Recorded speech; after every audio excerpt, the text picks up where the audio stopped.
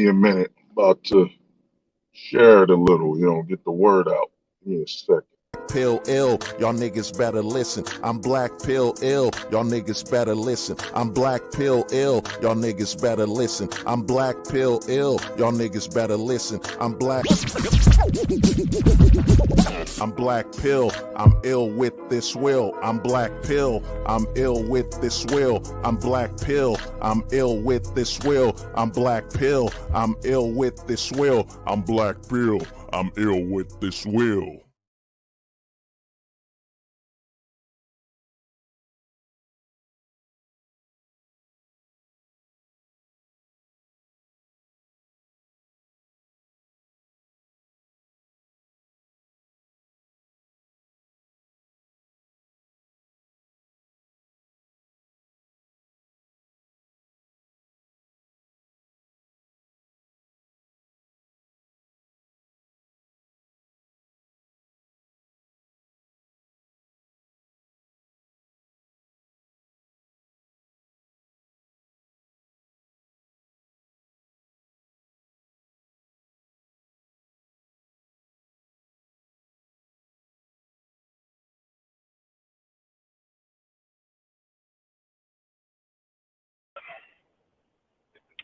Yeah, yeah, boy. Oh man, had to do this stream, man. Let me get on the road. Let me fix this thing. Some reason, fucking uh, sure change maybe. See, let me reboot it. Oh yeah, yeah. What's up, everybody, man? Yeah, it was good. You know what I'm saying? Lot of fun news out here, man. A lot of fun stuff happening. You know what I'm saying? Coach Soapville was good, man. I'm on the road, so I won't be able to comment everything. I won't be able to read the comments like that. But man, you know, this is funny, man. I had to get on here, man. Shout out to the homie, David Little, man. David Little told me, man, you got to touch up on things, man. You know what I'm saying? And you know, people got to understand, man. You know, I want to ask people this, man. When has the black pill prophecy been wrong, man? When the hell has the black pill prophecy been wrong? You know, what I'm saying? When has the black pill prophecy been wrong? Let me park. I gotta park quick because I gotta let me upload this photo. Give me 1 minute. Gotta do this thing quick. You know, give me 1 second. Gotta remove something. Give me 1 second. Delete. Yeah. Give me 1 minute. So I gotta cancel. Give me 1 second. I gotta browse the gallery. You know, gotta see this. And yeah, give me 1 second. And gotta browse the gallery. Yeah. Ah, ah, ah. Oh man, look at that, people. Look at that, man. Before I get all before I get things moving, you know what I mean? Dream Storm was good, man. It was good, bro. You know. But look at YouTube, man. Look at YouTube. YouTube is basically changed. What have I been saying, man? I've been saying this for over 2 years, man. That once Joe Rogan left, YouTube would start cowering in fear, man. That YouTube would eventually shrink, lose money, lose power, And look at that. Now YouTube is all of a sudden saying, well, if you got 500 subs, you could be monetized, guys. If you got 500 subs, you could be monetized. You know what I'm saying? I've been telling people, man, oh, OG was good, man. In fact, man, I gotta premiere a new song, man. I gotta premiere a new song right here, right now, man. While I was at work, this song got in my head, man. And I think it's the perfect time to premiere this song. I gotta get the right banner. Give me a minute. Gotta get the right banner for it. You know, give me 1 second. Gotta get the right banner. You know. Oh, look at that, Zion Williamson. Oh man. I've been telling guys this in the manosphere for years, man. People kept telling me, "Oh, hold the truth hostage. You don't know what you're talking about." And women hit the wall, and the wall defeats them all. What wall, man? What wall, dude? What wall, bro? Come on, man. There is no such thing as the wall. You know what I mean? In fact, let me premiere the song right now, man. I call this song I Could See the Simps in Your Eyes, man. It's inspired by that song, you know what I'm saying? You think you're special. All right, let's go, man. I'm about to drop the record right now. You think you're not simping? You do. I could see the simp in your eyes. Right. Just try to not simp, and we know you're lying. Your name is Zion. You think you're not a simp? You do. I could see the simping in your eyes. Right. This time you gonna give her all your bread. This time you gonna be simping, simping, simping on the highway. One day you'll see a single mom with some kids, and you're thinking, now I got a simp. You think you're not a simp? You do, but I could see the simping in your eyes. Right. This time you gonna simp because you think you're not simping. You do, but I could see the simping in your eyes. Right.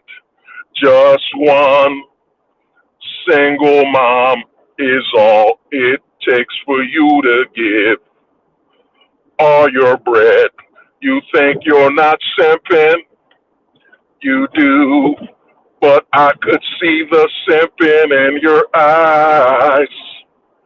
Right. Just one single mom, and you'll give all your bread with some kids. You think you're not simping? You do, but I could see the simping in your eyes. Right. Yo, man, they kept saying, you know what, hold the truth hostage, man. They hit the wall, bro. You know what I'm saying? The women are delusional. You know what I'm saying? What delusion, man? What delusion, man? You know what I'm saying? We gotta keep going, man. This track is a banger, man. This track might hit the billboards. You know what I'm saying? It's the Hot Simp 100, man. You think you're not simping? You do, but I could see the simping in your eyes. Right. Just one single mom, and you'll give all your bread. She's got some kids. You think you're not simping? you do, but I could see the simping in your eyes, Zion. Yo, come on, man. Damn, man. You know what I'm saying? I've been telling dudes for how many years, man. You know what I mean? Somebody's got to tell me, man. I'm waiting for somebody to tell me when I was wrong. You know, you know what I'm saying? I know, man. Somebody tell me when I was wrong. That's really what I'm waiting for, man. I'm waiting for, yo, hold the truth hostage. The thing you said 3 years ago was a lie. You know what I'm saying? Cause let me check son out, man. You know what I mean?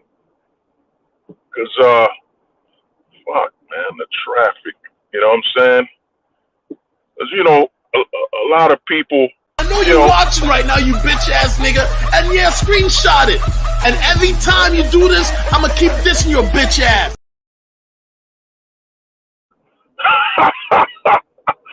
You know what I mean? I know they watching, man. What I've been telling people, man. The black pill prophecy is man, it's undeniable, man. From now on, you might as look at this channel like you're watching the future, man. You know what I'm saying? I think some people are uncomfortable with this channel because holy shit, man. Hold the Truth hostage told me what was gonna happen 3 years later. You know what I'm saying? He's too accurate. You know what I'm saying? He's telling me the future and when he says this stuff, now I know the future. I'm uncomfortable. You know what I'm saying? I don't feel like I'm living my own life. Like things are predetermined. You know what I mean? I gotta stop watching this channel, man. I know you watching right now, you bitch ass nigga, and yeah, screenshot it. And every time you do this, I'ma keep dissing your bitch ass. Yeah, shout out to Solo for that, man. You know what I'm saying? They kept saying I was wrong, man. You know what I mean? I've been proving the accuracy. My batting average, if I was a baseball player, man, I'm not good with the baseball math, but my batting average would be insane, man. Hall of Fame. Hall of Famer, man. You know what I'm saying? Hall of Fame batting average, You know what I mean? I beat Babe Ruth when I was a rookie. You know what I mean? And the thing with the Zion thing, but before I get to the Zion thing, let me return back to YouTube, return back to YouTube, let's go back to YouTube for a minute, Where the fuck? Yeah, look at that, man. YouTube is now allowing people to monetize their channels at 500 subs, man. I wonder why. YouTube. What happened? What happened to YouTube being the #1 most dominating, best place ever, no competition? But look at YouTube now, man. You know why that Susan lady left? That Susan lady knew. You know what I'm saying? She knew she was burning it all down. YouTube was on its way towards the bottom. You know what I mean? With what she did. What they did with YouTube got cocky, man. YouTube thought that, we're going to replace TV. We're going to become the #1 source for entertainment. All the TV networks are going to jump on YouTube. You know what I'm saying? ABC, all the movie shows, everything will be on YouTube. So you know what? Since all the entertainment companies are coming on YouTube, fuck the YouTubers. You know what I'm saying? We get all this ad money. Fuck the YouTubers. And then YouTube did a major miscalculation. And now YouTube is paying for it, man. YouTube scared away a lot of its major people onto now what? You know what I'm saying? You had BitChute. You got to remember that BitChute was made after BitChute. You had Library, then Odyssey. Now you got Rumble. and YouTube's feeling it. And I told everybody this, man. I told everybody this. You could go back. I don't remember the stream I was talking about it. Maybe it was the Black Pill Prophecy stream. But I told y'all when Joe Rogan left YouTube, it literally changed the course of this entire thing. Because when Joe Rogan left for Spotify, that's such a big effect, and they paid him. And then the podcast thing, I told guys this about podcasting, that it's the future. I told dudes this, that podcasting is the future over 2-3 years ago, because audio does not interfere with your life. Well, there's people listening to this stream right now. They don't need to watch me, man. You know what I'm saying? They don't need to see my face. You know what I'm saying? You know what I mean? They don't need me to show my face and all that, because you're listening to what the hell I'm talking about. You know what I'm saying? And audio, you could still drive while you're listening to a podcast. You could still play basketball while you're listening to a podcast. You could still fish. There's no interference with audio entertainment. And YouTube has been, since Susan left, YouTube has been on a path of self-destruction for years.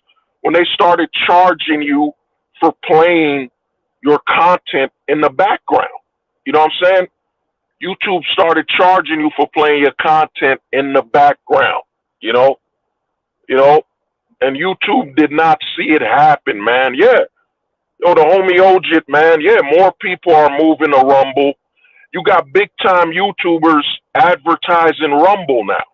Rumble's on television.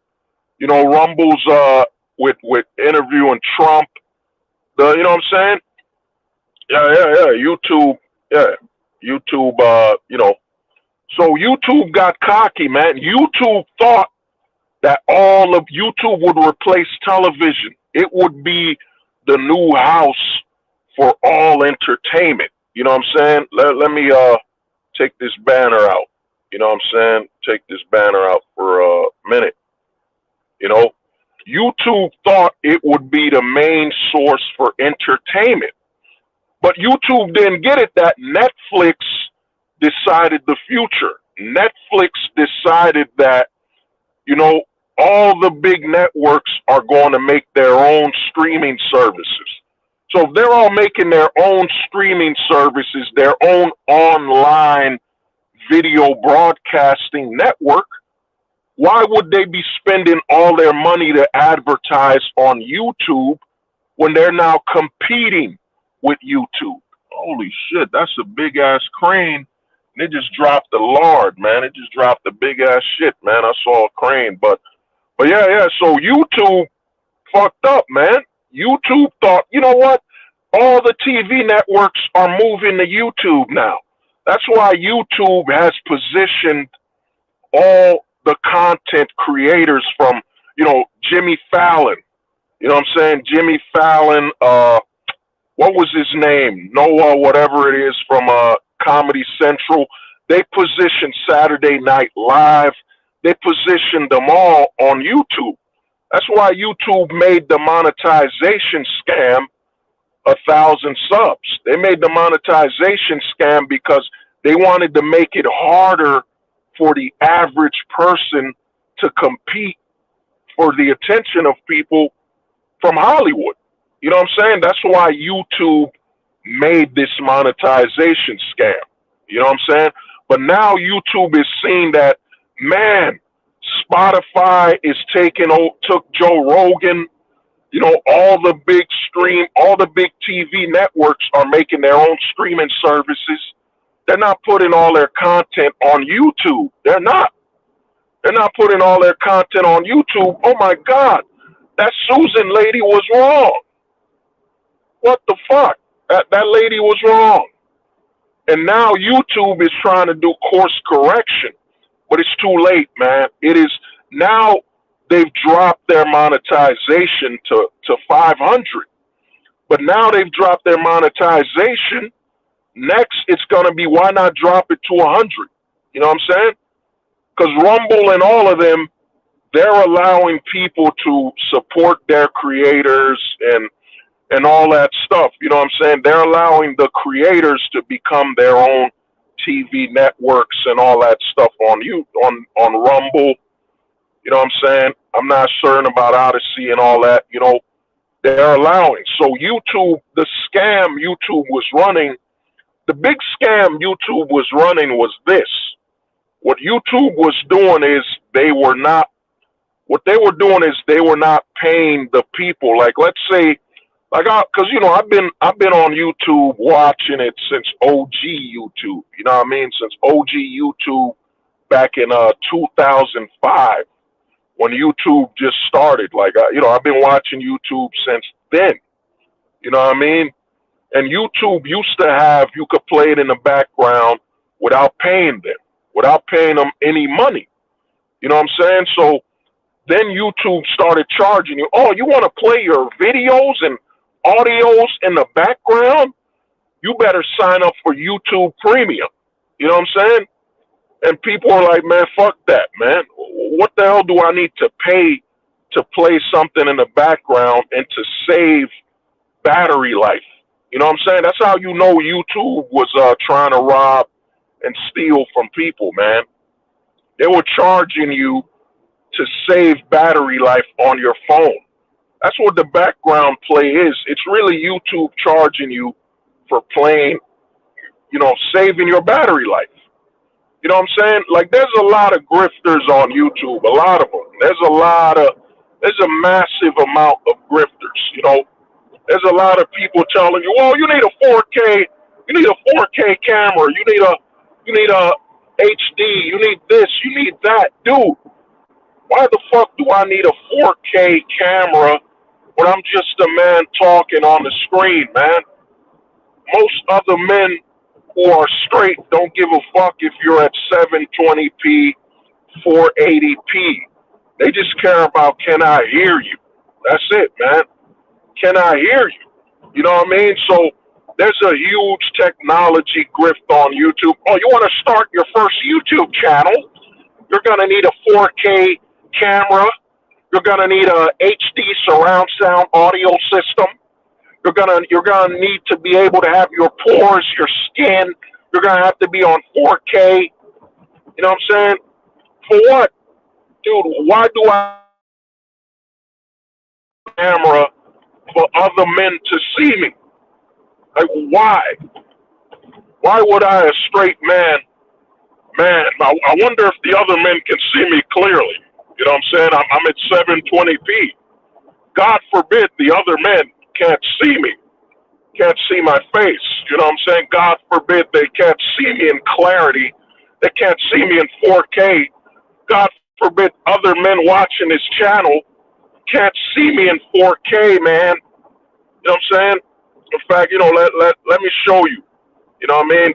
These are the type of people that want you to see them in 4K. You know what I'm going to saying? share something slightly personal. I remember it was like 5 years ago when I was getting into game.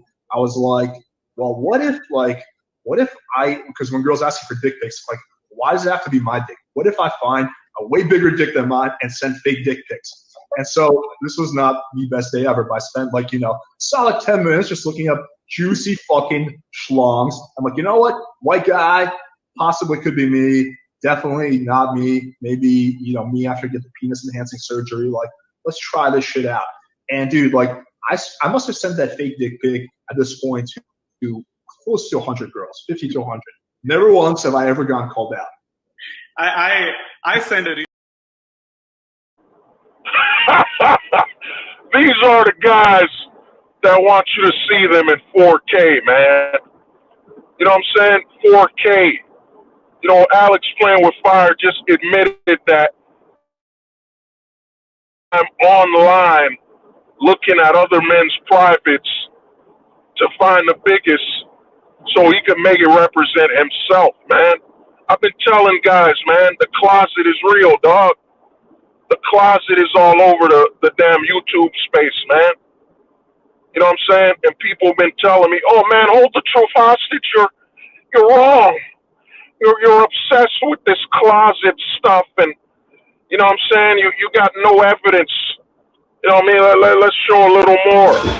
Bro, Rio has so many friends. So many.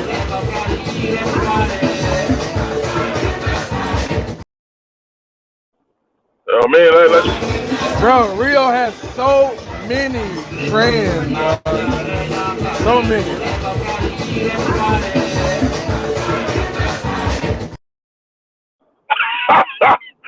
Look at that, man. The guy's bragging about Rio de Janeiro has a lot of trannies.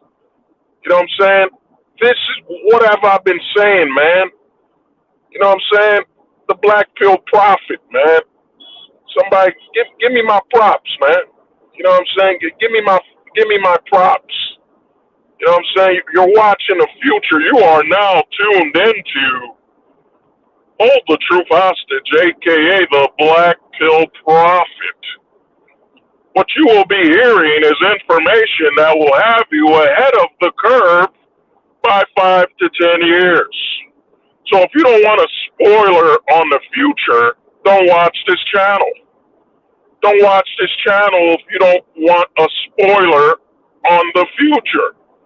You don't want to know what's coming in your life, what's going to happen. Don't watch this channel. You know, this channel is a spoiler for the next 2 to 5 to 10 years. So don't watch this channel. Come on, man. You know what I'm saying? You got grown men telling you, you know what I mean, this is how weird it is. You got a man bragging about searching for the privates of other men so he can pretend it's his. And then he's bragging about he spent over 10 minutes looking at the privates of other men. You know what I'm saying? What have I been telling you? I've been telling you guys that a lot of these dating coaches, a lot of these men are they're in the closet. You know what I'm saying? They're sus soldiers, man. Their whole goal is to recruit. You know what I'm saying? They're closet recruiters. I've been telling guys, man. I've been telling guys that you're gonna have an open prison policy. You know what I mean? They won't tell you they're not straight. They're gonna do a lot of activity that's not straight, but they're still gonna try to say, "Hey, bro, I'm still a heterosexual man. Aren't you comfortable with your heterosexuality?" You know what I'm saying? They're gonna move the goalposts. They're gonna say that for you to be comfort in being a straight man, you have to draw closer to the closet. You have to walk into the open closet, man. You know what I'm saying? In fact, it's not an open prison. It's an open closet, man. You know what I'm saying? Open closet. You got Andrew Tate's been exposed in the closet. You know what I mean? You got what is it? Closet Destiny. You know what I'm saying? The Closet Destiny is in the closet. You know what I mean? Like, how accurate do I gotta be, man? This is what the black pill does, man. The black pill. The reason a black pill will never be mainstream is because it is future sight. It's not foresight. You know what I'm saying? It's not foresight. Foresight is when you look at the past. You know what I'm saying? I might have the words wrong. I think it's foresight. You know what I mean? I forget the word. Was it foresight? I think it's foresight when you look at the past and because you've seen it, you know what I'm saying? Oh man, Solo, yeah, man, yeah. Yo, it's real out here, man. A lot of guys pretending to be straight, man. You know what I mean? But yeah, the thing is, man, the fear of the black pill is, man, we have, you know what I'm saying? You get future sight, not foresight.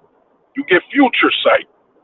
Because once you look at the world, I mean, look at it. We're on YouTube, and you're on YouTube, and you're on an algorithm, right? If you're on an algorithm on YouTube, which means YouTube is basically structured in an algorithm, some type of mathematical computer equation, then why the fuck you don't look at life on a mathematical algorithmic equation?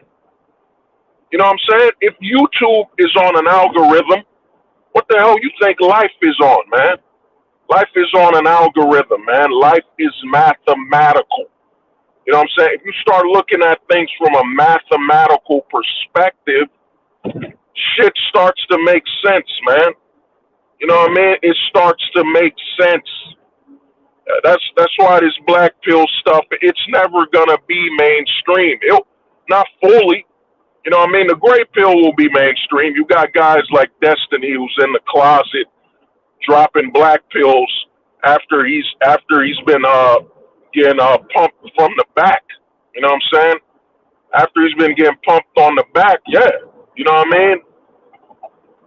Oh, Bronze Bird, what's good, man? What's good, bro? What's up, man? In fact, you know what? You know what I mean? Let me, you know, because this stream is kind of random anyway, man. It's kind of, you know, I'm going over some things, but you know, I might open it, man. I might open it early. You know what I'm saying? Depending on who I see over here, let me see, man. I might say fuck it, you know, open it because, man, this shit has been too accurate, man. Let me open the stream. Give me a minute, cause I'm on the road.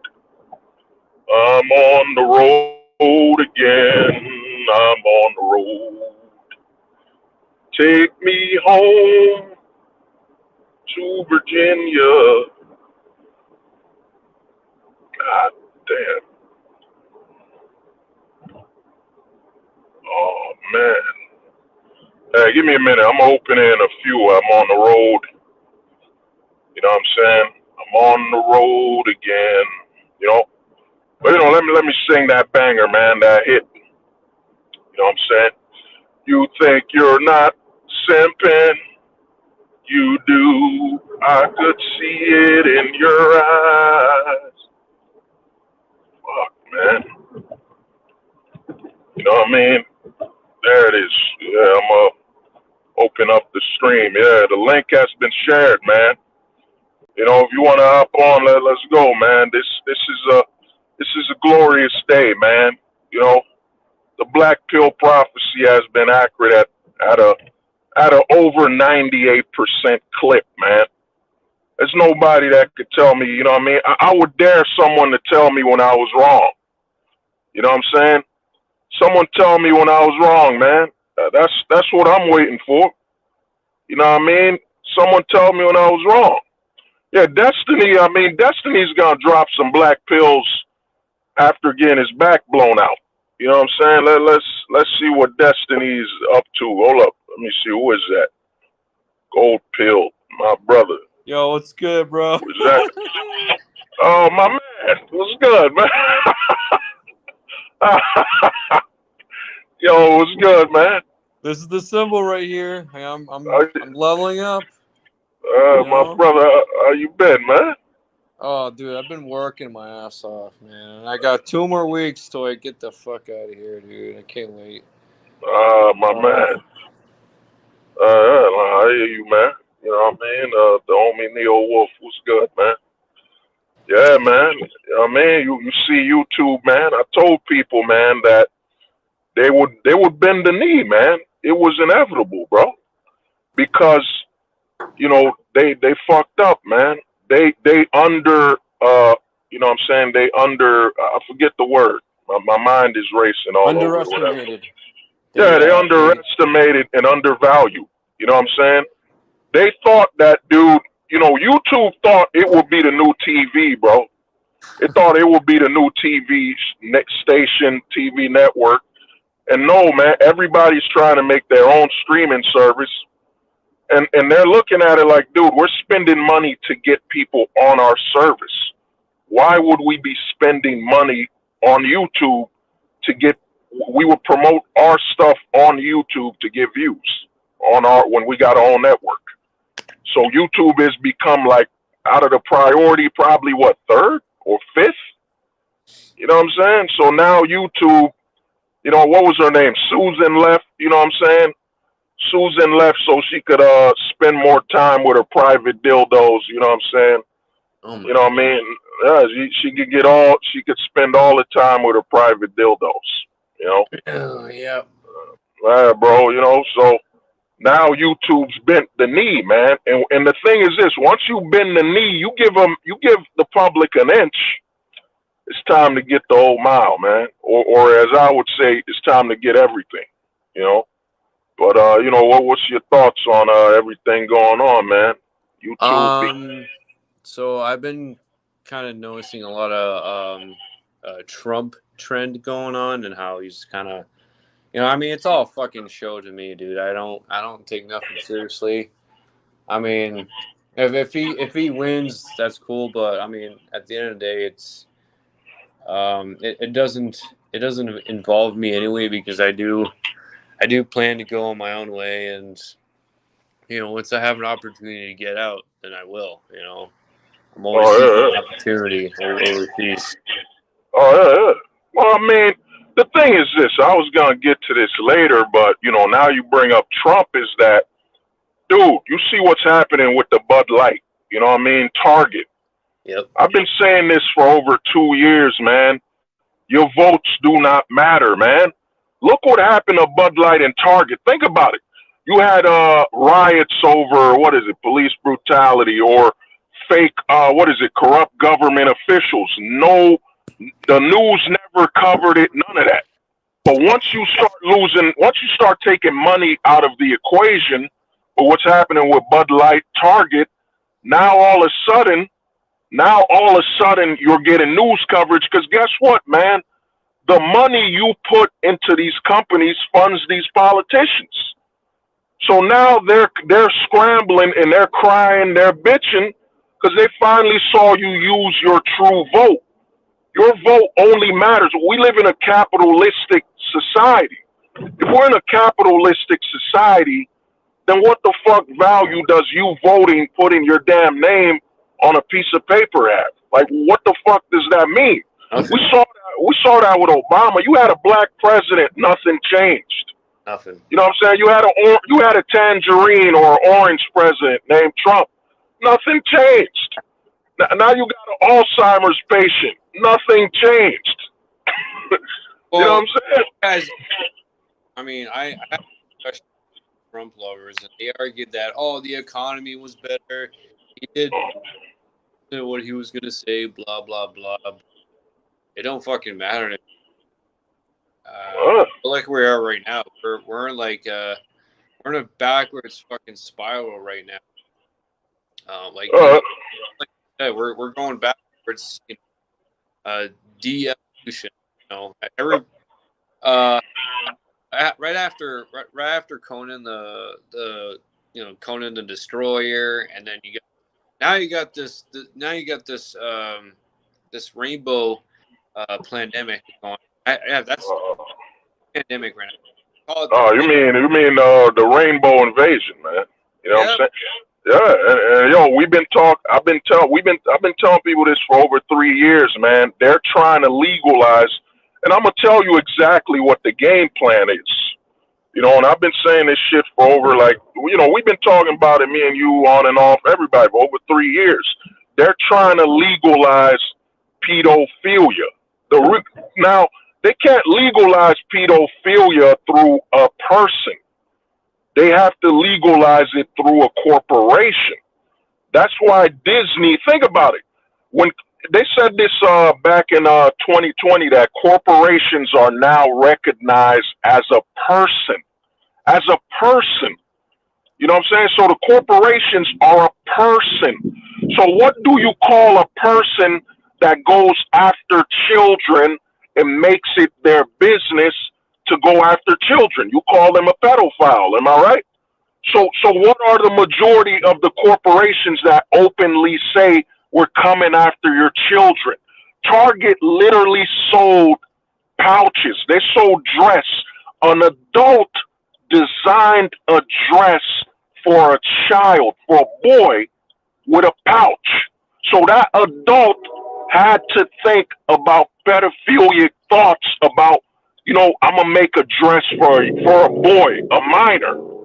so he could pocket his privates in that fucking dress, man. Their goal, man, is to legalize pedophilia through corporations. That's the goal. That's why Disney is so bold. We're coming after your kids. Target is so bold. They're corporations. Unlike a person that's a pedophile, when a person's a pedophile, their funds are limited. They don't have trillions of dollars in the bank. They don't got all this money. So now, and dude, I'm gonna find this clip and I'm gonna show y'all this clip. I was listening to it at work. California is trying to pass a bill where your 7-year-old kid, if they identify as they want to transition, they say they want to be a boy or a girl, the government could come to take your child. You know what I'm saying? So think about it. They're trying to tell you that if you're a parent and your son, they convince your son to say he's a girl and you don't respect that, they can take your child. That's a step before they tell your kid identify as an adult. You know what I'm saying? So if the kid identifies as an adult, you know what I'm saying? Why not? Why not? Why is that illegal? The kid's identifying as an adult. Well, even the That's kids, where we're headed, man. Yeah, go on, bro.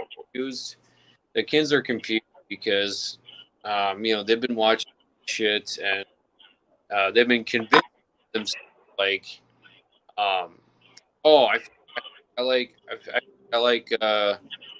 same sex and all that.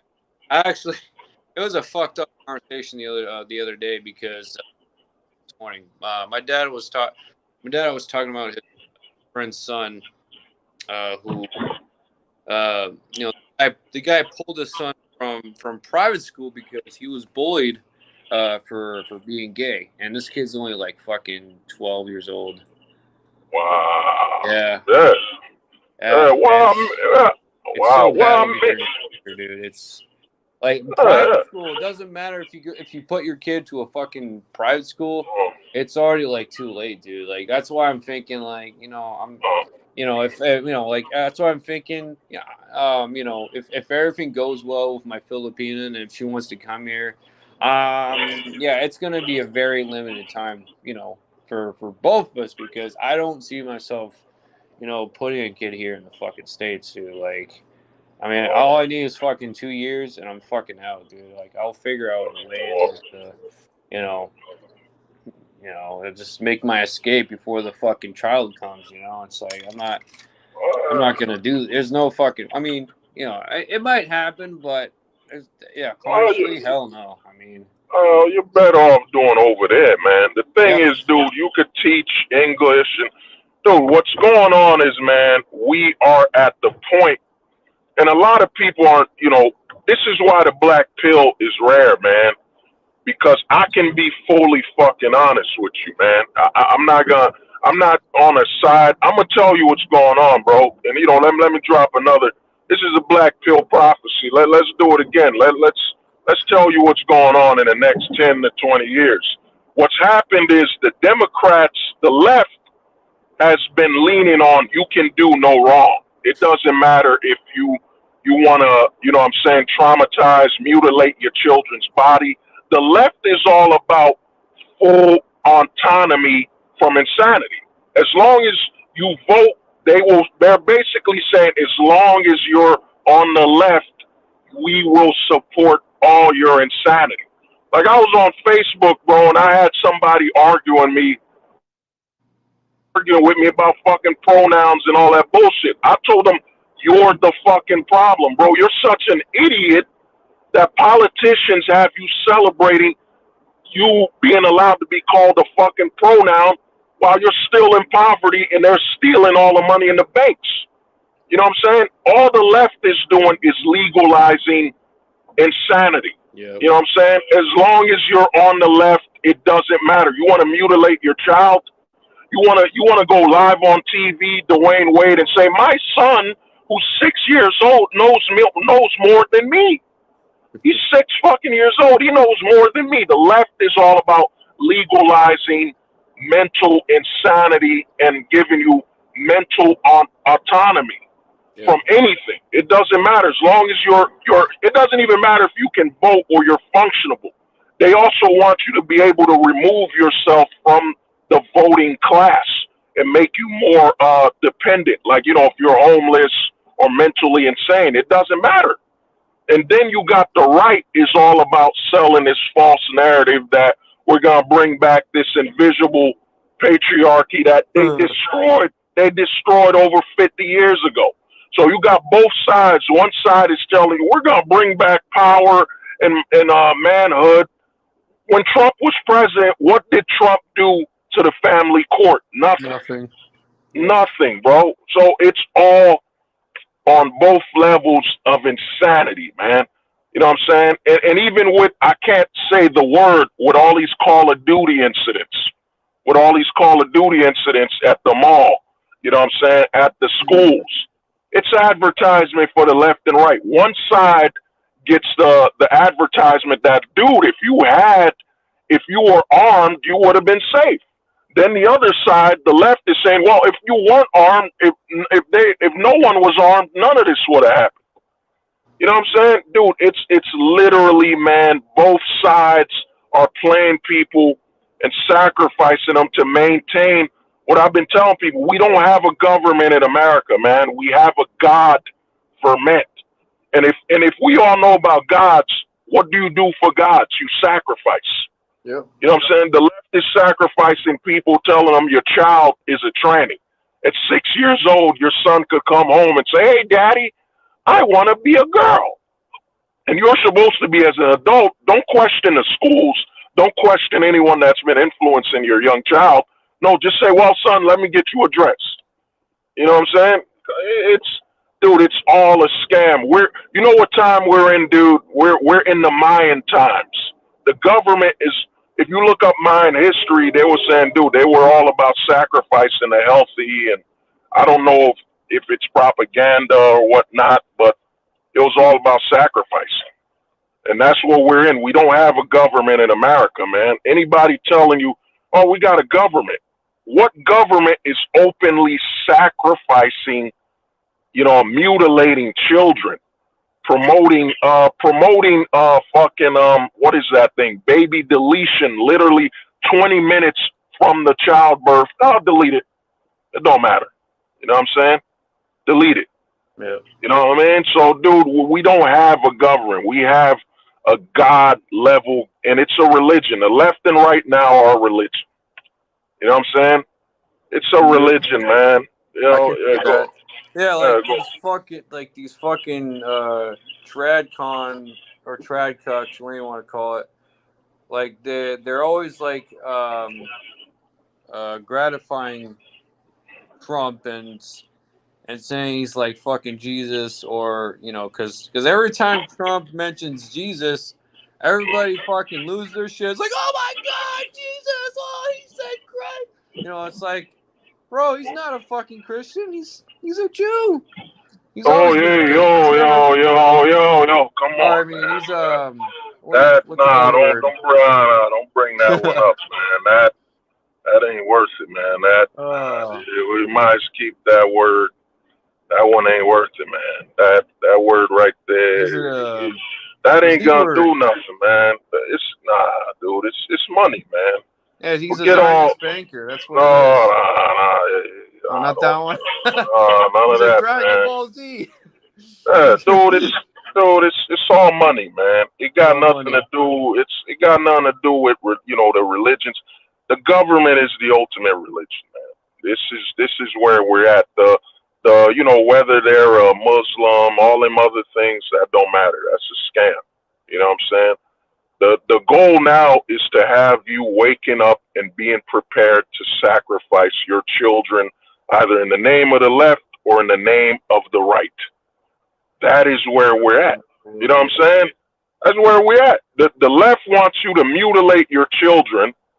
Like, I was talking to a dude on Facebook, and he told me, well, you got your children going to church where they're telling them they're going to burn in hell, and that's negative. That's abusive. I'm like, dude, the kid is going to church with his family.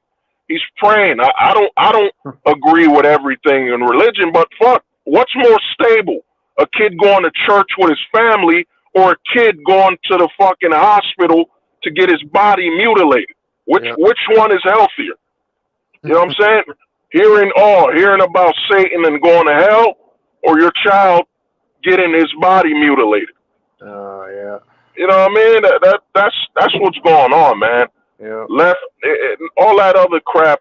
God, man, there's always an idiot parking in the middle of the fucking road, man. You know what I'm saying? But all you gotta know is this, man. The J thing, that's a scam, man. That whole narrative, that's a scam. They want you to fall for. It's kind of like the Illuminati thing, where people are telling you, "Yo, man, it's all Illuminati. It's a secret group." If it's such a secret group, then how the fuck do you know everything? I remember when I was like in high school and out here, Jay-Z, all of them are in the Illuminati. They have secret meetings. If they're so secretive, then how the fuck do you know where and when they meet? You know what I'm saying? Right. Like, how do you know all this shit, man? If it's such a big secret, how the fuck do you know where the Illuminati, if they hold corn on the left side, that means they're having a communion. You know what I'm saying? If they have a birthday cake upside down, that means they're celebrating the death of somebody. Come on. Like, how is something such a big secret if we know everything? Come on, man. They have you buying into certain things all for a distraction, man. It's all a distraction. And they got mad people helping maintain this distraction. You know what I'm saying? You got the manosphere. You got Andrew Tate. That's another distraction. Oh yeah. You know what I'm saying? You got a whole manosphere telling you, women hit the wall. How does a woman hit the wall when, like, I'm gonna ask you, Neil Wolf, man. You know what I'm saying? Like, how do most women make their money?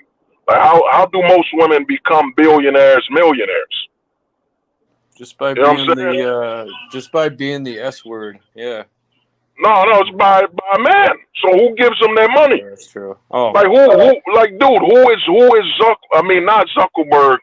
What's his name? Who owns Amazon? What's his name? Bezos. Yeah, Bezos. Yep. Bezos. You know what I'm saying? Bezos is literally wifed up like a chick who's 39, 40. Oh my God. So how did she hit the wall? Like, how did she hit the wall, man? You know what I'm saying? Michael Jordan's son is dating Scottie Pippen's ex-wife, who's 48. You know what I'm saying? That has literally probably sweat sperm in the bed. You know, she literally sweats out ranch dressing from other men from like 30 years ago. You know what I'm saying? Come on, man. We the narrative, like, how do they hit the wall when they're thirst? A lot of men in the West don't know you're raised. It's like you're a dog in a fucking cage, and they keep flashing all this pussy, all this nudity at you, and then they make sure that who raises you, the person that has the most influence on you, is, you know what I'm saying, who gave birth to you. And what do you usually search for? You usually search for a woman based on your interaction with your mother. I was just gonna say, do you think like this whole religious holy wars is also a scam? Oh yeah, so okay. Go on, bro. Yeah, my bad. Yeah, like I was just gonna say, like I've also noticed, and I watched some videos of how not only the J word are like one of the biggest scam artists, but then you got Muslims too. Giving a bunch of misinformation about Christ and all that stuff, and they've been getting more popular on YouTube. But I see it as more of a scam myself, because I've actually got a copy of a really old one, and the thing is, like, all those, most of the holy books today have been re-edited like at least 1,000 times, so you can't even tell if it's actual facts. Can't even tell if the history has been tampered with. Well, of course it's been tampered with like at least 1,000 years. So so it's like so it's really hard. It's really difficult to be a religious person in this country, because the most religious thing you can ever do is to think critically, you know, and you can become aware that there is a higher being up in the sky, but I think the most black-pilled thing when it comes to being a religious or a black-pilled Christian is you don't have no control whatsoever, and it's already been corrupted from day one, or I should say 100 AD or something. Right after Constantine was our Constantinople pretty much claimed the church. I think it was already over, and yeah. Well, I mean, I'm gonna tell you this, bro. Religion is like a tampon, man. You gotta assume it's been wet. It's wet and it's been used already. You know what I'm saying? And it's been dried. Like, how many times we can't confirm anything, man? We can't confirm who wrote that Bible. The way I look at it, if you weren't there while the Bible was written, you know what I'm saying? How can you believe anything that another man wrote that's been pre-written and edited over 50 times based on biases and all that? Now, when it comes to Muslim faith, the number one religion in the world is Muslim, man. That's the number one religion. And then now you add in the fact that, and I said this on a stream over 3 years ago, that the majority of people are going by self-extinction. We're at an extinction point where we have more things to help and aid technology. Like, some people thought I was talking about a minor aspect. The fact that you can find a charging station before you can find a toilet, that's the sign. You know what I'm saying? We're volunteering for extinction. So now you look at Christianity, the majority of Christianity is usually European and and all that. So who's going extinct? Who's volunteering? Like London right now. I got some homies in London telling me it's a shithole down there. Yep. When it comes to the family court. It's worse over there, actually. Like most of Western Europe right now, not only the laws are pretty extreme, but it's actually twice more expensive, and as a citizen, you only get paid once a month. Yeah. So. God damn. Yeah. No, my family is, we're all pros, so my dad tells me everything what's going on in Europe. Like, it's we're global.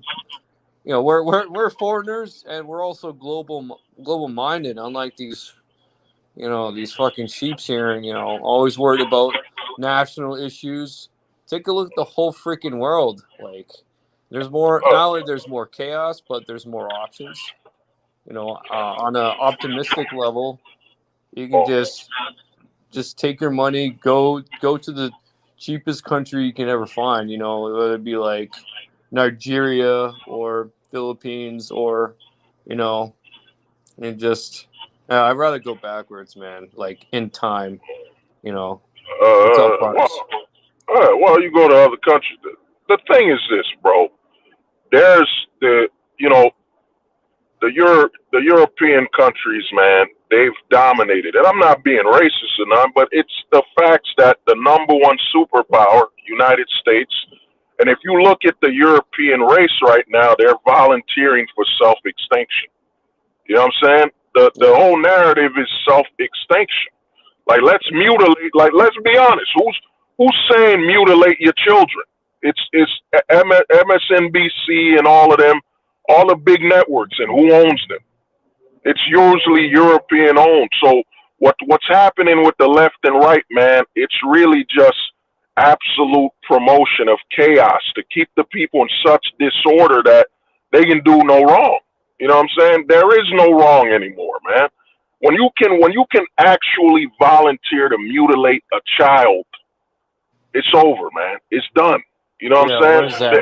It's done. That's like Planned Parenthood or something, but yeah. Well, Planned Parenthood was too. Now they got mobile Planned Parenthood. The mobility now is your mind. That's why they're pushing all this mental illness. If we can get them to Man. volunteer to delete the kids while they're alive, I mean, I won't be surprised. What's next? The next thing will be, well, regret having your child. You know, God damn, dude. You can't even well, put go on. private. Sorry, but I was just gonna say you can't. It's difficult because you can't even barely put a child to a private school because even private schools can be infiltrated. You know, like this, like the story that I talked about the guy's son, and he had to pull him out because he out of private school because he was gay. You know, so yeah, I mean it's not a good future ahead for this country, especially for this younger generation. You know, it's this younger generation's already pink pilled. The older generation is like slowly becoming, you know, from purple pill to pink pill. You got all, you know, plus you got all these Hollywood actors like Jamie Foxx and, you know, pink pill. You know, you got all these, you know, Brad Pitt, pink pill. I mean, I can't believe, you know, we my coworker and I, we were actually talking about how Brad Pitt, you know, how he gave up, how he divorced, what was Jennifer Aniston. No, she was way hotter than Angelina Jolie, but yeah. Brad was already pink pilled back in like in the early 2000s, and we just didn't we weren't like back then we didn't have the mental capacity to identify what was going on in Hollywood, and then by the time 2010 hit, it was already too late. Like, you know, it was already over. Well, you got. Yeah.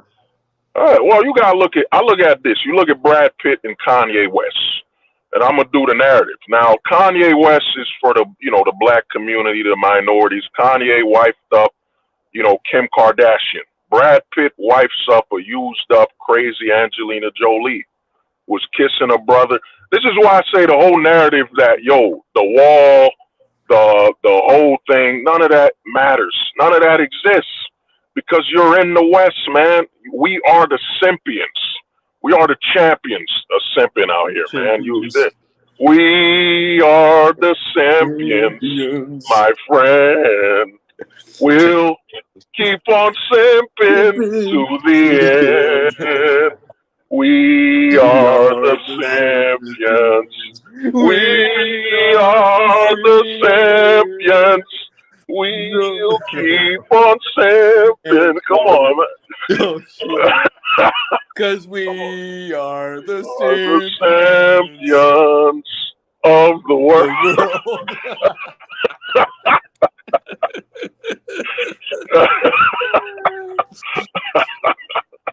It's fucked up. Bro, I mean, dude, Angelina Jolie was used, kidding Bob Thornton in public, just hoeing out, dog. You know what I mean? Yep. And Brad Pitt, like I said, every Chad's destiny.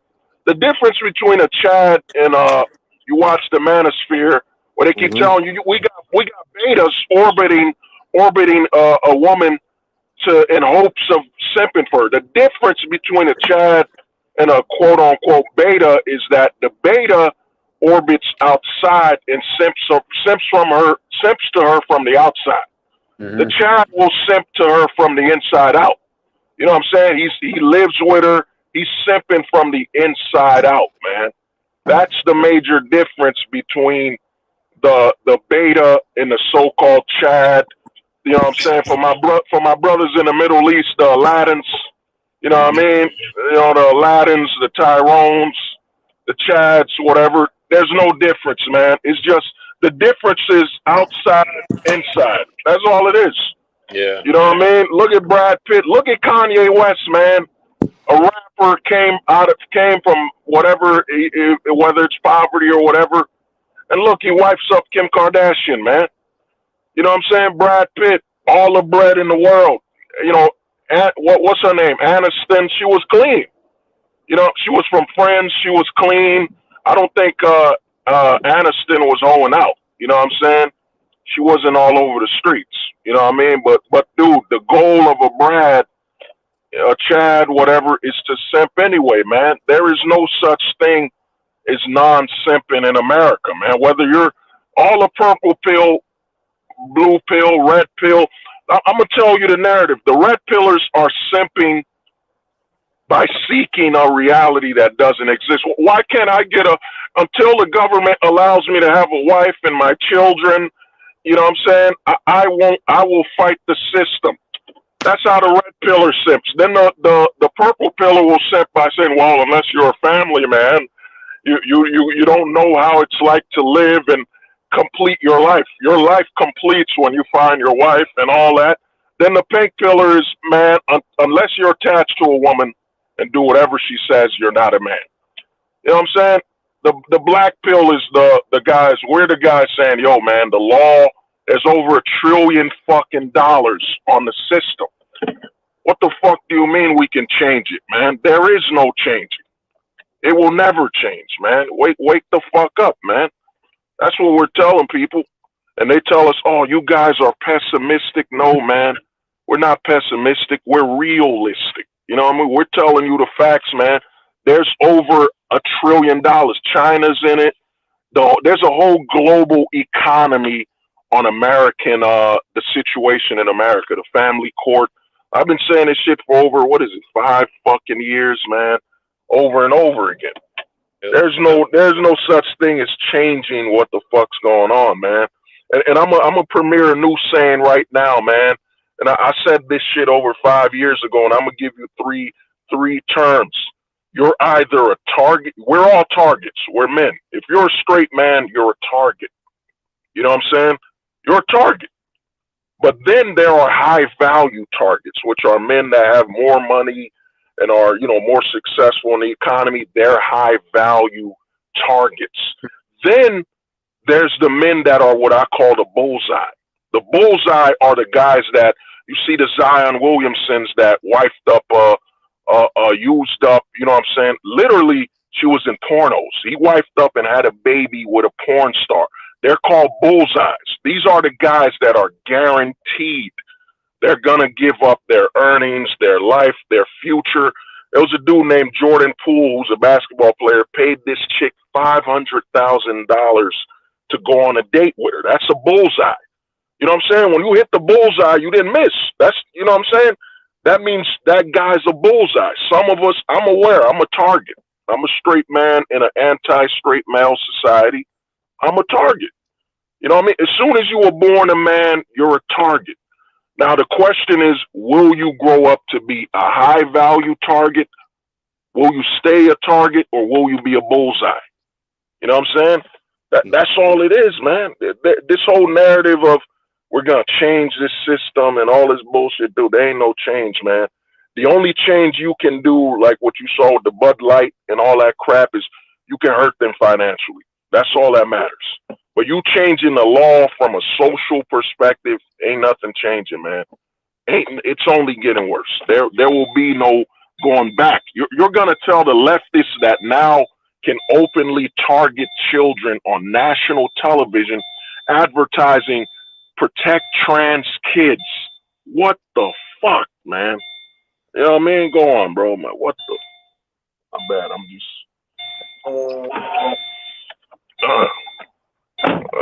go on, bro. Yo, dude. I just... yeah, like every time, dude, it's just... I got... Oh, you breaking up a little. Oh, breaking up? Yeah. All right. Let me try something. All right, let me... Yeah, it should be good now, or... Right. Yeah, you good. All right, yeah, so I was just gonna... Yeah, so like every time I open my YouTube, I get all this crazy shit happening around the world, including nationally. And of course, I get stuff what my dad talks about with his buddies and all that. And, yeah, all I can do is just grab a Sherlock Holmes bowl and try to forget about it for a little while, and then just praying on good travels. That's pretty much what that's my priority right now, is getting the fuck out. Even if it's at least 3 weeks, but Fortunately, I have it all planned. So all my flights and all my Airbnbs are all planned. So all this shit's gonna be left behind, and I will do a little vlog, obviously, just me doing stuff, and I'll have receipts, obviously, in the Nah, pics and stuff. dude, hit me I don't out. know what you're talking about. Not to interrupt you, man. You don't need that, man. That whole narrative of chasing receipts overseas, man. Fuck that, man. You're overseas. You're enjoying your life, man. As long as you're enjoying your time, you don't need receipts to validate what you're doing. Like whoever goes overseas saying, "Yo, I got receipts." Why? Like you're overseas. Why the fuck do you need the validation of the people you left domestically? You could, you know what I mean? You're overseas fishing. That's cool for me, man. He's enjoying himself, man. I don't need receipts of you sleeping with women and all that. That's a dude that's basically long distance simping, man. Let me validate to you guys in the West what I'm doing overseas. Dude, you're overseas, man. You left the domestic location for a reason. Enjoy yourself, man. Fuck the Western validation, man. Fuck it. You don't need that shit. And as for forgetting, dude, man, don't try to forget this stuff, man. That's how you get sick and you end up with some mental things. Is you gotta accept it for what it is, man. The black pill is looking out your window and looking at the environment and you looking at the lawn on fire and saying, yeah, fuck, that's where the smoke came from. That lawn is on fire. It's not trying to put the window down, hiding from it. No, man. It is what the fuck it is, man. You know, this is the society we live in, man. This is why I'm telling guys, I'm waiting on something, and I'm going to show it to you when I'm ready, Neil Wolf. You're one of the homies that helped me with this, but I'm waiting on a logo for it. But pretty soon, man, I'm telling guys, ghosting is all we got, man. Like the homie Dreamstorm said, is ghosting is all you got in the West. Make your money, bro, and ghost. That's it, man. That's all you can do here. You can't attach, like you brought up YouTube. Dude, everything we watch on YouTube, it's fictional, man. Them movies you see with 1 million views, oh my God, it hit 1 billion. Yeah, there are literally bots watching videos. YouTube can decide whether this gets high views, whether the views are seen or not. Nothing here is real. You know what I'm saying? A lot of guys are telling you, well, man, we're going to go to the metaverse and all this bullshit. No, bro, you're already in the scamiverse. You know what I mean? We're in the scamiverse, man.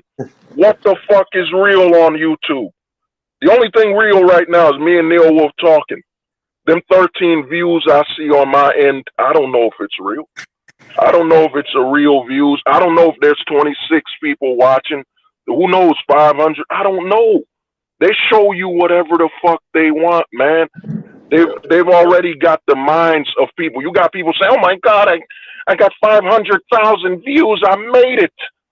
You don't know if that real. Like, you know, how, like I've seen channels where they hit 50,000 views and they're a small channel, then they struggle to get 10. They don't even know that the algorithm might be set up to create a random situation where it'll randomly give somebody high views just to say, look, you could do it too. You could do it. You could be a successful YouTuber. Nothing is real on the internet, man. The internet is the greatest bluff ever made. You got to look at the internet and online like playing cards, and they're bluffing. Nothing here is real, man. The views, the comments, nothing is real. The only thing real is when you talk to someone you've talked to on a video, an actual person, the comment section. You know, I don't know if this shit is real. You know what I mean? The only way I can tell if it's real is, you know, if they speak black-pilled enough, then I'm like, you know, that might be a real comment. But then again, it might not be. They might be creating a scenario to keep me on here. Yeah, look, hold the truth hostage. You still got some comments. Don't leave the umbilical cord known as YouTube or whatever. Dude, nothing here is real, man. Nothing. This is nothing more than a high-level fiction, man. It ain't 3D chess, man. It is inter-universal chess. Nothing here, nothing on YouTube is real, man. Your sub counts, your views, nothing is real. Because can anyone confirm anything? You know what I'm saying? I got over 900 subs. Have I confirmed that these 900 subs are all real people? You know what I'm saying? They're not bots or whatever the fuck it is. Dude, nothing is real, man. I don't buy into this artificial bullshit known as YouTube, social media. It's all bullshit, dude. I remember I was on YouTube. I was searching for SNK, the fighting game. How the fuck does YouTube show me Saturday Night Live? How can SNK equal Saturday Night Live? How? Come on, man. This is all fictional, man. You know what I mean? That's why I left a comment, Neo Wolf, on somebody's comment. He was like, man, you know, the AIs and bots. I told him we're all bots. We're all bots. You know what I mean? We're all bots. None of this shit is real, man. The only thing real is technically me and you talking right now, but the view counts and all this shit, it's literally, yo, what do they call that thing, man, where they put like they put some food in front of you, like what do they call it? Is it bait? It's bait, yeah. You know, yeah, that's all this is, man. This is bait. You know what I'm saying? We all talk here and there, but man, the West, how can you believe anything in a state of poison is healthy and real? You know what I'm saying? That's why I've been telling people, yo, don't blame the roots.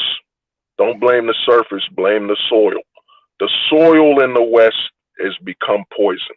Like to see on, like what is it now? Call of Duty, the brand, deleted a guy for saying, don't protect children.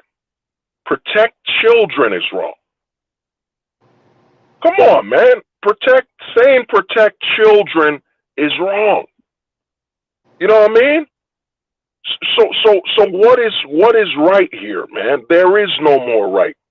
I've been telling people, man, and this is what I've been telling people about this black pill prophecy shit, man. When you look at everything from a mathematical scale, there is no longer right and wrong, man. Now it is absolute chaos, and it's a religion now. You know what I'm saying? The biggest religion in America is politics. That's why they said PC, politically correct. Remember when they started pushing that? What was that, like early 2010s? When they started saying PC? But Neo Wolf, me and you, we're not politicians. So why the fuck do I gotta be politically correct when I'm not running politics? That's basically telling you that now the whole nation is a political playground. So you have to be PC, politically correct.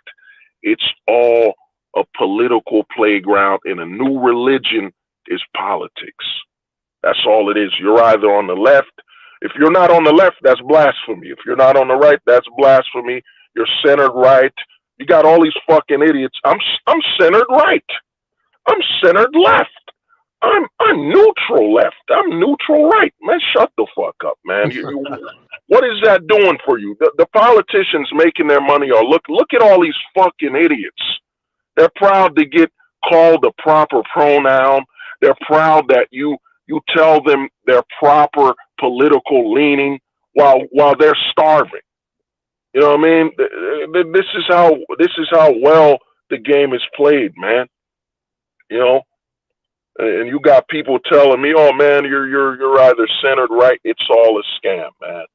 We are literally in the scamiverse, man. The griftiverse, scamiverse, whatever the fuck you want to call it, man.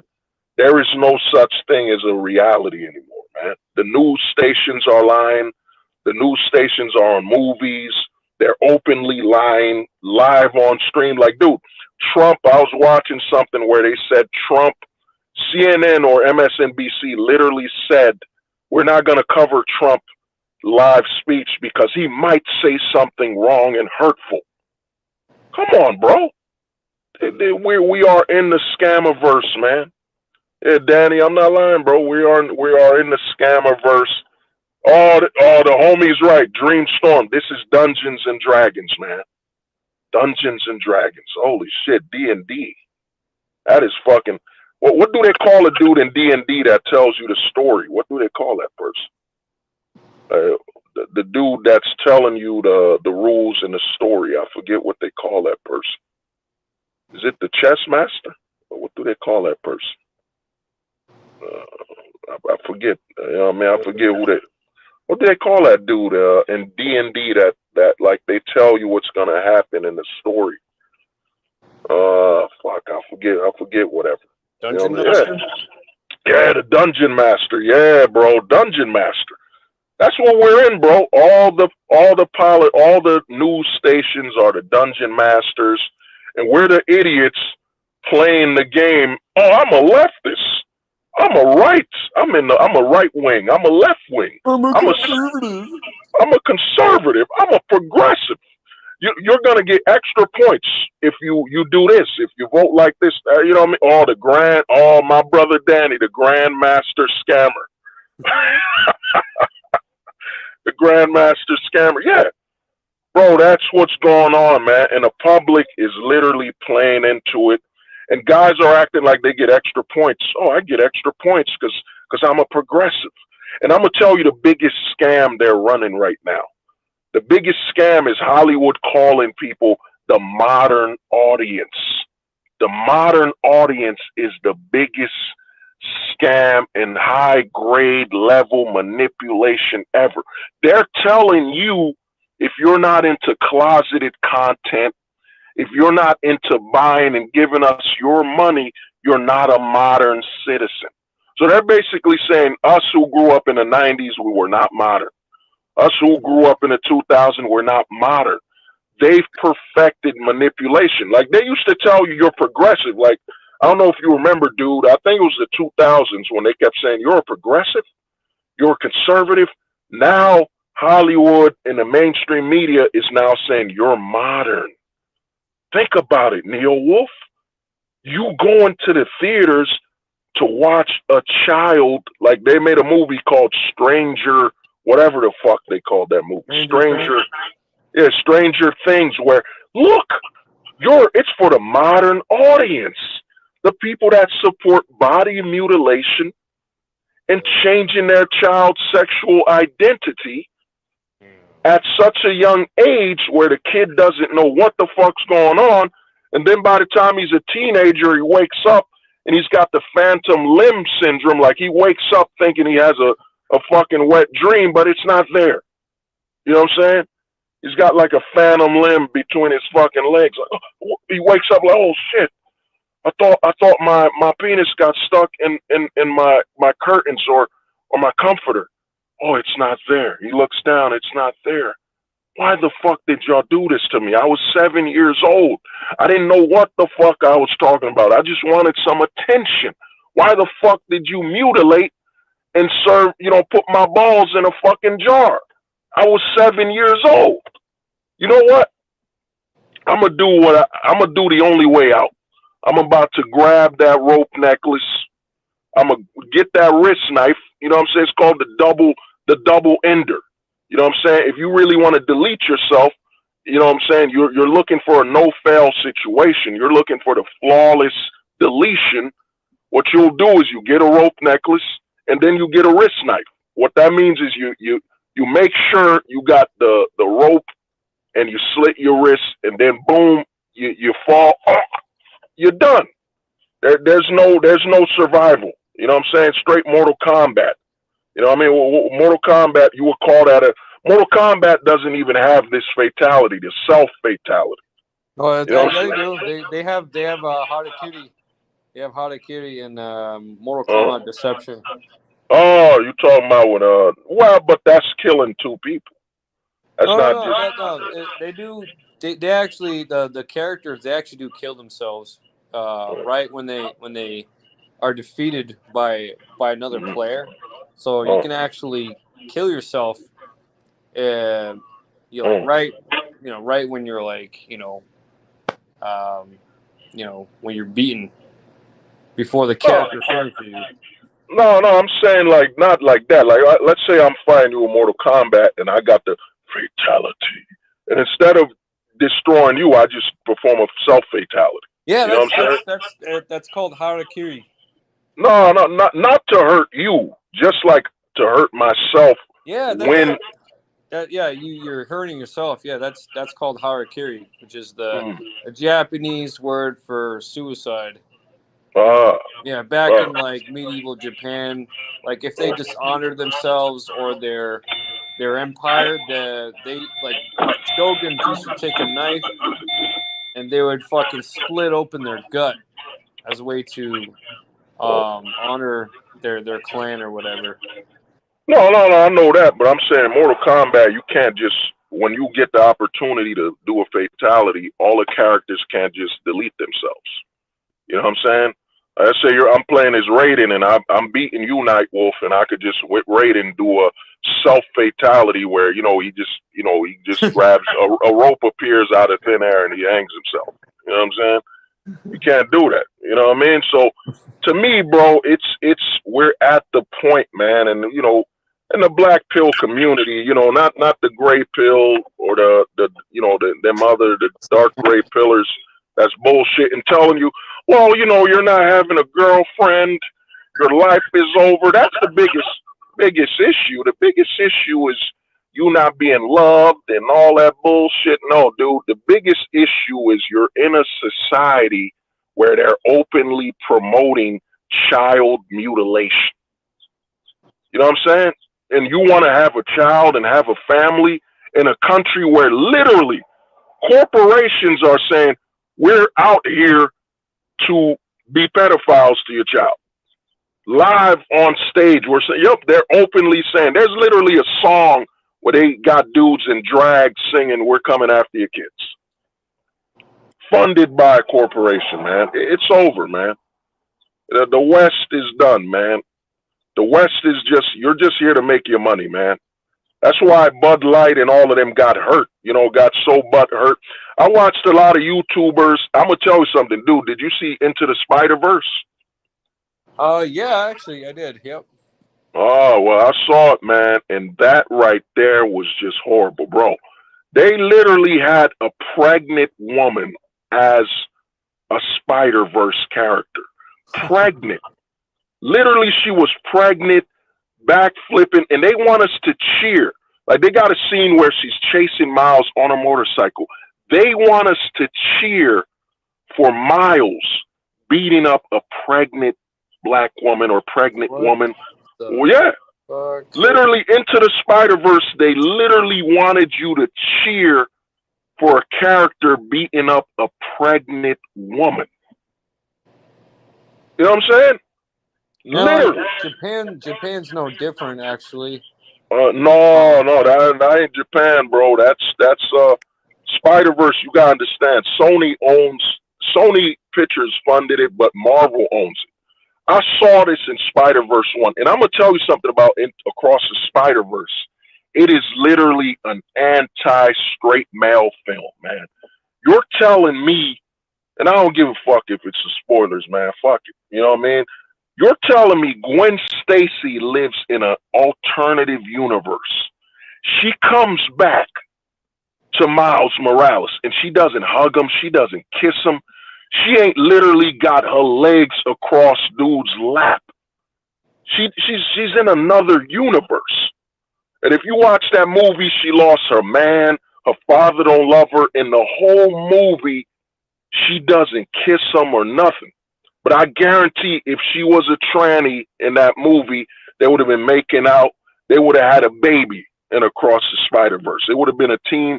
It would have been, look, you know what I'm saying? Miles is a teenager. Gwen Stacy's a teenager, and trans can have babies too. We're in an anti-normal society. They're promoting, what is it? GQ had a fucking magazine, I think, with a tranny giving birth. But they're literally promoting that any child, like Across the Spider-Verse, they're literally promoting that if a woman got impregnated through a straight man, an organic woman, she should endanger that child in her womb. You know what I'm saying? Across the Spider-Verse. They're literally telling you, yes, cheer for a pregnant woman fighting and getting her ass whooped. And then they had this pregnant woman in Across the Spider-Verse as a leader. A fucking woman that's pregnant endangering the child in her womb. And they even had a scene where she said, I'm not with the father because I'm so strong and independent that I'm jumping around with a pregnant child in me fighting crime. What the fuck? And I know it happened in the comics first, but what the fuck? It didn't go so well in the comics because the narrative is if it's through a straight male, it's a problem. They even got, I don't know if you saw, they had Peter Parker in that movie risking the life of his infant daughter. Throughout the whole movie, he has his infant daughter around his waist while he's in dangerous situations. When in the first movie, he was crying, he was sad about not being able to have a child with MJ in the first movie. Then the second movie, they have him parading around with his infant daughter with no mask on, revealing his identity to show you that a straight male is a fucking idiot who will jump around with his infant daughter, risking her fucking life, man. They got you. The whole goal of the first Spider-Verse movie was, look, we got them. We got them. You know what I'm saying? Gwen Stacy didn't kiss him in the first film. They didn't do nothing. So now we got them. We made over nearly $1 billion. Now we got him. So the sequel, let's have a pregnant fucking woman fighting crime. Let's have a abusive father risking the life of his daughter. Let's have a non-binary relationship, a asexual relationship between the main characters. You literally got a fucking chick coming from another universe, and she didn't. And you want to know something, bro? The only man she actually hugged, and they were kind of promoting, I guess you could say they're promoting incest as well. The only man she hugged and held was her father. Her father, man. She didn't even hug the Miles character. There was no emotion, no romance or nothing. You literally got a chick from an alternative universe. That is the highest grade of long distance fucking relationship. She comes across to another universe and doesn't even hug the straight dude. This is crazy, man. You know what I mean? Go on, man. Oh yeah, I was just kind of listening, but it was funny because when I watched it the first time, this was like years ago. The first Spideyverse. Of course, I kind of I noticed that there was a little sketchy and the story didn't make any freaking sense.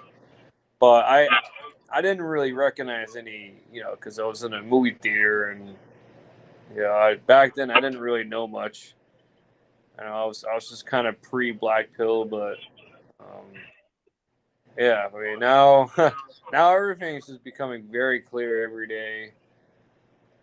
Spider-Man 2 was a pretty decent movie, even though Venom was trash. Oh. They did make up for it. They actually made 2 Venom movies, which the first Venom movie was okay. Oh, to me, dude, once I saw the first Venom movie wasn't rated R, I'm tuned out, man. I'm done. This is supposed to be a rated R. He's supposed to basically be the symbiotic Deadpool. As soon as I saw that, dude, it was PG-13. Then the sequel, to me, every movie, Hollywood is garbage. Every movie is following the Iron Man format. The Iron Man format is that, Venom, and I'm going to tell you why Venom followed the format. Iron Man format is this. He builds a suit, right? Yeah. Then the villain he beats up fights in a suit that he built. So Venom, the sequel, now there's all these other Venoms he's got to fight. So we're so lazy, we're going to have him fight a lot of duplicates. Instead of, this should have been like the 3rd or 4th film. You know what I'm saying? It should have just been Venom and Carnage, rated R, Carnage killing people, and Venom like, my son, don't do that, whatever. Instead, it's the Venom. Like, even fucking, I remember when I reviewed, and I got some heat on Facebook when I was like, dude, all Yes, Black Panther was big, but Black Panther was literally Iron Man. At the end of the movie, he fights somebody wearing his suit. It's the literal Iron Man format of every movie. Iron Man 1 did it. You know what I'm saying? Iron Man 2 did it. Every Iron Man movie, he fights somebody that took over his fucking suit. Yeah. You know what I mean? It's lazy. It's just like, okay, well, the villain's going to be Iron Man wearing a black suit.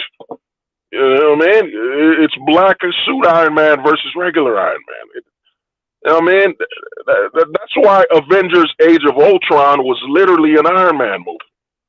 It followed all the things. I built the suit, then I got to beat up the suit. You know what I mean? But dude, the last Spider-Verse, man, it was bad, man. It was, they were, the agenda was full blown. The agenda was insane, bro. You got Gwen Stacy saying, my favorite, because, you know, they already got her dressed up like a feminist half cut. She said, my hero is a pregnant woman that's a Spider Woman that's fighting.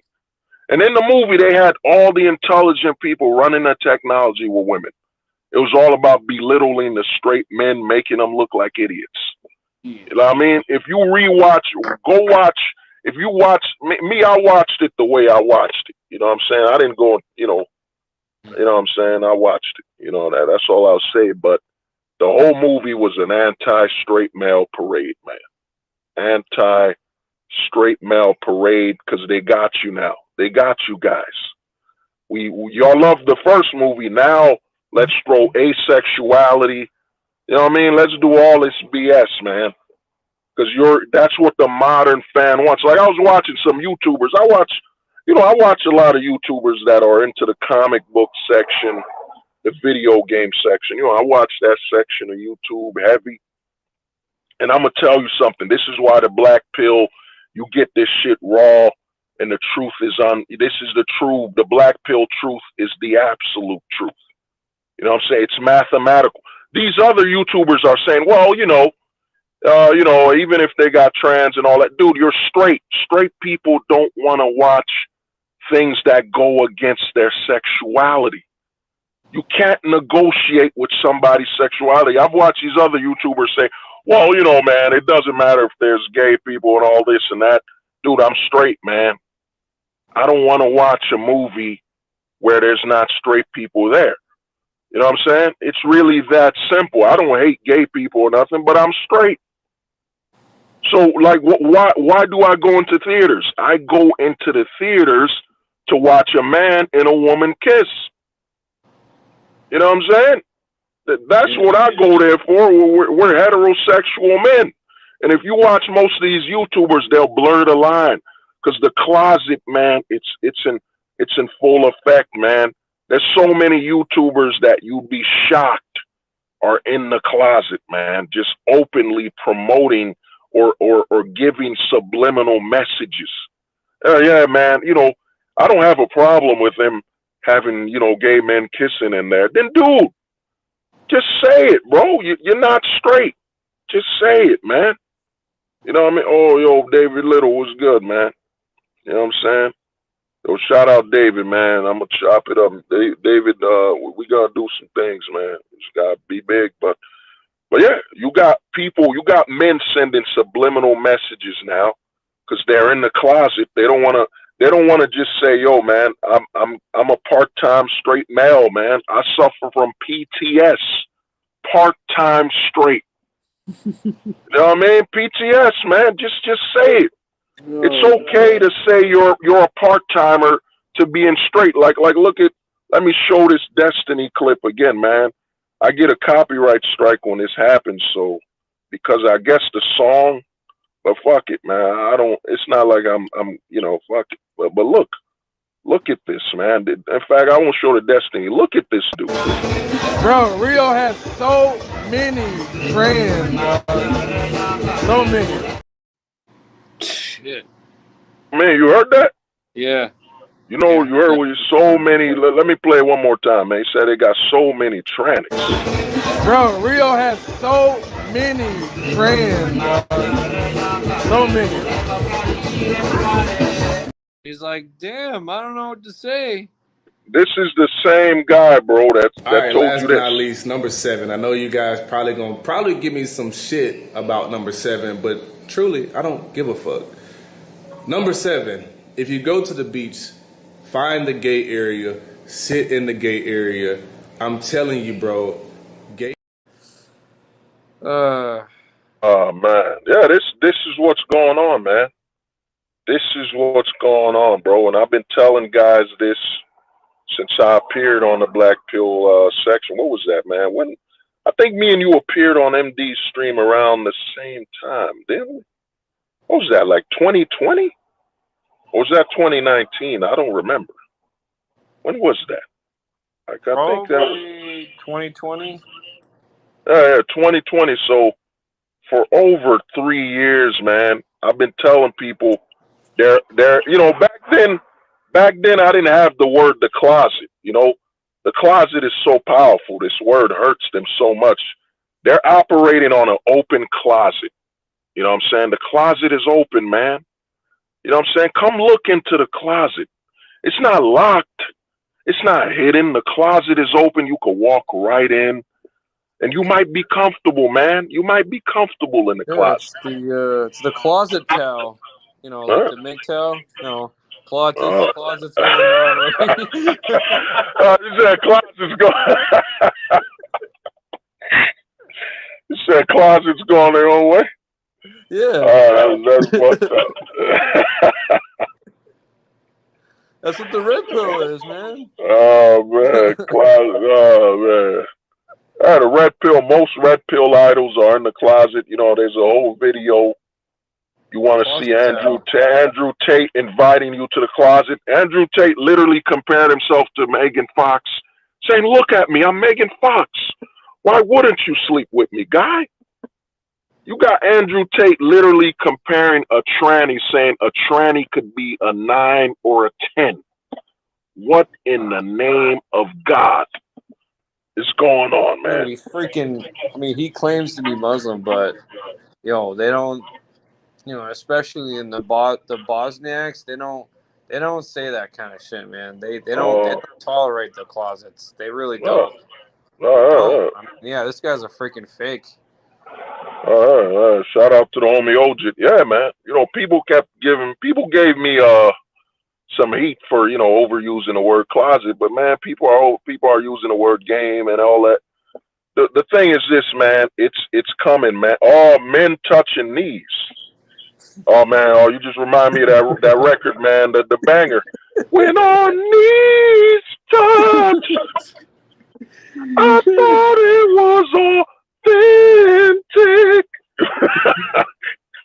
You know what I mean? Dude, this is, the manosphere is nothing more than PTS, man. Part-time straight men hunting straight men, bro. They're getting such a boner. And remember, dude, I don't know if you remember when there was that narrative of show your face. You remember that? Remember when you were getting yelled at, show your face. I want to see your face. I want to see your face in HD. You know what I'm saying? You know what I mean? I want to see a clear image of your face. You know what I'm saying? Notice when you're on Facebook, you don't usually, YouTube, live streaming, you don't usually see other people's hands. You know what I'm saying? Yeah. You don't usually see other people's hands. And why would another grown man tell me they want to see my face? Their hands aren't visible. Like, you know, like what are you doing to the visual of my face? You know what I mean? Yeah, but they got authentic faces. It's so authentic. Hey man, you better be careful. Sizzle might come to ask you to be a part of it. You know what I mean? Oh, please sizzle me. Oh, please sizzle me. When your knees touch. It was so alpha. Look at this. What is it? Look at this. This is Martin Goldberg saying that a woman, a tranny looks more like a woman, man. We got Martin Goldberg in the closet. You know what I'm saying? The guy who wrote Escaping the Black Pill. You know what I'm saying? I wrote a book about leaving the black pill. You know what I'm saying? Look at because they're mad. They're angry that we're saying, bro, if you're not straight, why we're not here to talk to you on straight male issues. Yeah. You know what I'm saying? What do we got to talk about? You know what I'm saying? If you're not straight, what can you tell me about the straight man's journey? Because you were so fucked up, you gave it up. You gave up being straight, so how can you tell me anything about being a straight man? You know what I mean? We got Martin Goldberg celebrating. Look, he literally said, yup, man, the men are looking more like women than women. How? You know what I'm saying? This shit is crazy, man. This is what's going on, man. This is what's going on. This is the hunt, man. Yeah, I mean, plus he was. I remember him complaining about foreign women and traveling and some stupid shit because, if he wants to leave the black pill or, just freaking leave this, like, leave the West alone and stop bitching, because I won't be bitching when I get to Cebu, dude. There are hotties everywhere, especially the night scene, like. That's what I'm gonna be. I'm gonna be going 110% straight, full time, just day and night. I see. Oh, dude, especially Angela City, dude. Dude, they're hot peanuts everywhere. Especially the pros. It's like you can't even tell if a peanut is a pro or not. But either way, you're gonna get some joy if you go like either of those cities, dude. It's like it's. I'm gonna take it to the candy shop. I'm gonna my lobby.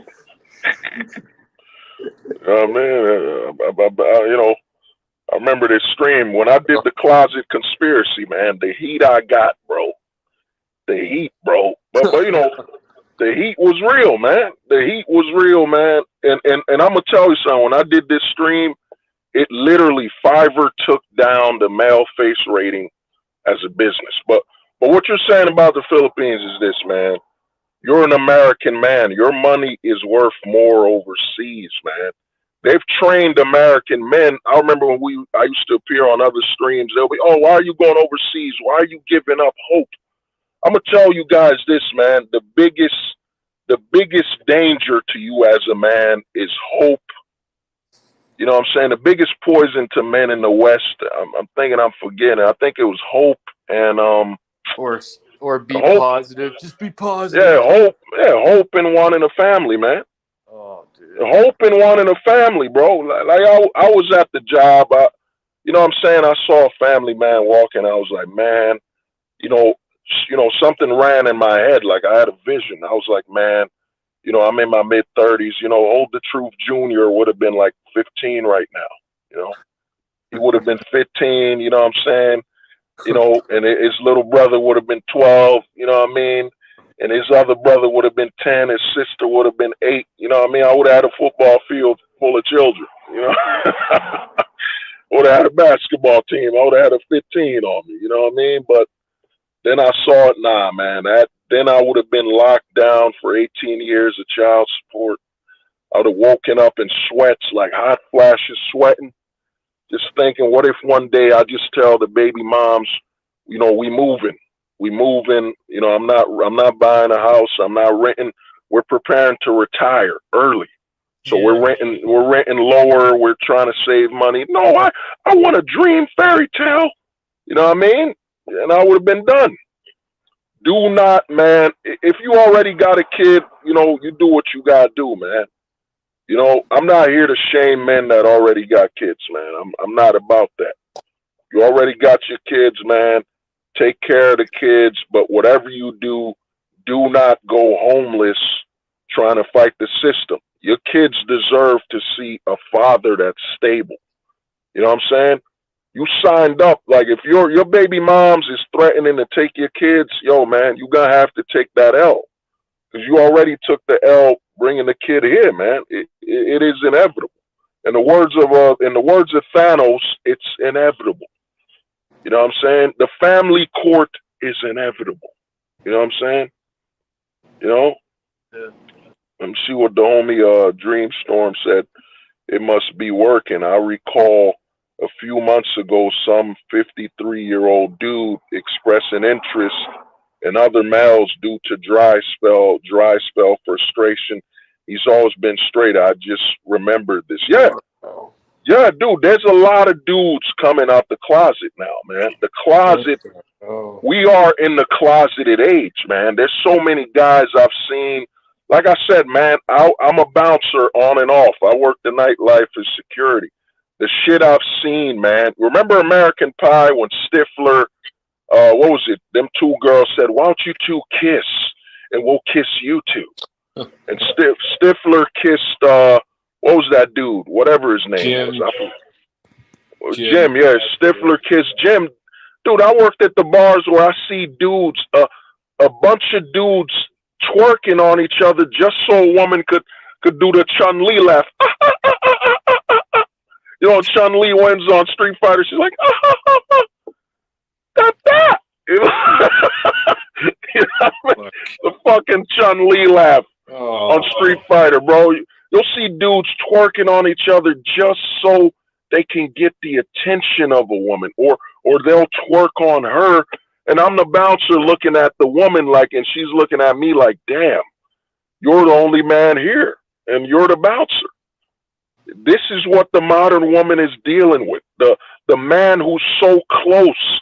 The pink pill man is damn near on the bridge towards the closet. You know, men have been so effeminized that they're literally one step away from the closet. That was the goal.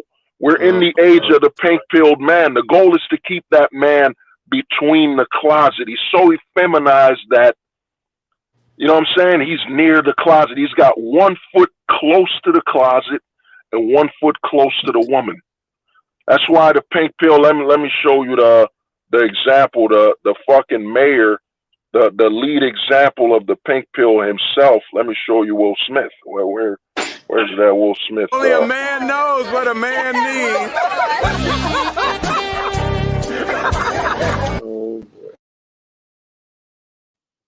And this is the perfect man. Yeah, men with no dignity. Yeah, dude, man, I seen dudes twerking on their wife, and she looking at me.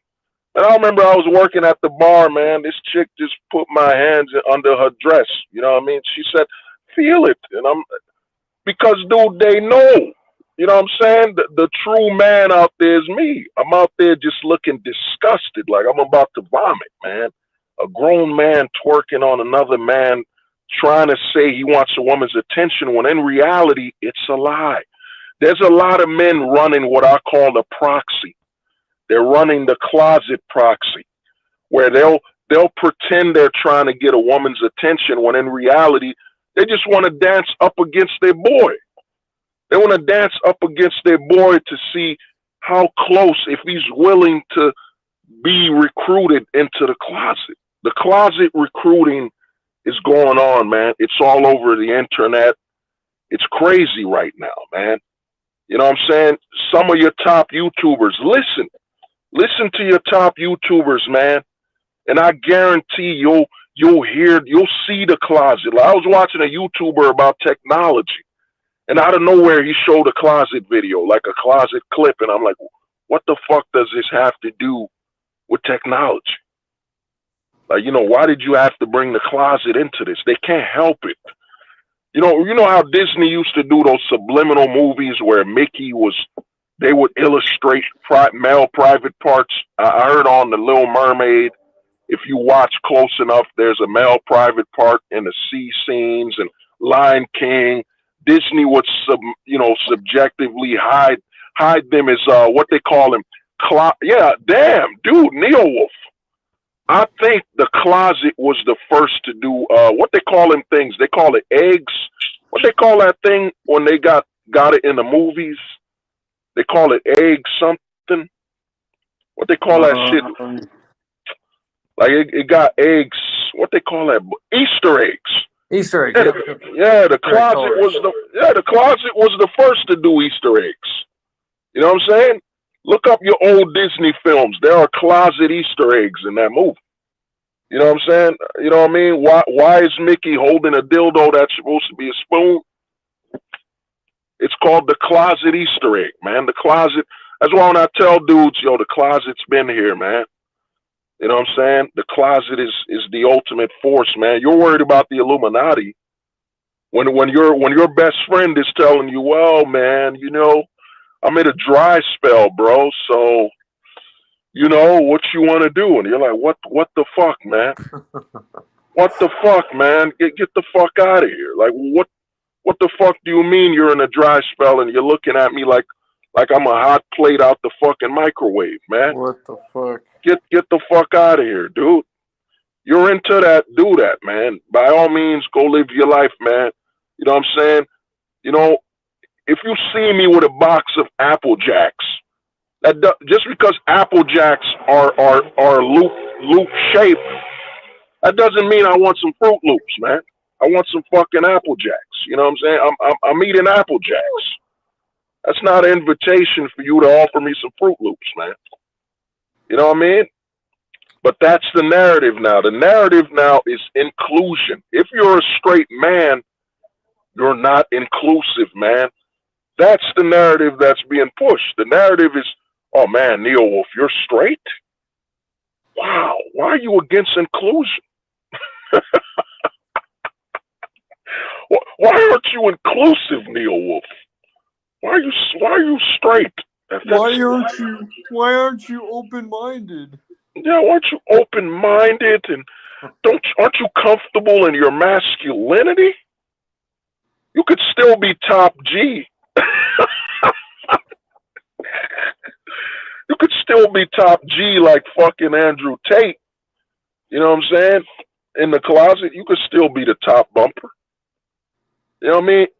I was on Facebook in an argument with a guy that's telling me, well, dude, you hate Tracy Morgan. Remember that movie, The Longest Yard, with Adam Sandler and Chris Rock? Oh yeah, The Longest Yard. Yeah. Well, yeah, man. Where Tracy Morgan was playing a dude and he had the money, man. To me, at some point, they're advertisers. To me, there's a lot of actors in the closet, man. A lot of them. Because, dude, if you're worth over $20 million, why are you doing a scene where you're playing a gay dude? If you're so-called a straight man, you're worth over $20 million, yet you're doing a scene where you're in the closet. You know what I mean? I remember Will Smith Will Smith did this movie. His first movie was a very closeted movie. And you gotta understand, Will Smith was a rapper. You know what I'm saying? He was a rapper, big time rapper in the 80s. In his first film, he was in the closet. And he said, Will Smith said, my biggest regret was I didn't go all the way in the closet. I didn't go fully in the closet. Yeah, bro. You know what I mean? And what happened to Will Smith? He became the idol of masculinity. He wasn't fucking in. Oh man, I fucking loved Independence Day, man. That was my movie, man. That movie's so iconic, man. The fucking White House. You know what I'm saying? That scene where the White House just bam. You know, I don't want to say that word. You know, we're still on bitch tube. You know what I'm saying? We're still on you know, you know what I mean? I got a new word for YouTube. Utard. You know what I'm saying? That's what the fuck I'm calling YouTube from now on. Utard.com. You know what I'm saying? You know what I mean? We're on Utard, so you know you don't want to say that, but think about it. Will Smith's first movie was in the closet, then they made him, Hollywood pushed him as the most masculine, coolest guy ever. And he openly said, man, my biggest regret was I didn't go fully into the closet. My God. I have nightmares of not going fully in the closet in that movie. I'm an actor. There's a lot of dudes, these PTS part-time straight guys saying, yeah, I'm an actor. Yes, I played a gay guy. I was acting. No, man, get the fuck out of here, bro. You're not an actor, man. You kissed another man. You know what you were doing, man. You're part-time, man. You're part-time now, man. You're a part-time. No, it's for my craft. You know, man, dude, at some point, your sexuality, you gotta make a choice, man. It ain't for your craft no more, man. You just still want to be near straight men. There's a lot of dudes in the closet that just don't want to lose access to straight men, bro. Bro, like the game trilogy, Mass Effect. Uh, And there's one of your squad mates, Caden Alinko. By the end of the third game, it's fucked up. But as Shepard, you have an option to pursue a romantic interest with Caden Alinko. That was just another black pill for me. I mean, one of the best trilogies made of all time, but then they introduced the closet at the third game with one of your squad mates. I'm like, dude, what the fuck? You know? Well, they gotta, dude. The closet, man. A lot of guys, and I said this a while. I know I sound like a preacher at times. Where I'm saying we talked about this before. Is that dude, man? That's why people come to these black pill streams. Is that 1 minute me and Neil Wolf are talking about overseas, 1 minute we're talking about the fake cults and all that bullshit. But I told dudes this years ago, man. You know what I mean? It's all a fake narrative, and they're trying to get you in the closet. Like, the biggest push they're doing now is, aren't you comfortable in your masculinity?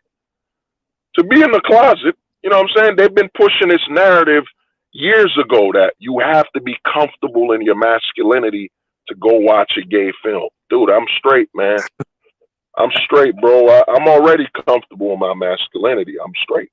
You know, well, what more true comfortable in your masculinity is when you're challenged like a burning house or some shit like that.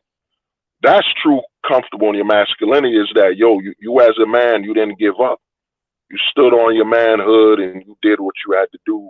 You know what I'm saying? But what does the closet have to do with me being masculine and holding my frame? Like, what the fuck does that have to do with it? You know what I mean? They want that, man. The narrative now in Hollywood, the whole world. But it's too late, man. The side effects is that it's coming. It's already arrived. Like, people watching this stream, you know what they're not doing? They're not watching Hollywood. I tell a lot of men, man, please stop watching romantic comedies, man. Stop. You know what I'm saying? I'm going to tell you something, man. I was talking to David Little, and this metaphor came to me. You know what they want you to be in the West, Neil Wolf? They want you to be a mop. They want a man to be a mop. A mop's whole goal is to soak up dirt, soak up filth. You know what I'm saying?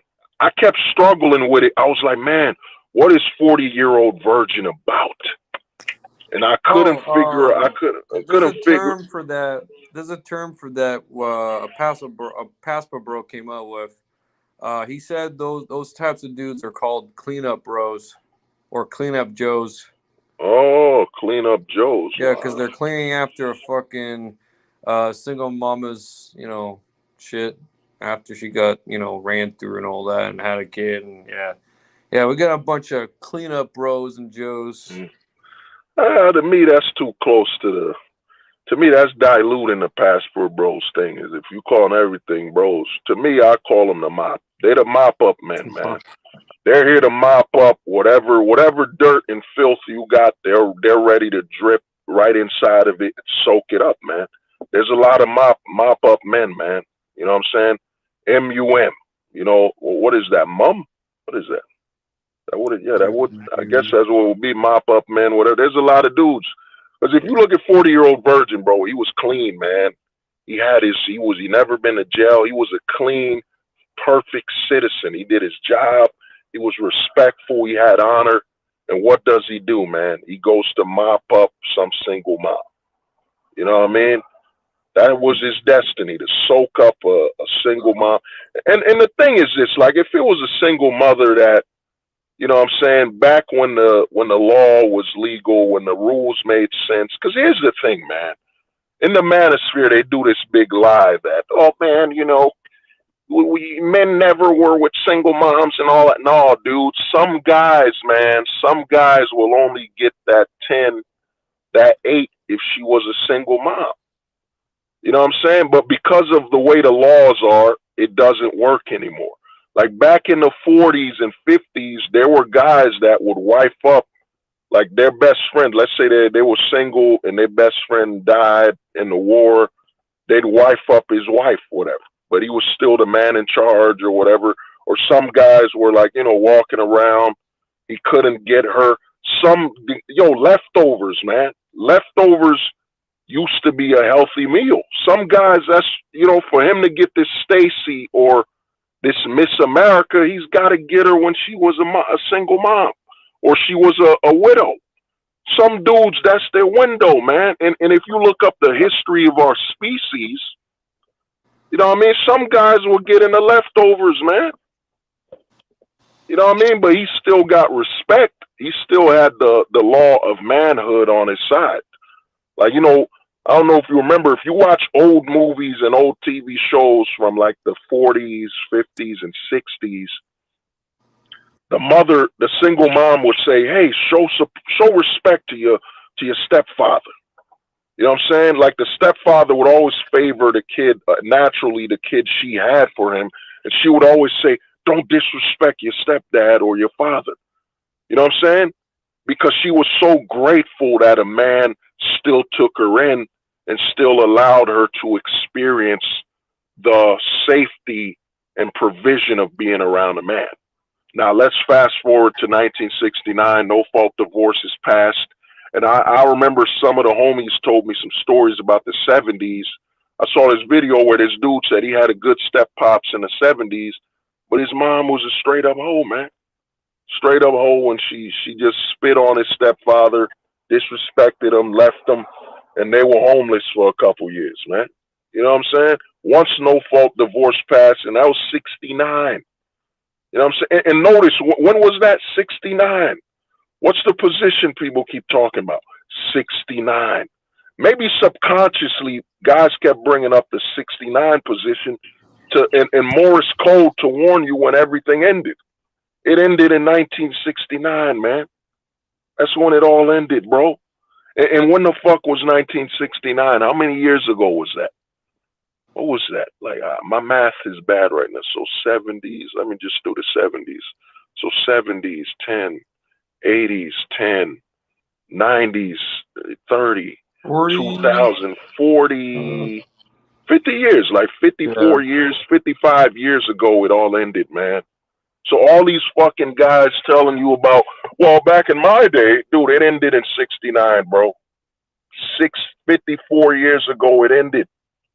54 fucking years ago, it ended, man. But let me get back to something I almost forgot. Let's go on this Zion Williamson shit, man. Yeah. You know what I'm saying? Let me show y'all. This is Zion Williamson. This is what I've been saying. This is proof that the wall does not exist. You heard what happened, Neo Wolf? Well, he pretty much wiped up a single mom, and he gives like what, at least $500K a month or something. Yeah, $100K a month. Yeah, he wiped up basically ex porn chick. Like she did porn, and he wiped her up, man. This is what I'm talking about, man. You know what I'm saying? She wiped up a single mom, man. That was in porn. She's like 30. I think she's 34, and he's 22, man. For what? This is why I keep telling guys this whole narrative that women hit the wall. There is no wall for a woman. The wall does not exist, man. The wall is just a lot of men in the manosphere spewing delusion. The wall does not exist for women, man. Because somewhere out there's a guy, and not even somewhere. A woman can choose a guy like a fucking, what's that game? The Price is Right. You know what I'm saying? Yep. A woman could literally walk in a supermarket and point at a guy, and he'll be, you know what I'm saying? Let me get the banner out. Let me get the banner out so I can act this scene out. Give me a minute. I got to take this banner out. You know what I'm saying? I mean, let me take the banner out, and what was good, Bronzeberg? Let me take the banner out. You know what I'm saying? You choose me? Oh my God, Neil Wolf, I've been chosen. Oh my God, she pointed at me. I've been chosen, and she's like 49. Oh my God, Neil Wolf, I was chosen, bro. Come on, man. She chose me. She chose me, man. Come on, dude. I've won. There's no such thing as the wall, man. The wall is a scam. You know what I mean? It's a scam and a grift. And a chick could literally walk in a supermarket and point at a guy, and I'd say 7 out of 10, the guy will say yes. 7 out of 10 men will say yes to that woman. 7 out of 10. Because remember, man, I want to be the very best, like no simp ever was. To show a single mom that I will provide. To give her my money is my cause. I will travel across the land, searching far and wide. To simp is my very cause. To be a stepfather is my cause. Simping on. Come on, bro. Simple man, dude. Come on, man. Oh, dude, 90. Oh, she wanted to just be friends, but I want to wife her up. She didn't choose me. She chose a chat, but I'll wait my turn. Simping on. Come on, simple man. Come on, dude. Zion, think about it. Zion grew up, and you gotta listen to this. Zion thanked his mom. Now his wife was a single mom to his stepdad. So he looked at his mom and looked at his stepdad and said, "Hey, my step-pops did it. So what's wrong with me being a step-pop?" Even Shaquille O'Neal, like right now, Shaquille O'Neal is trying to date Brittany Rayner. Brittany Rayner, he took out, bro. The simping in America is as old as time. I'm saying, let me change to my great declaration. I, General Sir Wallace of Virginia, have passed the bill. Thou shalt simpeth so long as there are 50 states upon our great nation known as Simp America. Thou shalt simpeth upon thou simpeth eagle. You know what I'm saying? American logo should be like a simp holding an eagle. You know what I'm saying? And holding the child of another man while an eagle is flying over him. Oh! That's like the commercial for America. Just a eagle flying over a simp, holding 3 children that aren't his. Oh! You know what I'm saying? You want to be proud of being a man. Become a simp American. Be proud. You know what I'm saying? Come on, dude. Come on, man. This is the Zion thing. It's normal, man. You know what I mean? There's nothing. Shaquille O'Neal is worth over $400 million. Brittany Rayner literally cried, wrote a book, How to Destroy a Man. And y'all blaming the women? You're blaming the women, the most delusional people in America. And I've been kicked off streams. I've had other men on the streams go quiet when I say, bro, there's nobody more delusional than the American man. The American man, the westernized man, is full-blown delusion. Full-blown. You know what I mean? Full-blown, bro. It don't matter if she got 3 kids, 5 kids. There is no such thing. Like, I remember I saw a video of a single mom with 5 kids by over 3 different men saying, now I'm a high value, I want a man. I guarantee in her DMs, the guy's looking at, well, she still look good. She still look good for the stroke. You know what I mean? I'd hit that. AKA means I'd try it. And maybe I might like it. And I'll settle down with it. You know what I mean? So There is no such thing as women are delusional. The American man is full blown delusion.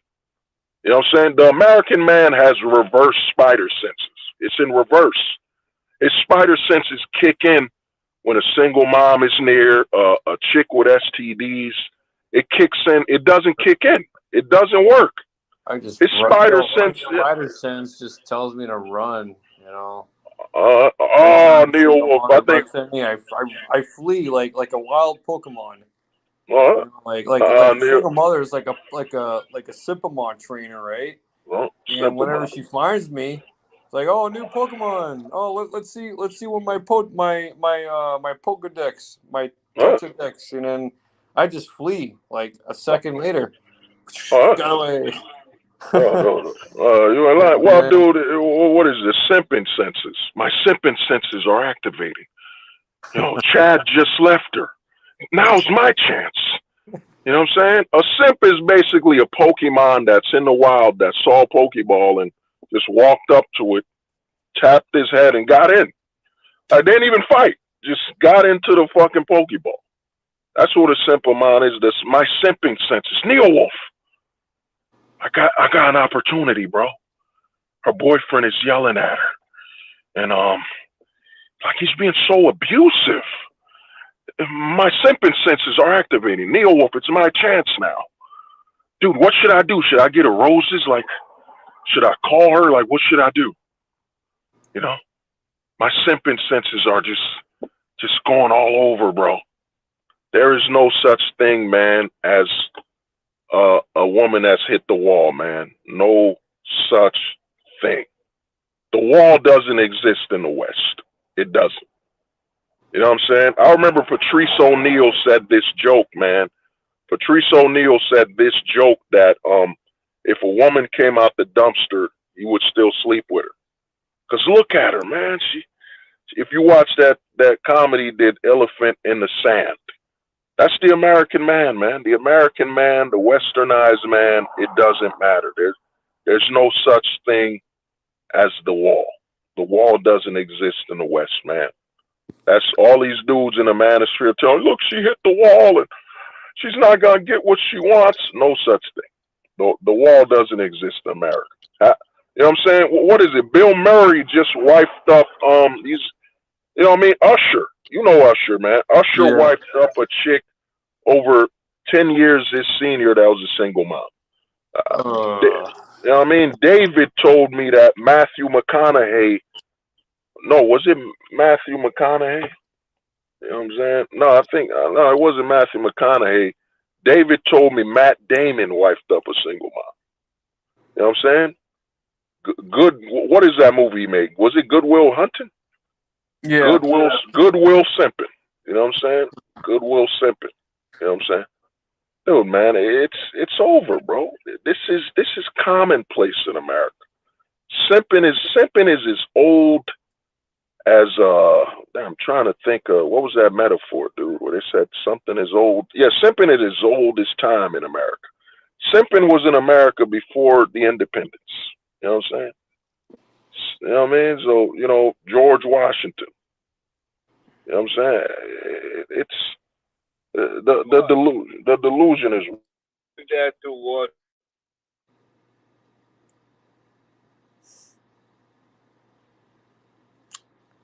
Yeah. Oh man, so to me, man, the narrative that, you know what I'm saying, that simping doesn't exist. Come on, man. Simping is as old as time, and in America, you got athletes like you name them. Like, why don't you name a celebrity? And odds are, we need to play that game. Who's that simp? You know what I'm saying? Remember Pokemon? Who's that Pokemon? Who's that simp? You know what I'm saying, dude? Matt Damon, millionaire, bro, high school education, won an Oscar, worth hundreds of millions, and he's still simping.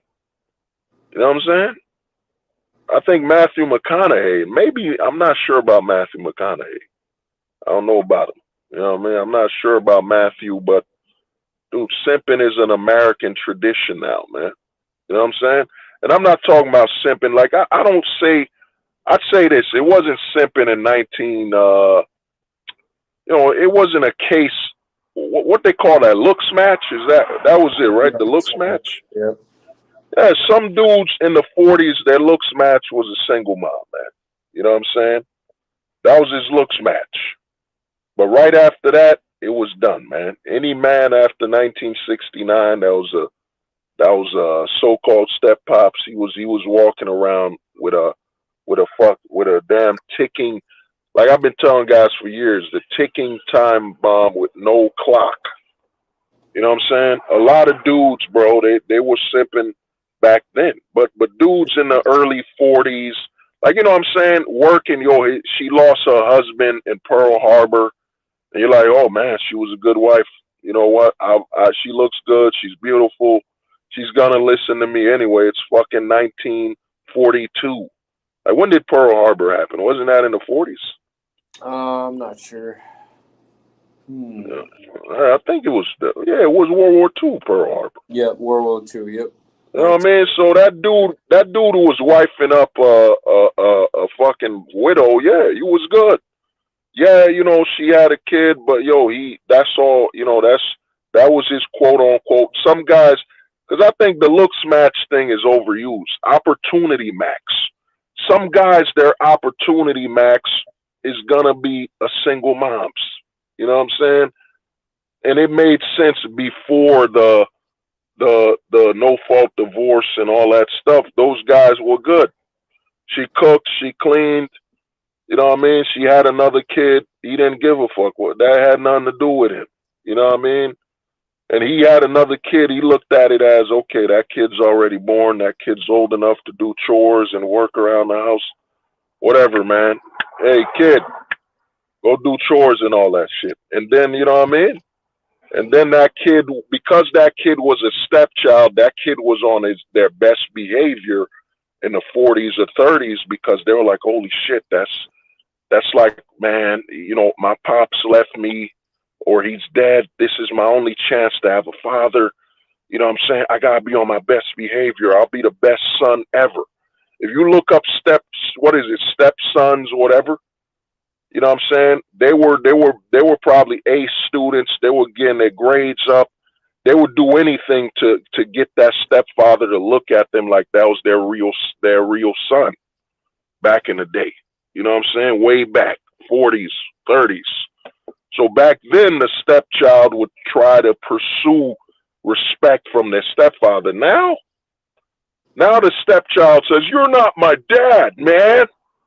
You don't have the right, bro, to tell me when to sleep." That was Gen X, man. That was Gen X right there. Gen X was, you don't have the right, bro. You're not my dad. You're not my father. You can't tell me what to do, bro. But the boomer generation was, oh shit, step pops is coming. He gonna beat the shit out of me, man. I better behave, because, you know, my step pops, man, he don't fucking play no games. He gonna beat the shit out of me. But Gen X, aka the purple pill generation, dude, you don't tell me what to do, bro. You're not my father, David. You're not Jerome, you're not my father, man. You don't tell me what the fuck to do. Or, you know, the Japanese, let me put my Japanese accent. Sinka notaru asuntaku bataruga. You're not my father. You know, let me go Chinese. You know, father. You know what I'm saying?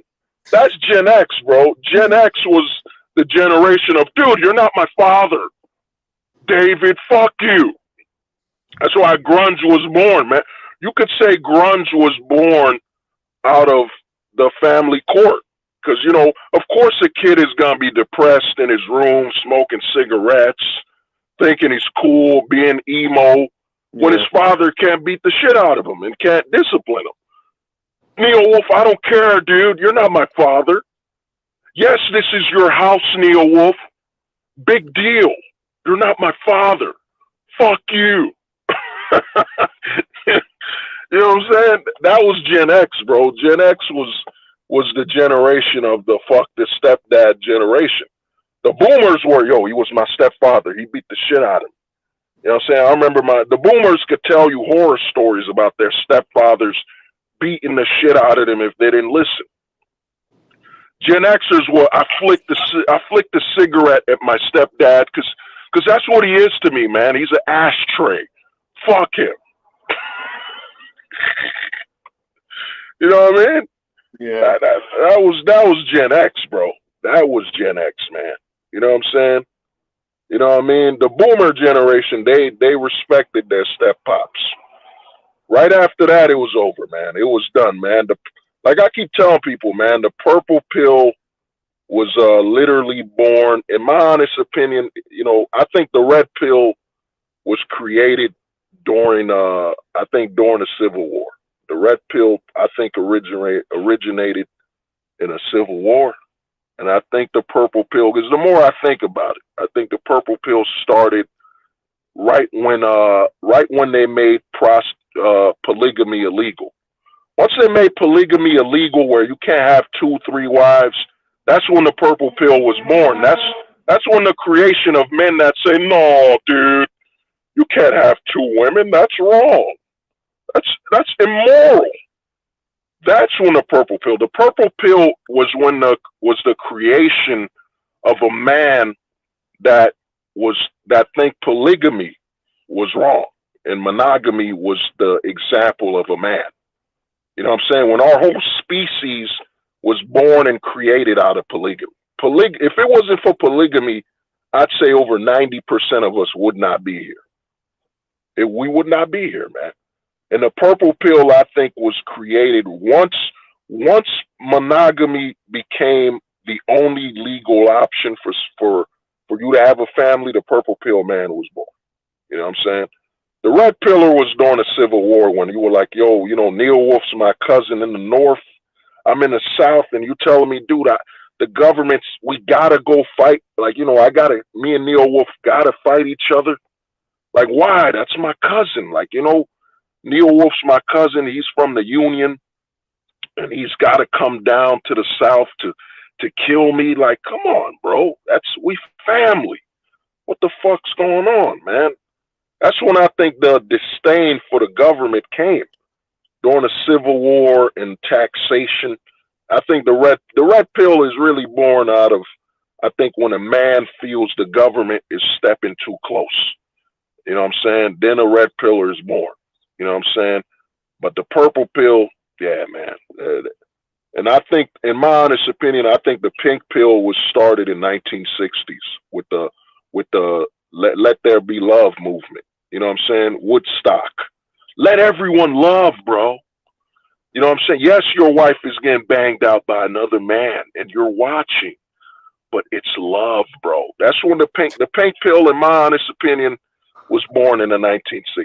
The 1960s was really when the pink pill revolution started. Other men just going to Woodstock. Literally, a chick just got banged out, and he's like, "I love you, Crystal.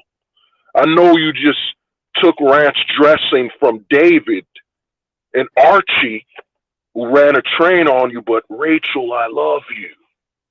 I don't know if it's the ecstasy or the acid, but I love you, Rachel. I don't give a fuck if you just got a train ran on you in Woodstock under the fucking stage. I love you, Rachel. Fucking love you." You know what I'm saying? That's when that shit started, man. Because think about the narrative when they started saying mothers are slaves and cooking and cleaning for their kids is slavery. It was the 60s, man. The pink pill really originated in Woodstock, the summer of love. Like, how the fuck is it the summer of love, you watching your wife get banged out by another man? Come on, man. That's bullshit, man. That's expression of love. You know what I'm saying? Come on, man. It was bullshit, bro. But yeah. I think Dreamstorm, Gen X, you ain't my dad.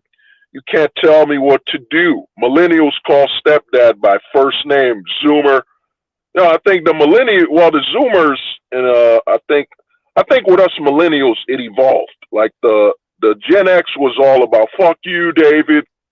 You're not my father, man. But but it blossomed into that. Like I think millennial Gen Xers became anti-stepdad, what, around like 13 or like 15, like a teenager or something. I don't know if you got any stories, Neil Wolf, or like some Gen Xers telling you about the past. I think Gen Xers became rebellious in their teens.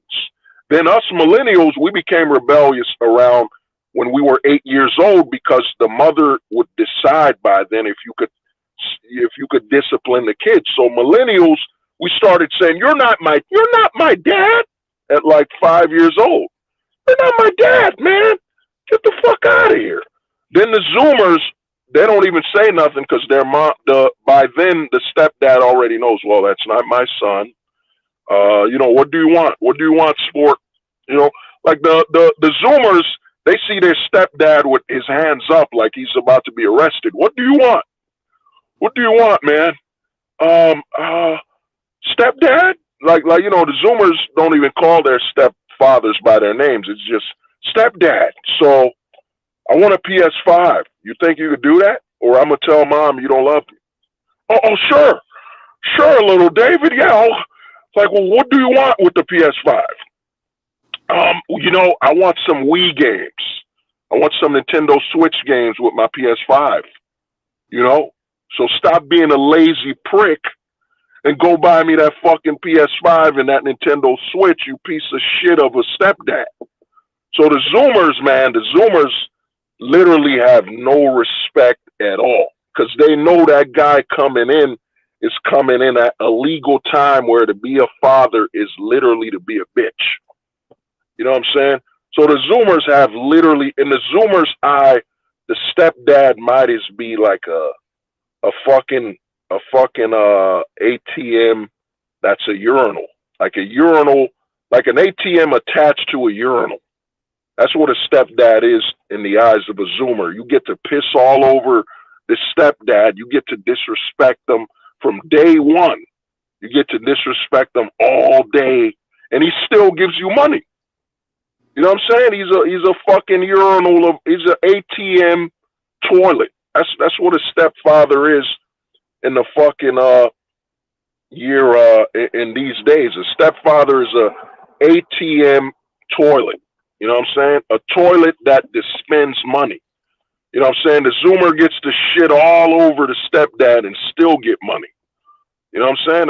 That's what a stepdad is in today's time. What's your thoughts on that? Neil Wolf. I kind of thought the whole stepdad thing was reprogrammed, but I suppose it already happened, before all this, the start of the Hollywood age, and it just becoming, throughout the 20th century, it just started to become more common, or I should say more practiced. Thanks to the government sponsoring it, and then you got, black women, becoming single moms and taking money from the Democrats and all that shit. So, that. Well, I mean, to me, what the government did is, we're men, man. Let's be honest here, man.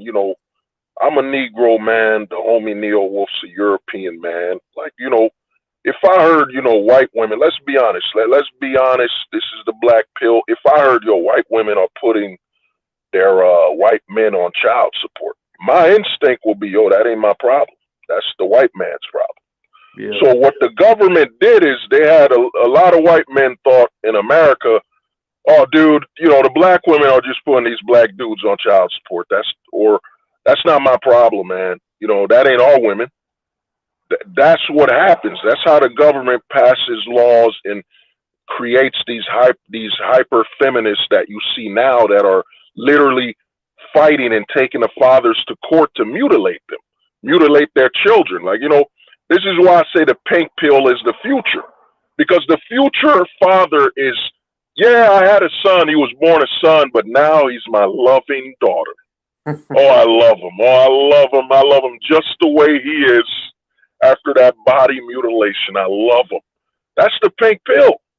The future is the pink-pilled man.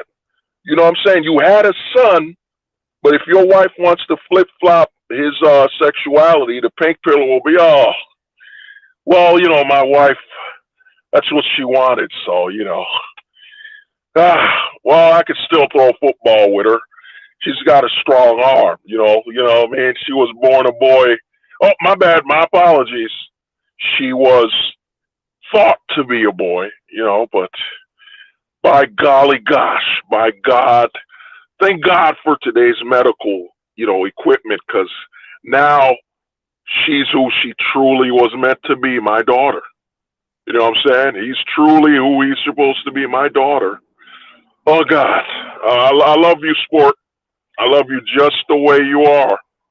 Missing your balls and missing your penis. I love you, son. Oh, you know, went from, you know, I always dreamed of throwing football with my son, but I was wrong for me to put such roles, such gender roles on my child. Like, you know, why would I want to throw football with my child? I'm being, you know, oppressive and forcing my gender roles on my child. But now he's such a beautiful daughter.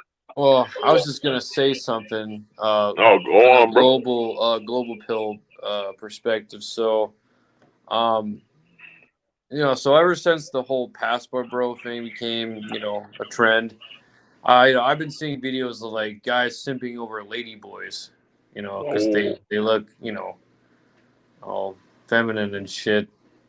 But clearly, it's, you know, it's just, you know, man, it's just mutilation in perfection. That's pretty much what it is. Well, it's dude. What happened is a lot of, you gotta understand, the closet has a passport too, man. There's a lot of guys flying overseas to get more closeted action. You know what I'm saying? I mean, look at this motherfucker here, man. Let me show it again. Like, I'm gonna show, they go overseas. Now think about it. You're a closeted guy. He goes overseas to bang so-called lady boys. Then he comes back here and pretends he's all macho and manly. Or as you see with I banged a few lady boys, whether I knew it or not. I'm pretty sure I banged a lady boy. I mean, I didn't realise until the next day. you got, that's the OG's Tusk and I forget his name, the other guy. You know what I'm saying? Yeah, it's Troy Francis. Yeah, Troy Francis and Tusk. Then look here. Hormaxer says, I'm going to try some of these good-looking trends on Grindr. Go for it, man. You should definitely go for it. If you can find a good-looking tranny, then trannies are all... Oh, my God. Look at that. Overseas. Let me show you another one. The dudes that's the only thing about being out here. I told you I was a gay beach, so the dudes are like jaw dropping when they see me. You gonna see a couple of them on camera do it. It's funny as hell, but that's fun because as long as they homegirls see, that's. All right, last but not least, number 7. I know you guys probably give me some shit about number 7, but truly, I don't give a fuck. Number 7, if you go to the beach, find the gay area, sit in the gay area. I'm telling you, bro, gay dudes here in Brazil throw the best alley-oops. I be throwing oops like a motherfucker. But bro, Rio has so many friends. So many.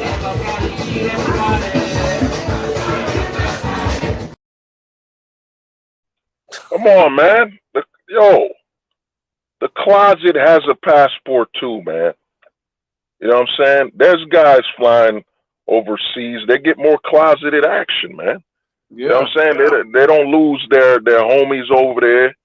You know what I mean? The closet has a passport as well, man. You know what I'm saying? That's why I'm not surprised or shocked by these admissions, man. These dudes in the closet, man. I'm not surprised by that, dude. The closet has a passport as well. So these guys will tell you they'll go to Thailand, they'll go to what is it? Is it Vietnam or Thailand? Which one is yeah, they'll go to Thailand and Rio, Brazil, and I've known about this for years. Like, Since the 2000s, they kept saying, yeah, Brazil is tranny central, man. Brazil's been shaving Adam apples forever. Like, Brazil's been the #1 kingdom. They've advanced in tranny technology forever. Like, Brazil's always been known as that country where, you know what I'm saying, they did the best sculpting of trannies ever. You know what I'm saying? It's Brazil. So a lot of dudes been flying there. That's why when I hear a lot of guys saying, yeah, I'm going to Rio, I'm going to Rio, I'm going, my closet, you know, the closet, my closet, the closet senses are activated. You know what I'm saying? So we know, man, we know what it is. And to me, them dudes into that, yo, you in the closet, just say what you are, man. You're a part timer. You know what I'm saying? But they don't want to lose access to straight men. That's why these dudes. That's why you got. I don't know his name. I think his name is Fred. That's why you got this dude, and I'm gonna play this video once more, and you're gonna notice. And I've been saying this for over 3 years. They're gonna shame you for not being in the closet. Look at what Fred incorporates. First, he's gonna tell you, "I don't give a fuck. I don't give a fuck what y'all think about him going to the gay beach." You see, he just aggressively said, you know, he challenged you.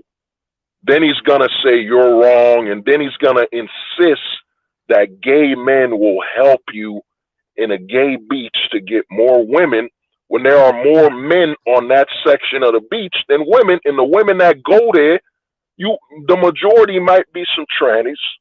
You know what I'm saying? And once in a blue moon. So you're a straight man, and you're gonna play the numbers by going to the gay section of the beach. Yo, man, Fred, come out, man. Fred, you in the closet? Take a look. All right, last but not least, number 7. I know you guys probably give me some shit about number 7, but truly, I don't give a fuck. Number 7. If you go to the beach, find the gay area, sit in the gay area. I'm telling you, bro, gay dudes here in Brazil throw the best alley-oops. I be throwing oops like a motherfucker, but the gay dudes here in Brazil throw hella oops. Bro, I'm talking about, I done landed some of the baddest chicks who just personally didn't want to be on camera. I know a lot of people was like, oh. You know what I'm saying? The best chicks in a tranny land. You know what I'm saying? Brazil is literally the Disney of tranny parks. You know what I'm saying? It's the Disneyland of trannies. It's Brazil. Brazil's been ahead of that game. So he said these women didn't want to be on camera because, yo, they weren't women. They were men, bro. You know what I'm saying? This is what's going on here in the manosphere. This is what's going on all over YouTube, man. These part-time straight men just chasing after straight men. I mean, fuck it. I'm going to play it, man. I'm going to play the Destiny thing, man. It gives me like a strike. It gives me this warning or whatever. But look.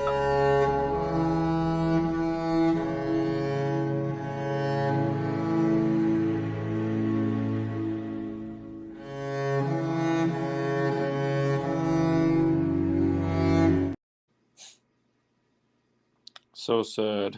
Yeah, bro, look at that. And look at what Destiny's doing. He waited 30 years to be in the closet. Then he dyes his hair blue. And the majority of his viewers are men. So he dyes his hair blue to, you know, simulate that. Yeah, I'm still into youth culture, bro. I'm still with you guys. And he talks about standing up for straight men so he can appeal to his straight audience and then get them to meet him and eventually get some ranch dressing from the source. You know what I'm saying? Get that organic ranch. Get ranch dressing from the source. You know what I mean? Let me see. I don't know why. I don't know why. Oh, you must have. Oh, you dropped off for a minute, Neil Wolf. Yeah, my bad. Yeah. So, you know, you got Destiny, and I've been telling guys, bro. This is why I say, when has the black pill prophecy been wrong? You know what I'm saying? When the fuck have I been wrong, man? You know what I'm saying? When I told you, Destiny's literally incorporating. Now all of a sudden he's in the manosphere section. He's debating Rolo about dating women and being with women. Then he tried to dignify him being in the closet by saying, "Yeah, you know, I just bang him. I don't, you know, I don't. He's saying he doesn't lick the ice pop. He's not into ice pop licking. You know what I'm saying? So he's trying to still justify that he's still masculine in the closet. You know what I'm saying? You know what I mean? The majority of, and if you look at that video I played, what is Destiny doing while his girlfriend is dancing with another man?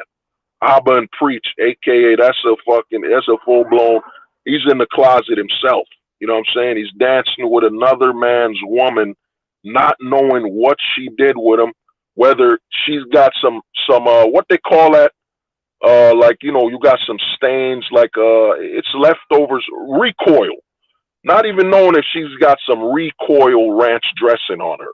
He's dancing with her. He probably slept with her. I mean, he's in Destiny's house. So, and he lets he's so-called, and notice what a lot of these guys in the closet do. You even had Alex playing with fire. They try to say, yeah, I let my girl sleep with other men. No, bro. She allows you to still be with her while you just witness her sleep with other men. There's no such thing as a man letting his wife sleep with other men. No such thing. There's a man witnessing his wife. How can somebody who has no authority, you know what I'm saying, allow anything? He witnesses. You know what I'm saying? There's no such thing as a man. I allow my, you know what? I'm so comfortable in my masculinity. I allow my wife to sleep with other men, guys, because I'm a masculine man. That's what masculinity is in the pink pill / closet. You know what I'm saying? I let her go out and collect ranch dressing. Really, he's a witness. There's no such thing as a man allowing his wife to sleep with other men. Not in America, not in London, not in Europe, you know, not in London, not in Canada. No, that man is a witness. He witnesses her sleep with other men. You know what I'm saying? And he likes it too. You know what I'm saying? That's what's going on. So Destiny is literally, you know what I'm saying? He's not, would that be allegedly, you know what I mean? Allegedly, I think, I'm not sure. I'm not certain. I got to say all that, you know, I'm not certain, allegedly. But, you know, that's a 30-year-old man. The majority of his fan base is probably young men around, I'd say, minors to guys 18 and below. You know what I'm saying? 18 and below. He waited until he was 30 to go in the closet. And then he gets blue hair. And then he's still bragging about being masculine and straight and talking about men's rights and all this bullshit. You know what I'm saying? How you talking about men's rights and relationships with straight couples when you're in the fucking closet, man? You know what I mean? You got no right to speak on straight men's issues when you're no longer straight. It's like me being, you know, I reference World War II. It's like me, dude.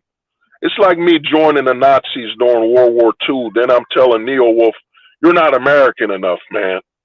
You're not American enough. And Neo Wolf is fighting on behalf of America. And I joined the Nazis, and I'm saying, no, Neo Wolf, you know nothing about being American and being a patriot of America, bro. And I'm on the side of the Nazis now. Come on, man. This is how crazy the closet is all over the internet, because it's open season on straight men. A lot of men online think, oh, dude, they won't allow us to have a physical space, the gym. You know, they won't allow men in the gym to grunt anymore, even though that, I think, well, Neo Wolf, you know more about the gym than me. From what I heard, all them sounds that men were doing was to breathe or something, you know, right? Yeah, usually they tend to use the breathing, and they're very quiet, you know, when they hit like each rep, and they kind of just like hold it in, so they don't want to they don't want to attract too much attention. Otherwise, they get called out and, oh, you can't grunt. I mean, it really depends on the gym, but I mean, I actually grunt and swear and fucking no one doesn't do shit. So it's because it's actually a pretty decent gym, but still, it's still kind of pink pilled at some level. Yeah, I can see it a mile away, but I mean, it's all right. So I mean, it's kind of gym where it, it's got everything. You got your indoor pool, you got your jacuzzi, your sauna, and it's like I'm only paying like $40 or $50 a month. So, but yeah, I mean, I like whenever I go there, I don't really see a lot of closet activity. I mean, it's kind of like walking into a purple pill gym, but in reality, it's still kind of pink pill. Even though like the guys are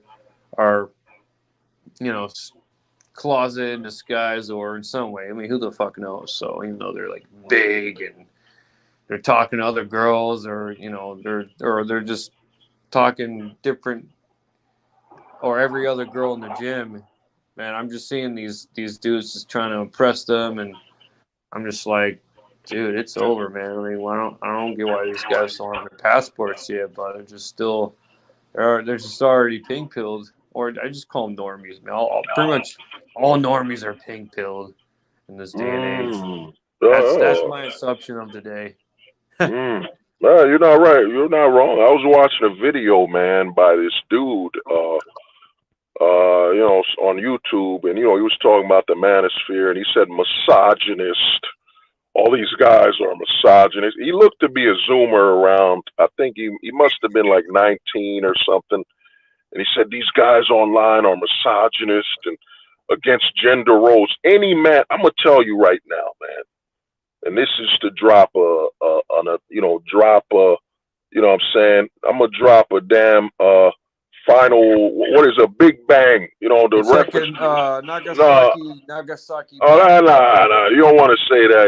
That gets atomic. There you go.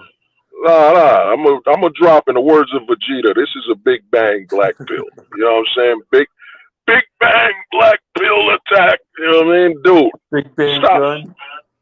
gun. This is a Gatling black gun, pill. You know what I mean? You can't use the G word. Especially what's going on. I just call it the Call of Duty. Even now, even though you heard Call of Duty is against straight men too, man. Call of Duty came out and say they're the ones who came out and said when the guy said protect children, and they deleted them, and now they said we hate gamers, and now they're losing money, just like Bud Light. I've been telling guys, and this is why I say the black pill predicts the fucking future. I told guys for years, bro, it's your money. Vote with your fucking money. No one gives a fuck about who you vote for, Democrat, Republican. They don't give a fuck. The only thing they care about is where you spend your money. Notice what happened. Once people took their money off of Bud Light, it's all over the internet. The news stations are covering it. Oh my God, Bud Light lost $20 billion. That's $20 billion that would be used to fund a politician to run. Oh my God, the straight men, they're not emotional anymore. They're actually doing something and cutting off the resources beneath our feet, the money. You know what I'm saying? Now Call of Duty's losing money. No one gives a fuck about your votes and your emotion. There's a reason why you write your fucking name on a piece of paper that could have been used as toilet paper. It's shit. Your votes are used to wipe the politician and the government's ass. Oh my God, I got 300,000 fucking votes. I got 300,000 votes of tissue paper to wipe my ass as a Republican. I got 300,000 tissue paper votes as a Democrat to wipe my ass. That's all your votes are, man. And some idiots will tell you, well, you should vote at the local level. Man, fuck the local level, man. The local guys are looking up to who? They're looking up to the governors. They want to be the next governor. They want to be the next senator. They want to be the next councilman. They want to be the next, I don't know, lead attorney, whatever the fuck it is. You voting local doesn't mean shit, because guess what the locals are? The locals are nothing more than the guys in initiation. What do they call it when, I think it's fraternity. Is it initiation when you're joining a fraternity?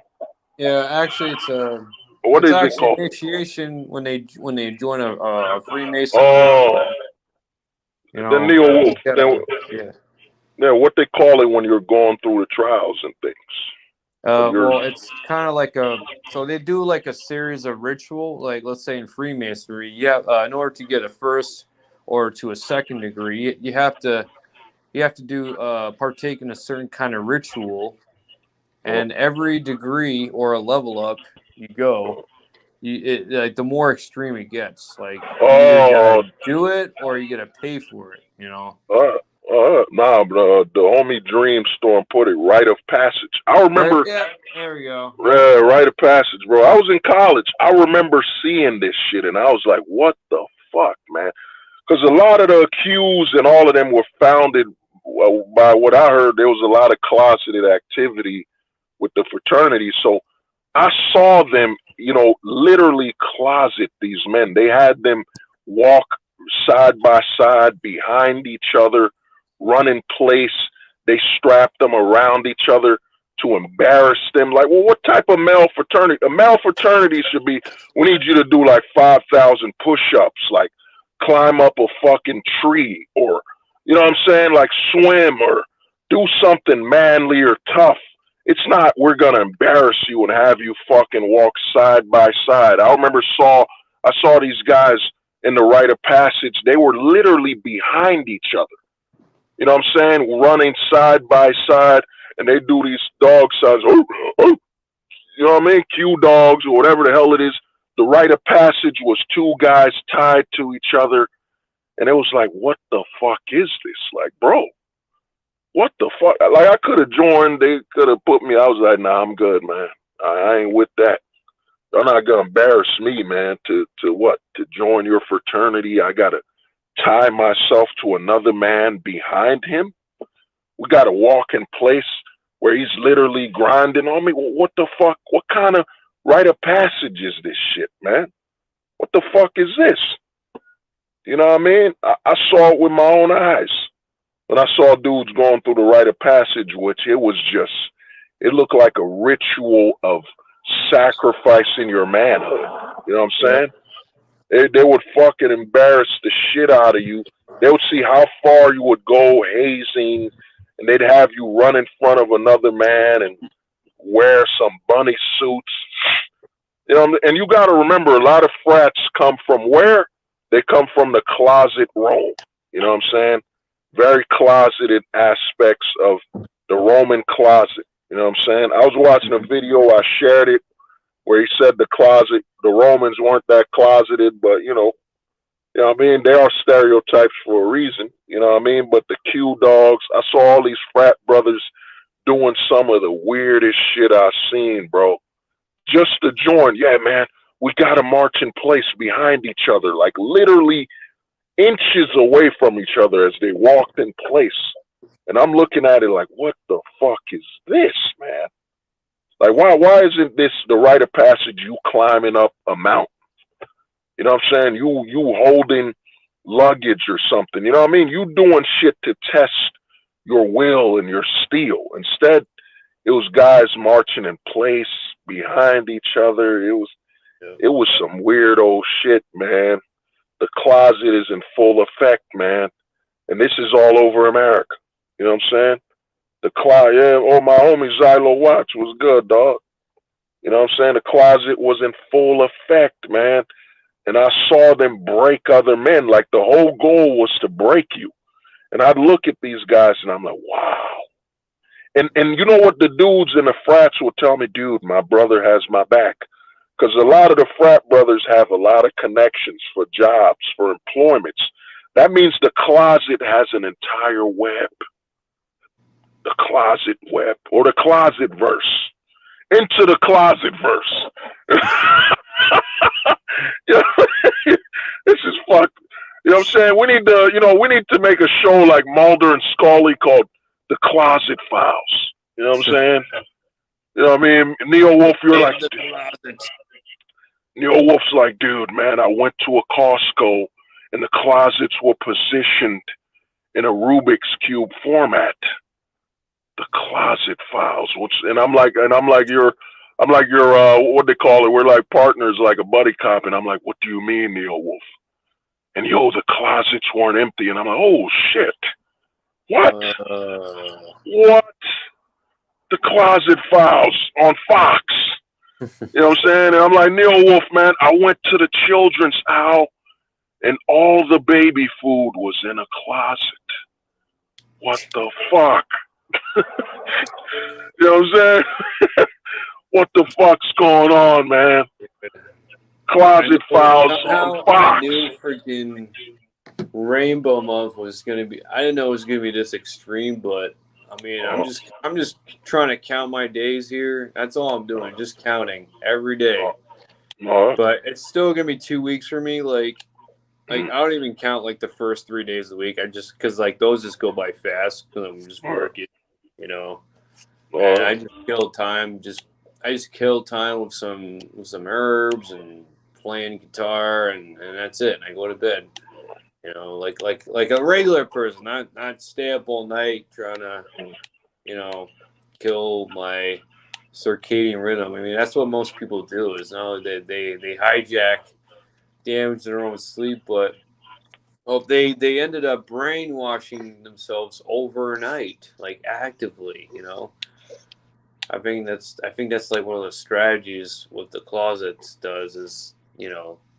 It's more like a biological impairment or a biological disability. Yeah. So, no, man. To me, man, you ain't lying. You know what I mean? To me, the way it works is this, man. You know, like I've been telling guys, damn, man, I swear to God, give me 1 minute, man. It's like fucking yeah, what is it? Skull and Bones Ritual, Yale.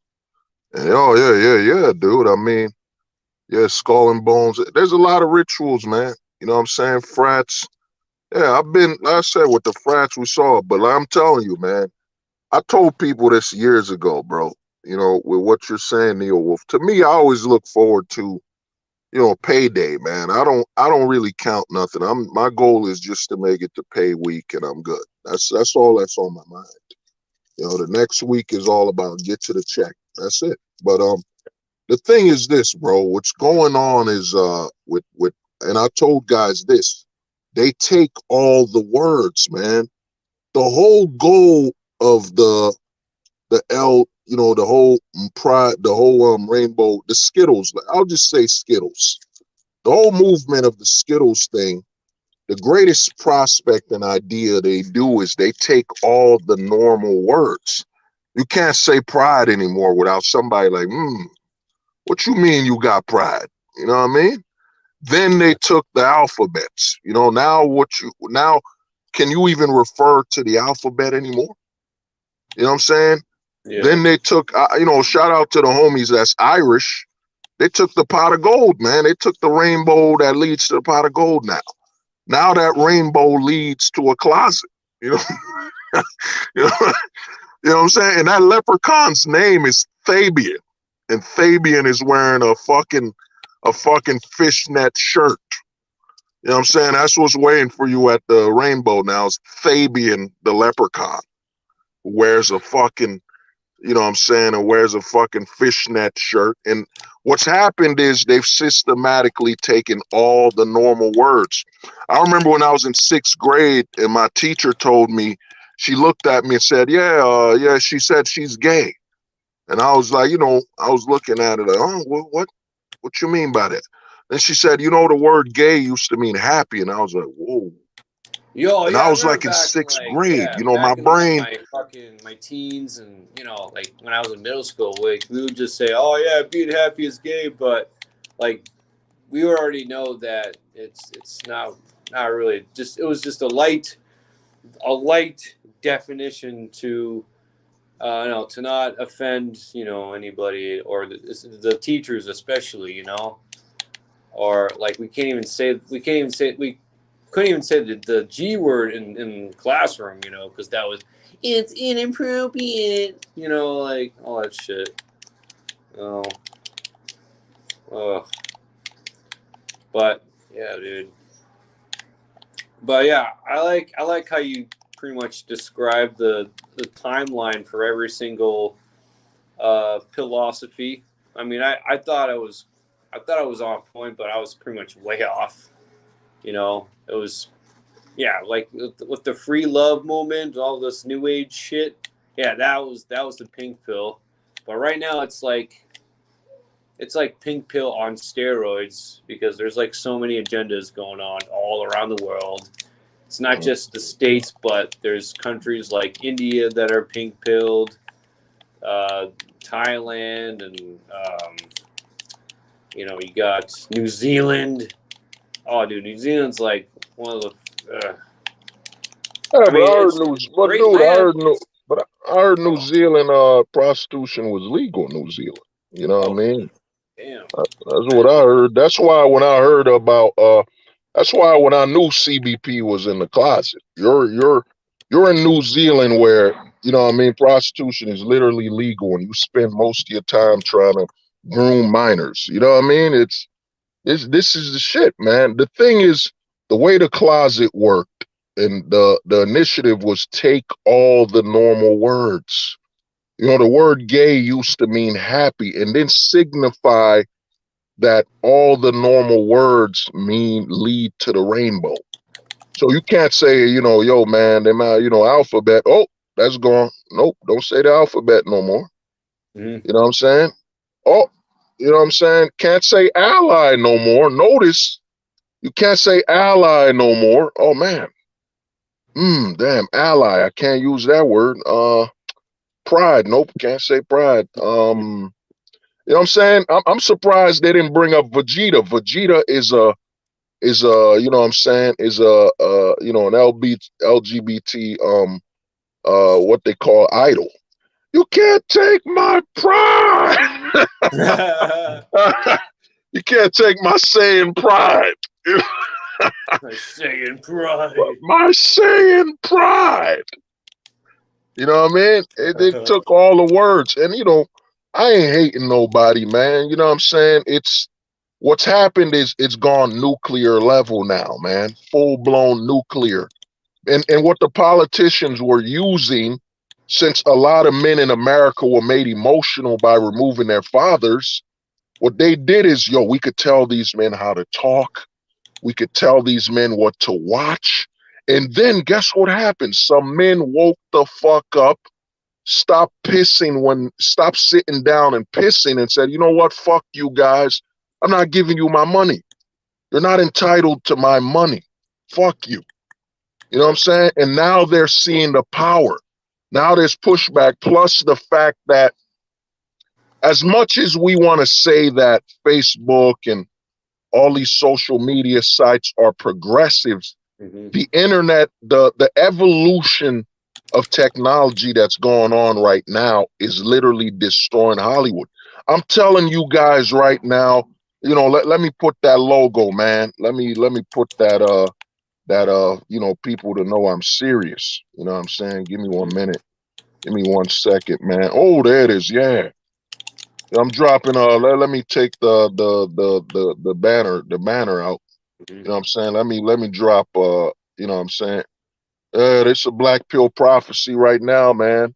Yeah. In the next in the next 2, it's already happening. But in the next 1 to about 3 years, Hollywood is done.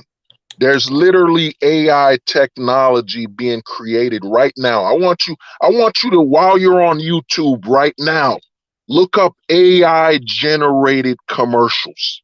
Look it up. Look up AI generated commercials. You know what I'm saying? When you get the chance, look up AI generated commercials because Hollywood is dead. The reason Hollywood is dead is Hollywood thought that, you know what, the internet And Silicon Valley's gonna need us just like television. Dude, Silicon Valley does not give a fuck about Hollywood. YouTube and Instagram, Twitter, they care about users and retention. They don't give a fuck about Hollywood and all of them. So now the technology that's happening and what's going on, like I'm dropping some technology shit, but NVIDIA just dropped this technology that's over 100 times more powerful than the current AI now. And right now, AI is generating ads, generating commercials. So what you gonna need Hollywood for? It can generate voiceovers. Hollywood is now becoming a cult. And not even a cult, it's becoming like a secret group, a secret fraternity or some, what do they call them people, dude? When you got a club, there it is. Hollywood is becoming a club. No one gives a fuck about, like I challenge people. I've challenged normies. I've challenged so-called normal people to name 10 Hollywood actors that are superstars from the 2010s, and they couldn't. They struggled, but they could name you. I could name you 10 YouTubers right now with my eyes closed. I can't even name 10 Hollywood actors that I know if I exclude everyone outside of the 2010s. You know what I'm saying? Yeah. You can't. And the superstars, I guess The Rock, okay, The Rock made it big in the 2010s. That's when The Rock blew up. Yep. Became a superstar. Henry Cavill is a semi-superstar. You know what I'm saying? He didn't do a lot of blockbuster films. And all the rest are literally, you know what I'm saying? Like, who are they? Chris Hemsworth isn't a fucking superstar. He's just a guy that cash checks, man. You know what I'm saying? Fucking, what's his name, dude? I think Chris Pratt might be the only superstar, kind of, because Chris Pratt doesn't do a lot of fucked up garbage movies. Chris Hemsworth is a bum. He just cash checks. That's what he does. He'll do any fucking movie, man. You know what I'm saying? Ghostbusters. When he did Ghostbusters, I was like, maybe that was a mistake. Maybe. But when you do Thor in the Dark World, then you do fucking Men in Black. Like, Hollywood superstars are like fucking, shout out to, you know, he might be a little crazy, but respect to him. He's crazy, but he ain't super. You got Tom Cruise. Hollywood actors protect themselves. They understand that once you see a guy as a superstar, he's got to now pick his movies carefully because we trust him. Like, I trust Tom Cruise. I haven't watched a Mission Impossible since probably Mission Impossible 1. Yeah. You know what I'm saying? But I respect and understand Tom Cruise. Tom Cruise is very careful with the movies he selects. You know, Denzel Washington is very careful with the movies he selects because he knows we trust his fucking name. So he knows he can't be picking shitty movies. You know, Chris Hemsworth did Thor in the Dark World. Yeah. Then he, you know what I'm saying? Thor Ragnarok, okay, all right. You know, it was good. It was semi-good. Then he did Thor 4, which was shit. I didn't watch it. I saw the trailer. I knew what it was. Then he did fucking Men in Black, the remake a few years ago. Then he did some other piece of shit film. What's the name of that Chris that acts as Captain America? What the fuck is his name? I think what is his name? Chris something? I don't know. He played Captain America, dude. He did Lightyear. He did a Buzz Lightyear film where Buzz Lightyear comes out as a gay dude. You know what I'm saying? Then he did a movie where, dude, look up this movie called Ghosting. I think his name is Chris Evans. Yeah, Chris Evans. Oh, Blue H was good, man. You know what I'm saying? The link is up. You know what I'm saying? I'm like, fuck it today. But yeah, Chris Evans literally did a movie called Ghosting where the whole movie, he's a full-blown simp. He literally girl ghosted him, and he flew to find her. And in the movie, she's the action hero, and he's a bitch. Chris Hemsworth didn't get it, dude. You're Captain America now. Now dudes respect you as an action star. Men want to see you play Rambo or some dude who stops a military psycho from big banging. I'm not using no more using the X the the big the B word that ends with a no more bomb word. I'm using big bang. Yeah. So no more big bang, and you know what I'm saying? We wanted to see Chris Hemsworth, who, I remember the original Fantastic Four movie. I didn't mind Chris Hemsworth. Human Torch was fire. I fucking loved Chris Hemsworth in the original Fantastic Four movie. You know what I'm saying? Oh yeah, the He Human was Torch. Yeah, that was actually oh, bombing it back in was the day. awesome, man. He was snowboarding. I remember that scene, bro. He was snowboarding and he got on fire, and then he was kissing this girl, and he jumped off a motorcycle while he was on fire. It was fucking awesome, man. You know what I'm saying? Human Torch in the original Fantastic Four movie was fucking awesome, man. You know what I'm saying? And he finally becomes an action star, Captain America, a cool, an action leading man. And then he becomes a bitch, man. You know what I'm saying? Just like Chris Hemsworth. Only Chris Pratt gets it. I don't watch all of Chris Pratt's, but Chris Pratt gets it. Chris Pratt went from Andy, one of the greatest shows ever, man, Parks and Recs. Ron motherfucking Swanson. Parks and Recs is awesome. You know what I'm saying? Parks and Recs. He was Andy on Parks and Recs. That shit was funny as fuck, man. There was some pink pill shit in there, you know what I mean? But when I think back on it, but it was fucking awesome. And Ron Swanson, technically Ron Swanson running from his wife, I think he was sending a message that the law is on her side. But you know what I'm saying? Chris Hemsworth, the only Chris who got it was Chris Pratt. Chris Pratt is like, okay, I'm playing Star-Lord, an action guy. Now men are looking up to me like, oh, dude, he's going to be our Jean-Claude Van Damme. He's going to be this generation's Van Damme. He's going to be this generation's fucking Bruce Willis. So now what is Chris Pratt doing? All he's doing is fucking action films because he gets the memo. You know what I'm saying? He's doing, I haven't watched the Jurassic Park because I've seen the feminism in Jurassic Park. Disney just layered it in more and more. You know what I'm saying? He became more bitchy, you know what I mean? I saw the trailers. You know what I'm saying? I'm going to start doing a series called Worth It or Worthless, where I just look at a trailer and tell you. Don't fucking go watch it, man. You see the trailer? Come on, man. What the fuck are you doing? But yeah, Chris Pratt got the memo. Like, men want to see me play an action. If I play a comedy, it can't be me being a bitch like Chris Evans. Chris Evans is a bona fide bitch, man. You know what I'm saying? How you go from playing Captain America to being a bitch in a movie called Ghosting, where he's crying, he's like, I loved you and you just ghosted me. You left me. The trailer, he's a bitch, man. You know what I'm saying? You want me to go? Come on, man. Get the fuck out of here, man. Oh boy. You know what I'm saying? Dude, I'm telling you, Neil Wolf, watch that trailer Ghosting. You're gonna be like, wow, this is a pink it is a pink pilled out movie, bro.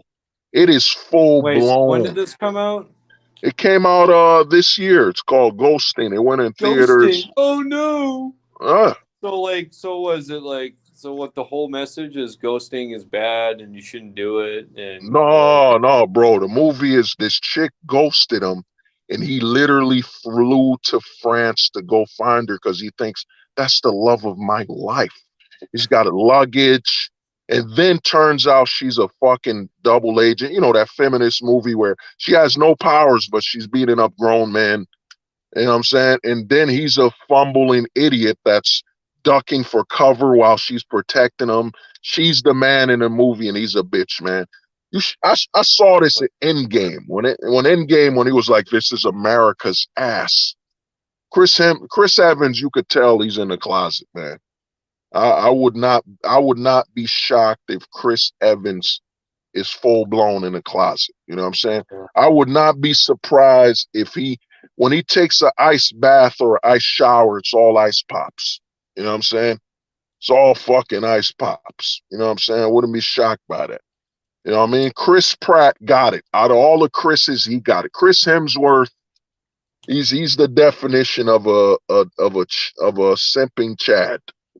You know what I'm saying? He looks the role. Chris Hemsworth, like that movie Extraction, you're like, he would be the next big thing, man. He's got the look. He's action packed. You know what I'm saying? He looks like a Viking. You know what I mean? But then you see he's a bitch, man. Chris Hemsworth is a bona fide bitch. His brother was a bitch.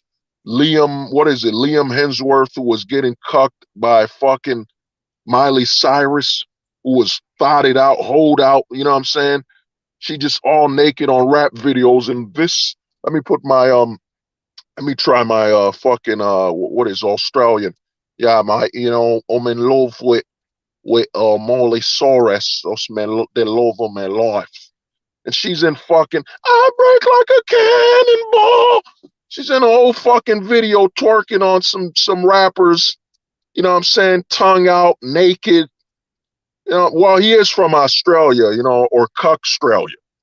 Australia is basically the desert version of Canada. It's cucked out in Australia. I got some homies from Australia, man. Respect to the homies that contact me, you know what I mean? You know what I mean? You could join our Discord. I'm not really looking at the emails because I think somebody might set me up with the email. You know what I'm saying? You know what I mean? So join the Discord. You know, I'm not really responding to emails anymore. You know, there's some weird shit going on. You know what I'm saying? But yeah, Chris Hemsworth, you know what I'm saying? You know, Cuck Australia, you know, Cuck Canada, Cucknada, whatever you want to call it. America, you know, Amerisimps, Simp America, you know what I'm saying? Simp Australia, Simp Canada, Simpnada, whatever, you know. We need somebody, there's gotta be some, one of y'all homies gotta know how to use, like, one of y'all gotta be fucking what they call them dudes, graphic designer, man. Start making some shirts, man. We need some Simp American shirts, man. Simp America. I'd gladly wear that shirt, you know what I'm saying, to represent that we are the greatest simps in the world. You know what I'm saying? I'm proud that my country is, you know, America is undefeated in the Simp Olympics. You know what I'm saying? What is it, over 50? No, one of my boys told me I think London beat America in simping. You know what I'm saying? He told me London is more simping than America. So, you know what I'm saying? Chris Evans is a bum, man. Fuck Chris Evans, man. He could have been the next Bruce Willis. He could have been fucking awesome doing movies where he could have, in all honesty, I saw Chris Evans more as he could have been the replacement for Tom Cruise. Because the way Chris Evans is, he's not super big. Like, you know, a guy like fucking Hemsworth is built like he could have been Rambo or the next Arnold Schwarzenegger. But Chris Evans is built like he could be like a Bruce Willis. He was in between Bruce Willis and Tom Cruise. You know what I'm saying? He's like Van Damme and Tom Cruise. You know what I'm saying? He kind of, he's built like Van Damme, but he's got that energy, that wiry energy, like, cause you know, he did comedies. He's got that wiry energy like Cruise. So he could have been a combination of Van Damme and fucking Tom Cruise. You know what I'm saying? But instead of doing movies where he's jumping out of planes, you know what I'm saying, saving the president's daughter that was kidnapped by some Russians. You know what I'm saying? You know what I mean? Instead, he's doing a movie called Ghosting, where I'm going to chase the love of my life.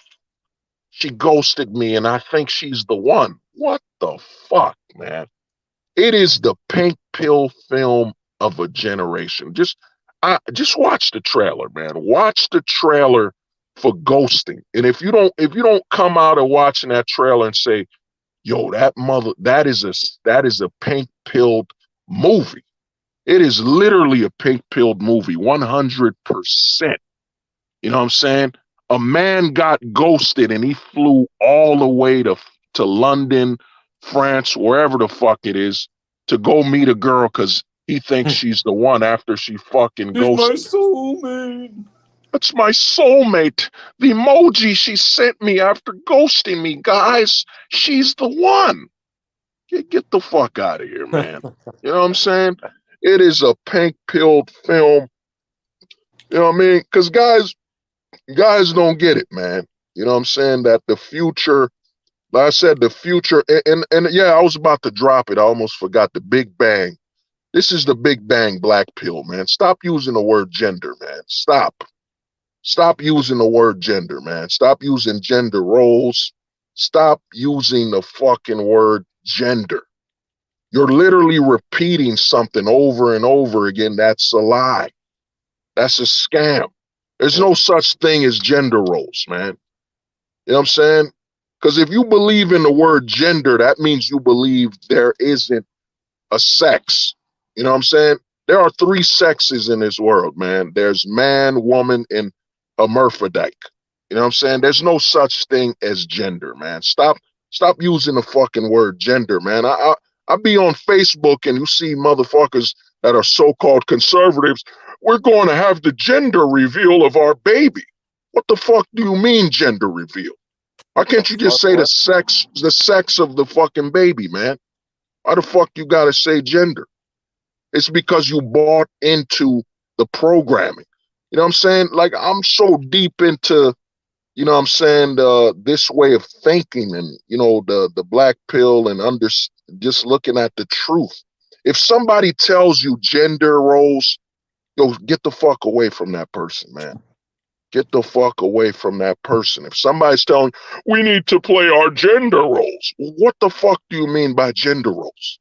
I don't remember the cavemen carving me man gender, you woman gender. That means you buy into that pronoun shit. All right, go on, bro. What were you saying? I was just gonna say, oh yeah, like you woman, clean dishes, take care, baby. Me gender man, your gender woman. Get the fuck out of here. Stop using the fucking word gender, man. If you use the word gender, you already bought into it. Gender, you might as just say pronouns. You believe it all. Stop using the word gender, man. Gender is nothing but you affirming that you believe in all their concepts and all these fucking lies. I got grown men on my fucking Facebook. Oh, guys, wait till you see the gender reveal. So you believe in pronouns too? Why don't you say wait till you see the pronoun reveal? My baby's gonna be gender fluid. Get the fuck out of here, man. You know what I'm saying? And I'm not ranting. I'm not angry. This is a man's tone right here, man. Yep. You know what I'm saying? I'm not angry. I'm just giving you some energy behind my words. Stop using the word gender, man. Stop. You know what I'm saying? I'm not saying use the word sex in public. Don't when somebody tells you, "Yo, I'm going to have a baby," just say, "Oh, word? Cool." So, so did they tell you what the baby's going to be? Use innuendos, man. The only way to talk in this system without training your brain to constantly repeat what they tell you is stop fucking using these words, man. Like when somebody, I sometimes catch myself, you know what I'm saying? Yeah. Oh, give me a minute. Oh, the homie. Oh, dang, Blue H. How are you What's doing, good, guys? bro? Blue H What's is in good, bro? the house. Yeah, how are you doing, Neil Wolf? Brother, what's good? I see on the Discord once in a while you're traveling and you seem to be doing okay, man. Yep. But yo, Holt, I just wanted to come on and say, man, your ability to see the trend, it's outstanding because like I never had the thought of pronouns and gender. I never had that thought, but I always said to myself that in this quote unquote, and I'm using quote unquote culture wars, is that the conservatives are actually the easiest one to manipulate because the culture is always guiding them towards anger when they see women, quote unquote, living it up in the club. Like, and I'm like, on that incel, like him, he calls him, or Hammer Queen. Oh These yeah, you guys are gotta say I sell because I YouTube. sell. Cause YouTube is all over. Man, we're in Utah. You know what I'm saying? This ain't YouTube. This is Utah. So you gotta be careful. You gotta remember you're on a website for special needs kids. You know what I'm saying? We gotta be careful how we treat the children on this site. You know what I mean? The But it's Utah. the culture is specializing in them making response content with an angry tone. So it's always that. So no matter what happens, is that they're making sure that there's always two sides, like the liberal sides that are brainwashed, and the conservative side that are getting angrier and angrier and angrier. But there's never a stop to that anger. And one of the things that you mentioned that I'm realizing more is that a lot of people want to believe in the solutions. Hey, listen, what's the solution for me to have a long-term relationship with a decent woman, when they don't even realize that the laws are set up so that it's never gonna happen? Well, not to interrupt you, bro. Dude, they know, man. One thing we gotta stop doing is, man, we gotta stop acting like adults don't know. They know the legal ramifications. Every man, before I was in this manosphere, I used to hear jokes about divorce. You know what I'm saying? It's a normal thing to hear guys openly say, oh, he got screwed in his divorce. It's a normal thing to hear men openly joke and brag about another guy getting screwed in divorce. They know. They're not looking for solutions, man. A lot of men are looking for hope. You know what I'm saying? Hope and fucking belief. You know what I mean? Hope and belief. The successful relationship now might as well be believing in God. Because you know what I'm saying? Because how many men can say they've seen the solution? They've seen, but they hold out on faith. I got faith. I got faith that love can overcome everything. I'm gonna tell you, man. This is why when people use certain words, I used to not know what triggered means, man. I get triggered. The senses, the spider, what I'm saying, the spider senses get triggered when somebody tells me the gender reveal. My wife had to name our kid. Like my brain, I completely retreat, man. I no longer value you as a man. I don't see a man in front of me. I don't see someone who has anything valuable to tell me. I just see a fucking joke.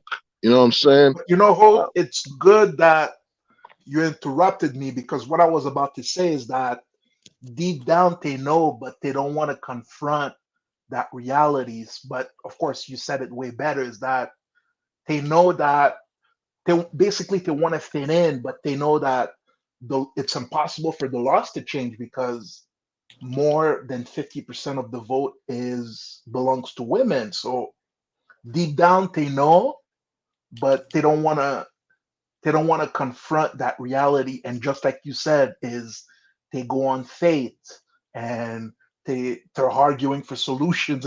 A couple of days ago on MD stream, we literally had a guy cry on stream because he could get his looks match. So he was literally crying. So me, I'm starting to realize this reality, and I'm like, damn, like me, it's always been fun and games, but I'm realizing that fun and games, it's long gone anymore. Like it's not that. And also the programming, it's good that you're talking about it, because like I'm not keeping track of content anymore all across the board, but there's the whatever podcast that's starting to blow up. And there's one thing that I noticed, and it's because you predicted the closet that it came to my mind, is that when these guys are debating, behind the guys there's women.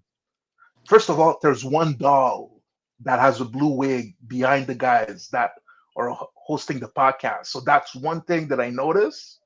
Number one, the YouTube image of their channel, it's also a doll that has a blue wig. So that's number two. And number three, behind them, it's two women that like they changed them, but it's women wearing makeup, but the makeup makes them look like a doll. So I'm like, listen, that's predicting programming for the guys coming on a stream that most likely will be struggling with women to subtly let them know, just like we had Dead Crunch, he was talking about his solution. Listen, I'm gonna get myself a doll and it's gonna be easier. So just like the pronoun, that's one thing that I picked up that it's so obvious to me because of the closet that you talked about. I mean, dude, I'm gonna tell you this, man. At first I didn't know how to articulate it. Guys that are going after a doll. The guys that are going after a doll, man, those are the highest grades of simps. That they're so loyal to the belief that the American woman is the only woman that they can have interaction with and intercourse with, that they will literally fuck an idol based on that woman. So a fake, a fucking plastic idol of the woman they worship. This is why I say this shit is a religion. Because remember that movie, The Ten Commandments? What did Moses do in that movie when he saw them worshiping an idol, a false idol? That's what these dudes with these dolls are doing. They're so loyal to the American woman's image, her body, just getting access to it, that they will literally worship an idol built on the image of an American woman. That's the highest grade of simping. They you know what I'm saying? They will speak like they're doing something. Oh man, I can't get a woman. No, bro, you're so much of a worshiper of the westernized, the American woman, that you will literally buy something sculpted in her image and fuck that and say that is my woman. The perfect sculpt and image of the American goddess that I've always dreamed about. These guys are full blown. They're simps on an extreme level. That's why when fucking you know what I'm saying, that's why I stopped following or listening to anything. What's his name? TFM. TFM is a fucking insane god level simp. When you can literally talk to a doll in the image of an American woman, you're done. You're done, man. That guy got nothing to tell anybody. Not at all, man. Yo, this one, dude, it's because it's so funny because in real life, like when it comes to certain concept, is I've got the ability to kind of, not that I'm super intelligent or anything, but I've been in this dynamic for so long that I've got the ability to I'm kind of playing chess while the zombies are playing checkers. But it's like I'm playing checkers and you're playing like high level chess because I'm learning from you, and the zombies, I can't even relate to them anymore. So you're seeing trends that I might have been able to pick up, but in a couple months. So it's like just hearing this, and I'm like, now I get it why Dead Crunch was so angry. TFM, like I listened to him a little bit, but Sandman, I listened to a lot of Sandman. So now I understand where that anger came from that gave him the ability to create content day after day after day. So that anger was there, but they need that anger to quote unquote exist because just like you mentioned, it's the highest level of simping. And listen, I'm not gonna lie, is that even the quote unquote dream, like when you don't have the solution, which is to travel, when it's not in front of you, it's it's I'm not saying it's easy, but it's possible to kind of fall in the illusion and of what's around you, like the westernized women, blah blah blah. So it's like I know Hold dropped off, but man, this one, this one hits deep. Like this one, Yeah, my I didn't bad. see it coming. I didn't see it You coming. know, This me one, and man. picked up son. But yeah, I was saying it hits deep because I didn't see it coming, man. Yeah. Whew, I'm gonna have to think about this one. This one was deep, man. yeah, Ugh. yeah, my bad. Yeah, what were you saying?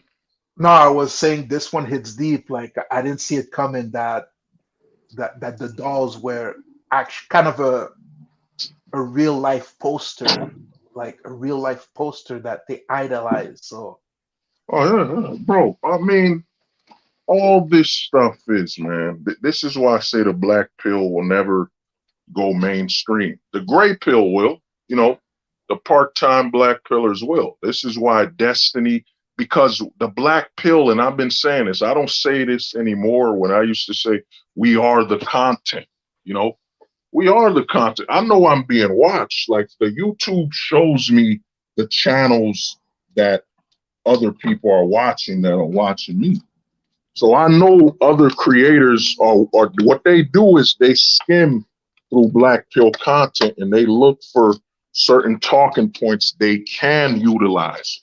See, the gray pill is normie friendly, man. The gray pill, okay, yo, a woman doesn't like me because of my looks, okay, whatever. You know what I'm saying? My genetics. These are all normie approved black pill, you know? So that's what they look for. They'll look through Blue H talking points. They'll say, man, what can I say that Blue H said that won't ostracize me from the normies or potential sponsors? That's what the gray pill is, man. You know what I mean? And this is why I tell people the gray pill has already surpassed. Because you look at somebody destiny. I've been telling people, yo, search black pill. And the top black pill videos are literally three by Destiny. Three videos by Destiny, which have over 100,000 views. You know what I'm saying? dude, you're bang on the money because recently, because once in a while I jump on MD stream, so I'm getting these notifications. So they're saying don't don't adhere to the black pill. But the first thing they've got to say when the video starts is that listen, the black pill ideology has some truth to it. So they always must start by that, but then say, listen, it's too nihilistic to live your life based with no love or affection. We do understand that looks matter, but there's always going to be someone. I'm doing my best Hamzat voice right now. My Hamzat voice. There will always be someone that will be there to Yeah. cherish you and love you. So, Right. I mean, this is why I say women don't hit the wall, because there is always a woman that can play that role for you, man. This is why I say in the manosphere, the men are the most delusional. You know what I'm saying? Well, you know, this is why, you know what you just described? I call it they know they can't do the black pill like the cookie jar. You know how they tell you, oh, you can't have no cookies, right?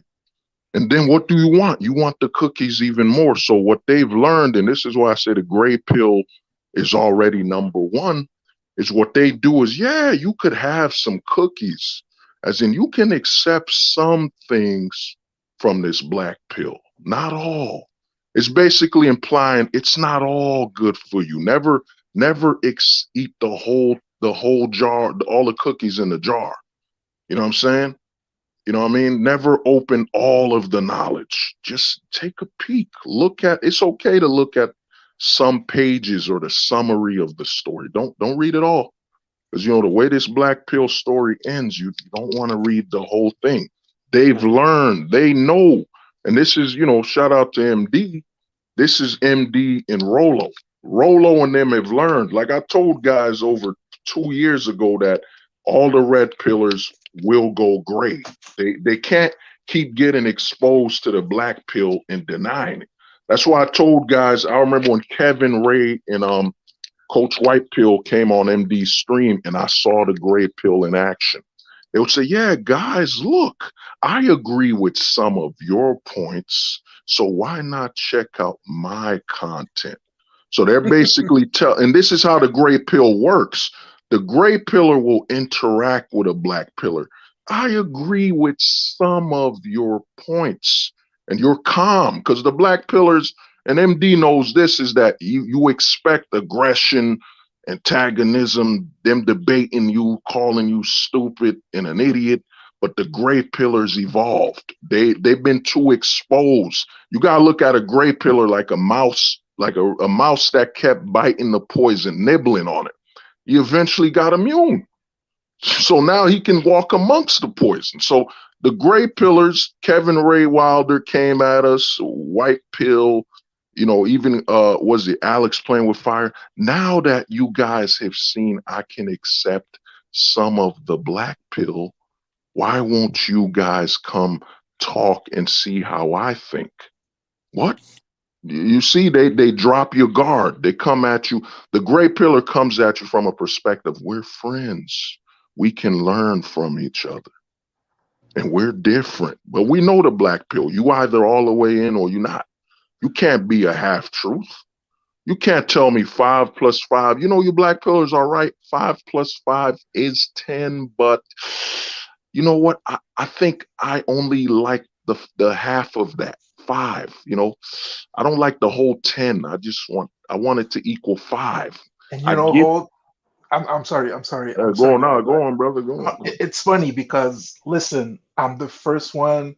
I gotta call myself out because Zubak did, because Zubak said, "Yo, Blue H, the thing with you is you understand the speaking point, you understand the theory, but deep down in your heart, you still want to simp." And with what you just said, listen, I gotta call myself out because even if I do understand it, is that the illusion of love, that I would call it. Maybe not love, but affection, like relationship.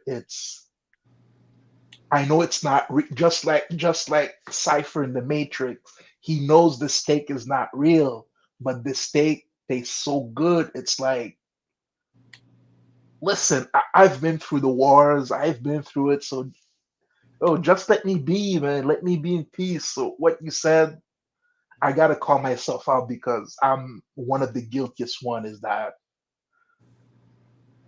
I've been like, I understand it, but at the end is that you kind of want to like you kind of want to block yourself from the punches. Like there's a slug of punches, which I call society, coming at you every direction.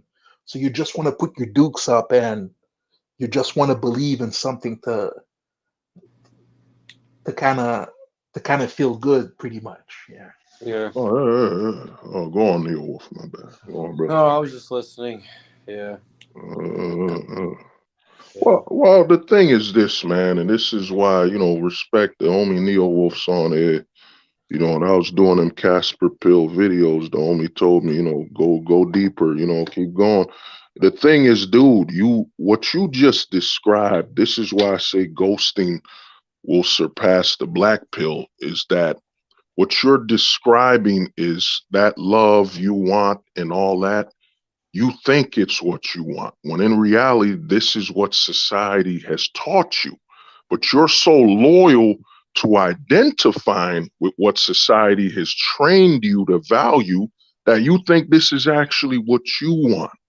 You know what I'm saying? You grew up in a household, you grew up in, you in Canada, you grew up with, yeah, man, men and women are supposed to be equal choices. Your whole life, you've been fed this to the point where now you think this is really what you want. This is why, respect to the homie Neo Wolf, he's traveling overseas. It's going to let you step outside of the system and actually see if you can make real decisions of your own. This is why I always mention the guys, yo, rewatch that Casper Pill 2.0, man. Cause all this shit I do, I don't write none of this. None of this is scripted, man. This is all. That's why I tell people I'm an ancient philosopher. They didn't have books. They didn't read nothing. They just wrote it right in. They were talking to you right in front of you. And that's the scariest type of philosopher, a guy that can't say, read this book, read that book. No, it's a guy that can just look at you. Yeah, I just sat in my mind and I thought and ran a simulation. Remember, I'm a man. I'm a man and I have a mind. So I ran these simulations in my mind, and this is what my thoughts came. The thing is, every man here thinks they know what they want. No, you don't. Because who introduced you to the meaning of love? Who introduced you to that? It might have been a film. It might have been your family. It damn sure wasn't you. It wasn't you who introduced yourself to that. So everything you're trying to do is based on what someone else first introduced you to. That's why I tell guys, ask yourself, man, and it sounds like a stupid question, but I try to, I speak, I've learned how to speak to the normie level, is that ask yourself, what's your favorite cookie? It's really this simple. What's your favorite cookie? And if you say, you know what, it's chocolate chips. And guess what's going to follow after that? Well, when I grew up, that's what we used to eat a lot of, chocolate chips. So you're basically implying when you grew up, that's what you were exposed to, and that's what was chosen for you. So really, you just said you don't know what your favorite cookie is because you've never had to choose what it was. You know what I mean? It will psychologically, that's why I tell guys with this Casper pill, this ghosting and detaching, it will psychologically break you. Because you're going to look at your life and say everything you identify as, over 99% of who you are is a lie. Because how much of you was of your choosing? The food you eat, the way you dress, like how much of this is your choice? Or you know what I'm saying? Like Blue H, I don't know how you grew up. I'm Haitian. The way we grew up, they would give us button-up shirts and all that stuff, dressed churchy. But eventually I grew up and made my own choices of how I would dress. And some of it, as I got older, I started making my own choices. It wasn't my neighborhood that chose me what I dress. I'm near the hood here and there, but I've adapted to where, the hood ain't dressing me, man. I dress myself. You know what I mean? I can tell you, like, if someone asks me, what do you want to wear? What would I wear? Well, I'd mostly wear either all red. In all honesty, if I was to choose, I'd wear all red. But I know I can't. Gangs and all that bullshit. Yeah. It's, you know what I mean? Yeah. Or all red or all black, you know what I mean? But you can't. This is the question. And the gray pill, it's cool. It's okay to be gray pilled, but if you haven't gone through that Casper pill trial, then you're just living a lie. Because most men can't tell who they are. They can't look in the mirror. That's why a lot of men, when I was doing that, I gotta do a separate video, but when I did the Casper pill, 3.0, whatever, what I was saying is a lot of men look in the mirror and ask yourself, how come some men are so successful, like made money, like me? It's not even money. He's got a family. He's got people that love him, care for him. And then he just deletes himself. Like his wife didn't do nothing to him. He just deletes himself. Why? The reason this man deleted himself is that he finally looked at his life and said, I'm 30 years old. I'm successful, but is this the success I wanted? Like, is this the life I wanted to live? Like, did I ever make any choice of my own? Now you'll either go the Andrew Tate route, the Matrix.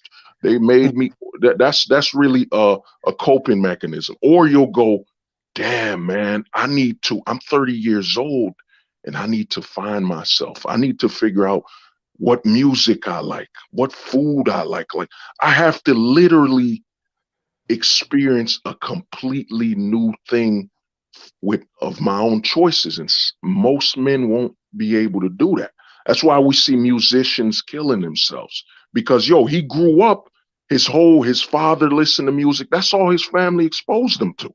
So he grows up saying, you know what? I love music. My parents played this and that. You don't love music, man. You're just doing what your parents showed you. So he becomes a successful rock star or rapper, and then he offs himself because he realized his whole life he succeeded at being what his parents wanted him to be, not not his own identity and his own choices. And most men can't. The 99% of men can't face that demon, man. That demon that your whole life was not your choice and it was all a lie. You know what I'm saying? It's a real. Even myself, when I said this, I'm dealing with it. I'm trying to, I'm still a work in progress. I'm still trying to better myself. But when you think about it, that's your whole childhood becomes a lie. Your teens, your teenage years, your 20s. If you in your 30s like me, you start looking at your whole life and say, shit, man. My whole life, I was lying to myself and I was living a life that I was raised under. All the choices were made for me. What I ate, the music I listened to, the food I ate. Like, yes, for growing up and being raised, that's cool. But as an adult, like, who am I? Who the fuck am I, man? And I'm sorry. Go ahead. Yeah, go on, brother. No, go on. A quick question for you because when I see your channel, you know what? I can read it if you want to. Like, go on, brother. Okay, so for comment from Dreamstorm, Casper Pill will transcend Black Pill, but I think the isolation scares the F out of men, especially with all those install ideals they can't shake, quote unquote. There's a psychologist that I his name is Paul Dobransky. He calls it temperament. So basically, it's kind of beliefs that are kind of glued to the floor of your mind, which make you act a certain way. And that's one of the pretty much that's the thing is that the only way to break that is with extreme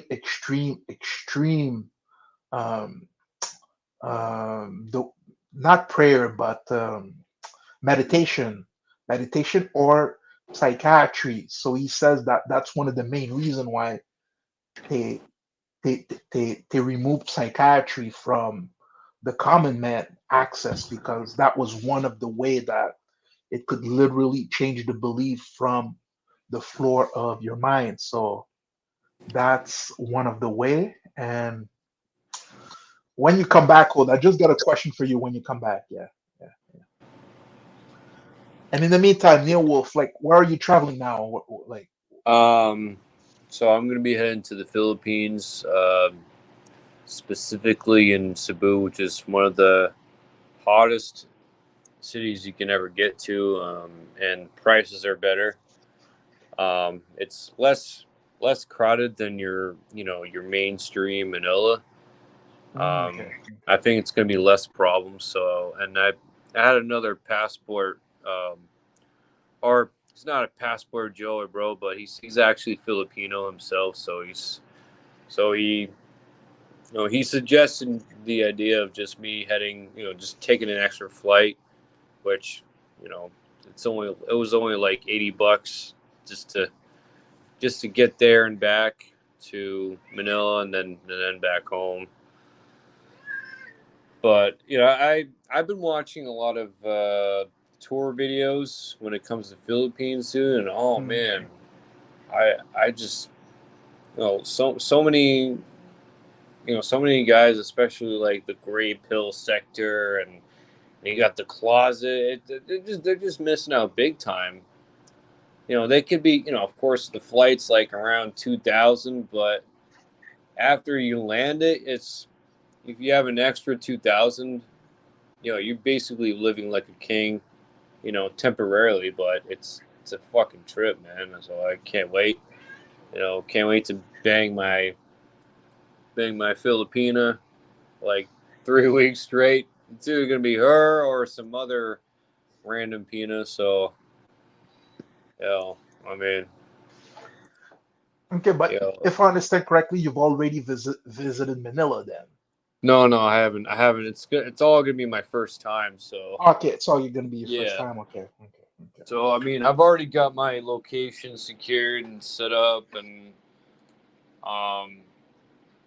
so and it's much safer and friendlier to deal with people.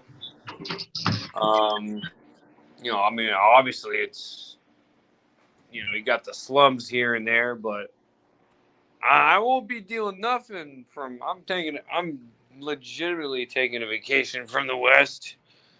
So, and I'll be sharing my thoughts, and yeah, as it'll long be as you're quite safe, enlightening. man. Yeah, as long as you're safe, you take it all in, you enjoy. That's of course like if you like if you're into like short flings, then you as long as you're safe, that's the main thing. As long as you do it safely and Yeah.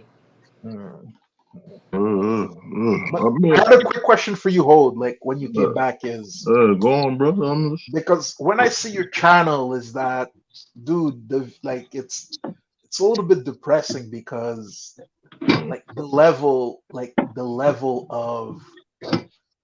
of discussion doesn't match with the view count. So, do you think if, for instance, you started something else, but you died it down on purpose?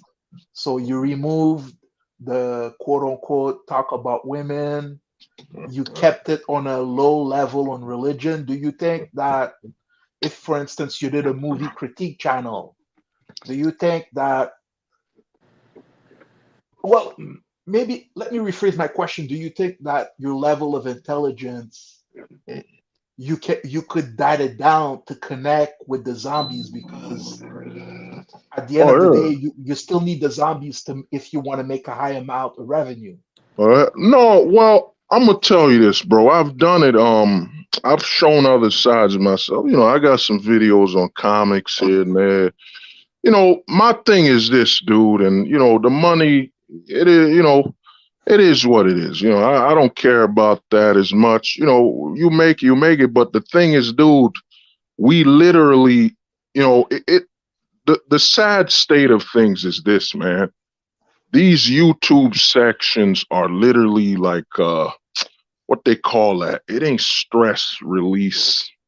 I forget the word when you're about to do something because it's your relaxation.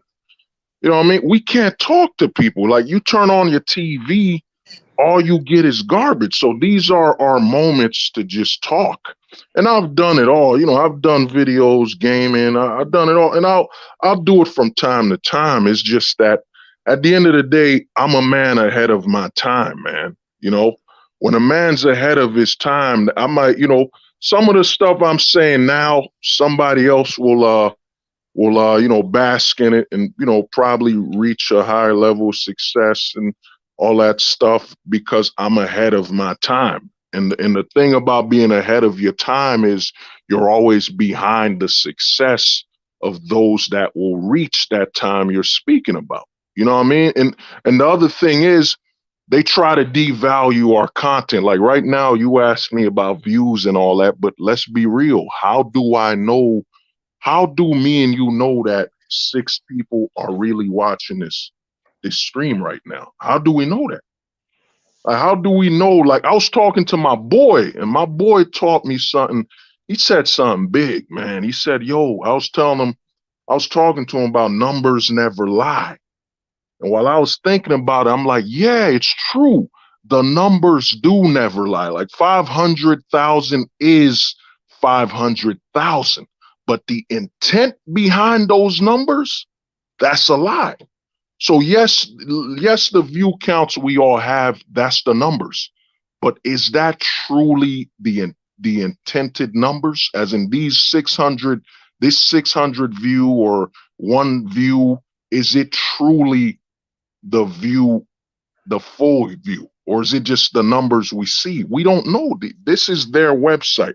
You and me are more tech savvy than the average person. we both know that, yo, all this stuff on YouTube, they control it. This is their website.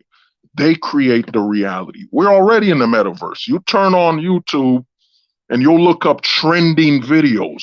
And some of these people on here drooling like some sheep will say, oh my God, Miley Cyrus is trending and she's #1.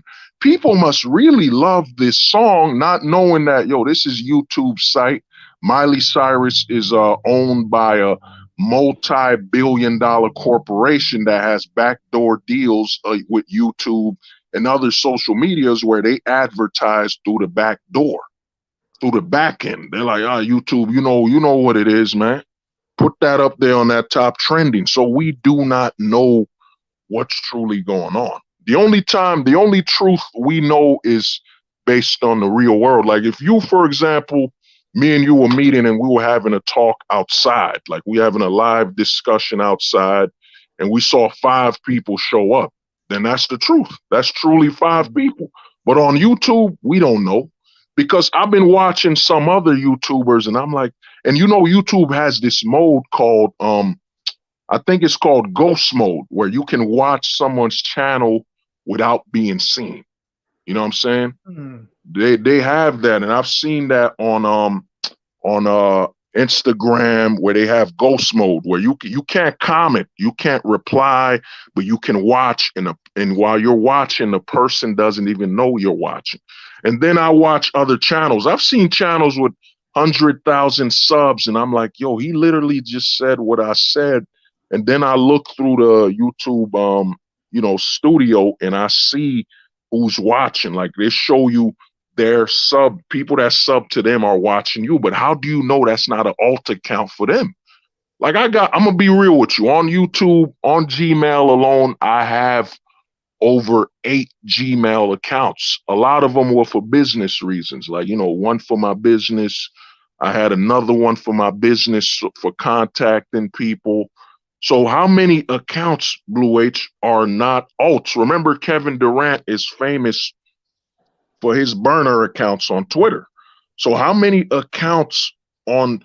people sub to me or watching me are not really just alts for the bigger channels? If I'm a bigger channel, if I wanted to operate in stealth to learn and watch someone else, I would have an alt account. I'd watch other lesser, smaller channels with an alt account, and I'd take what I want from them, then regurgitate it. And then you watch their channel and you're thinking, oh man, how did they know this? Well, people sub to them are watching me. So how do I know the person sub to them isn't their alt account? You know what I'm saying? And the funny thing is, like, I'm not on TikTok, but it's exactly what the big content creators were doing on TikTok. They were stealing the smaller dances from the black TikTokers that were doing the dances, and then the popular one were doing the same dances, and they were invited to the night show with Jay Leno and all the big shows. And the D'Amelio, I believe it's the D'Amelio sisters, they built $100 million empire that way, just doing the dances that the smaller YouTubers were creating and they were just imitating. So it's yeah. Oh, you talking about when Instagram or TikTok had the blackout thing? Yes, the strike. Now all of a sudden some black YouTubers and other races of people are getting opportunities and all that stuff, but it doesn't even matter. Even if they did that, you're still on there. The biggest problem with the black community in America is that I'll give you an example. How are you over 80% of the NFL? And how are you over 80% of the NBA yet? None of them got together and said, you know what, let's start our own league. This is why I don't get, you know what I'm saying? Like I've come to learn, don't look at the surface level. Don't look at the roots. You look at the soil and you'll find the answers that, dude, how can I blame a white-owned league for making their money when, these blacks are at over 80%? And not one of them got together and said, you know what, guys, let's start our own league. Nope. The white validation is too addictive. Black people in America are not addicted to cocaine, man. Cocaine is not the drug of choice. You know, I told one of my homies, a normie, a red pill, whatever you want to call him. It was a black dude talking to me, and he was like, yo, my brother, man, how come black people ain't going to Africa and Nigeria? And I told him the truth. There ain't enough white validation in Africa and Nigeria. You know what I'm saying? And if the homie's white, like, you know, sometimes I wish, man, you know, I wish I could just be white for one day, walk around the community and just laugh and just see how many people would just, you know, just Like you how, more, huh? Because of yeah, that. just walk around and see like how many, like you could laugh for real because you would just see how many people would just worship you for validation. You know what I'm saying? Oh man, you know what I'm saying? Because I don't blame, they trained us to, you know, blame the white man, you know, for certain things. But I'm like, why would I blame somebody when these black people are openly choosing? Michael Jordan, Jordan is who, you want to know who destroyed the NBA? It was Michael Jordan. When Michael Jordan bought a team in the NBA, when he had the most valuable logo on God's green earth, instead of starting his own league with Nike, like, yo, Nike, you know, I'm really about competition, getting the best athletes. Nope, Michael Jordan, like any black bitch made dude, no, I'm going to buy into the league. So who controls the league? The least competitive people on earth. They never played at his level. And look at the NBA now. It's soft, it's bitch made. These, you got 6'8", 7-foot tall guys flopping. You know what I'm saying? Yeah, I saw that in the 7-foot finals. guys, man. 7-foot so-called titans. You think I'm scared of Kevin Durant? You think I'm scared of LeBron James? They could even be taller than me. I'd be like, well, what the fuck you gonna do? You gonna flop? You're a tall bitch, man. You're just a tall bitch, man. That's why I respect Carmelo Anthony. You know, I respect the hell out of Kobe. I do not remember. I'm trying to remember. I can't think of one time Kobe flopped. I can't think about it. I've seen Kobe complain about a foul, but I've never seen Kobe Bryant, Carmelo Anthony, Michael Jordan, and most guys in the 90s flop. I've never seen it, man. You know what I'm saying? So you can't. That's why when they sell this narrative, Black Lives Matter, that scam, which Black Lives Matter was the funniest thing ever, and I called it out years ahead of time, and I caught some flack. They're like, "Aren't you black?" And I'm like, "No, man, get the fuck out of it. It's a brand. The companies have found a loophole. The whole Black Lives Matter was a loophole to make companies look like they support fixing the country diversity by, you know what, we're going to give these Black Lives people some money. So now it looks like the NBA supports and is trying to change the laws and the stipulations when in reality, they're just supporting a brand. I could have started a brand called Dark Skin Counts. You know what I'm saying? Dark skin counts, man. You know what I'm saying? Put my fist up, dark skin counts. You know what I'm saying? People would, yeah, give, and then big corporations are like, woo, wow, this is amazing. So we could support a brand rather than actually go into the political office and actually do some work. Oh, man, it's a scam, man. You know what I mean?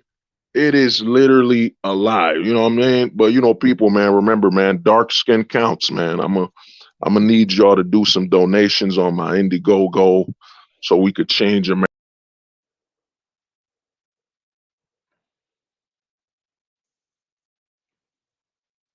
Well, it looks like Holt temporarily dropped off. So okay, so you're back. Okay. Yeah. My bad, man. Somehow I Okay, got that's okay. kicked out right when I was talking about. It's funny, man. The BLM chick, she bought some mansions. She and some of the co-founders of the organization, they took all the money they've been balling out, man.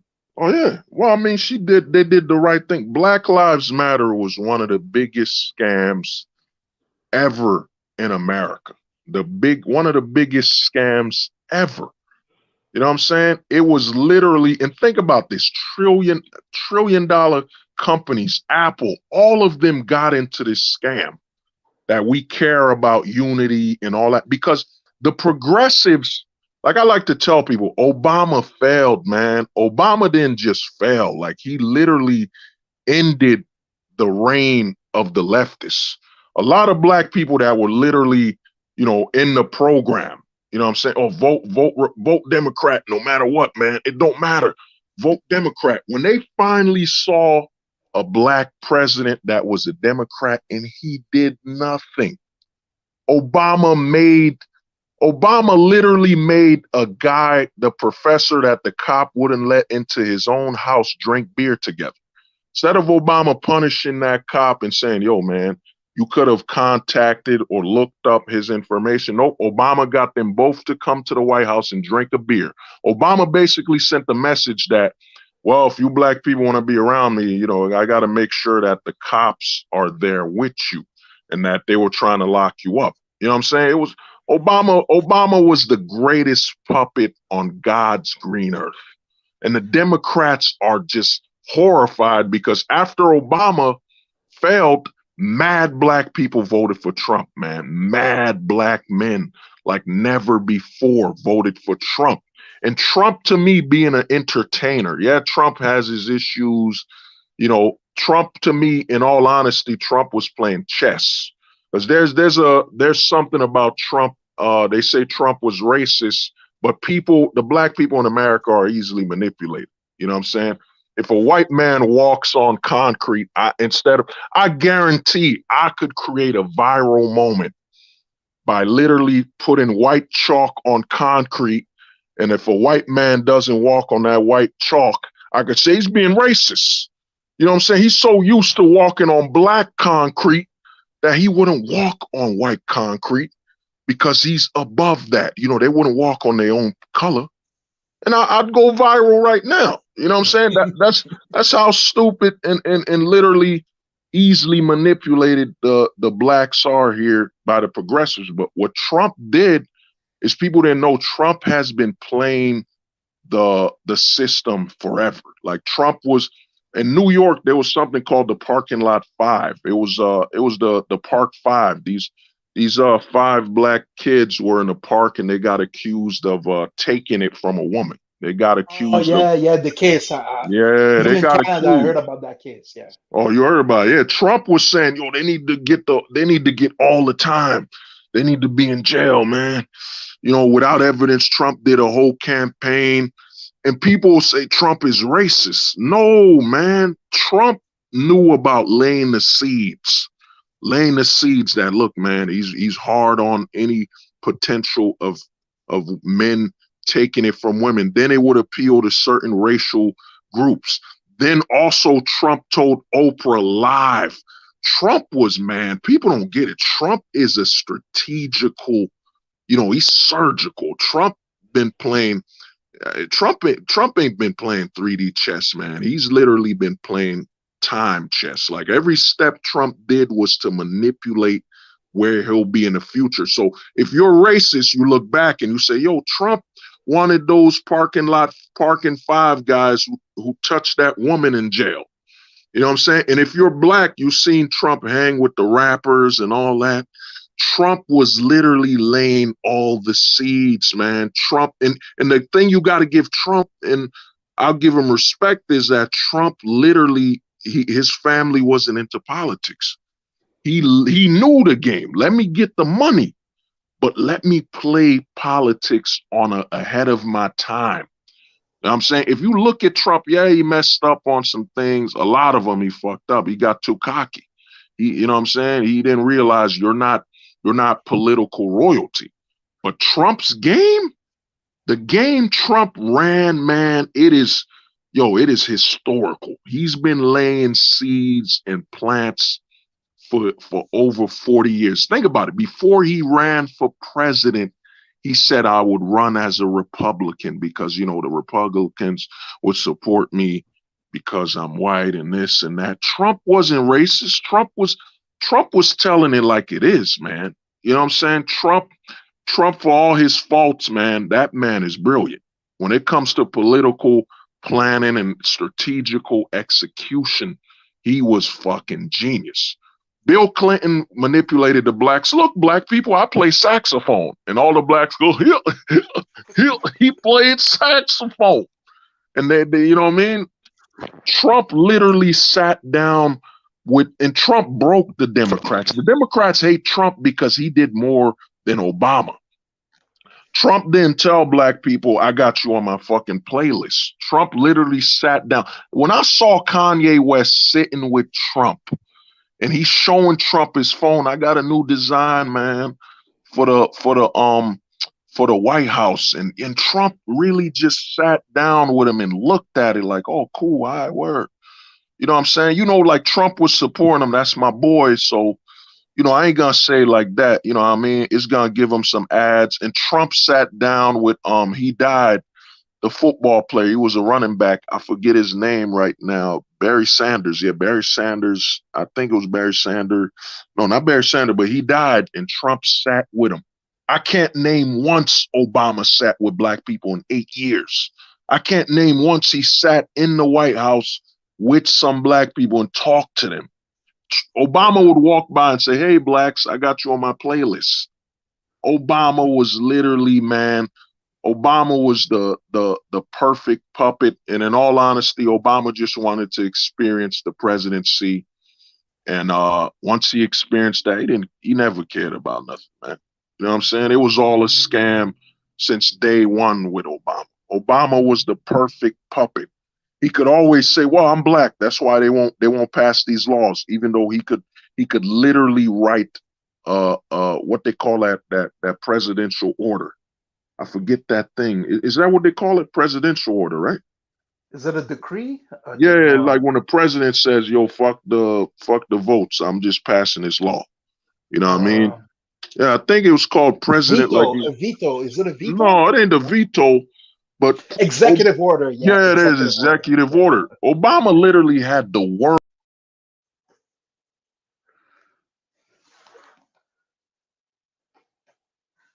Yep, executive order. That's the chat is on the ball. I see you all get. I see you. keep roasting my Simpson on Discord. StreamYard is listening, man. You know what I mean? StreamYard is listening. It's funny. I was while you were away, I was saying to Ogid, like, keep roasting my Simpson on Discord. Yeah. So, yo, Obama literally had, bro, the whole world. Think about it. Hip hop, black music is listened throughout the whole world. Wherever Obama went to, every country paid him respect and love. The whole world wanted Obama to say the war on drugs done. We're rectifying all the problems that were racial, that would divide. No, Obama, this is why you could tell the parties are all in the middle. They're all in tow. They're all together because Obama didn't change any laws that would not affect the stigma on the Republicans. He didn't change the law on war on drugs so the Democrats could always say, look, the white people on the right wing doesn't want to end drug warfare.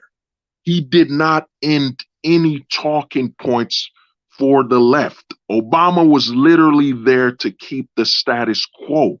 But where he failed, and this is why I say the Democrats failed. And actually, Kamala Harris is actually the evidence. You see Kamala Harris, who's the vice president? Yeah, once in a while, yeah. No, you know that should have been Obama.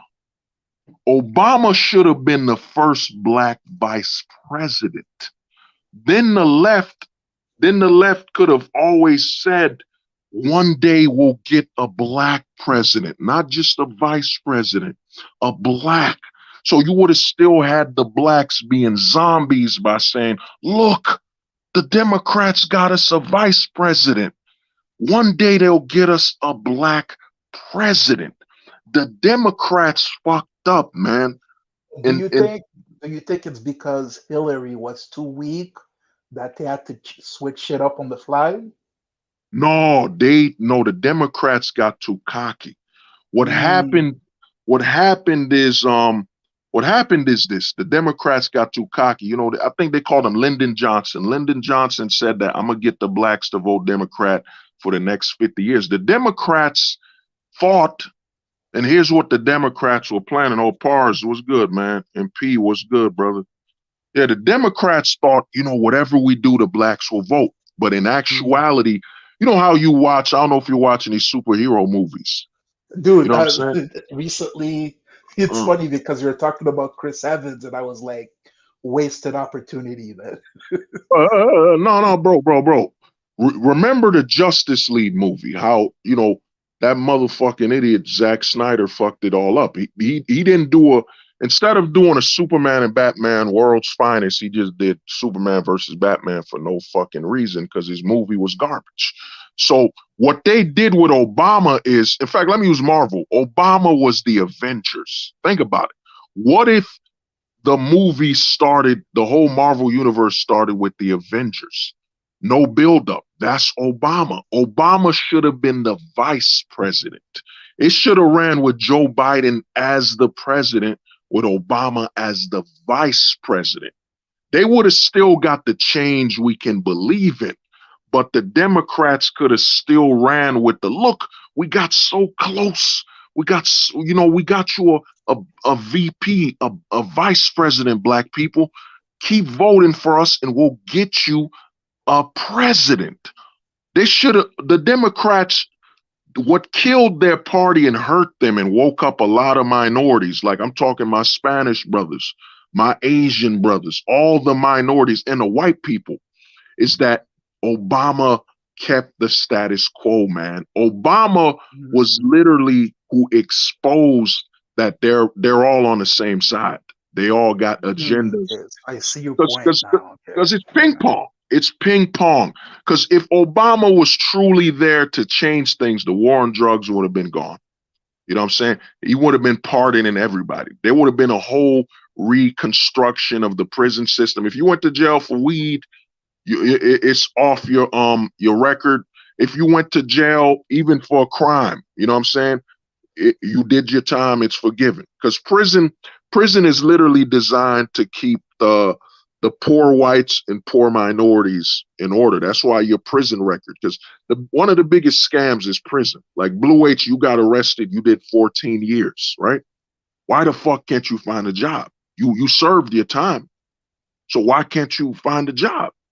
Like, what more can you do? You served your time. So Blue H did 14 years, or you got out early.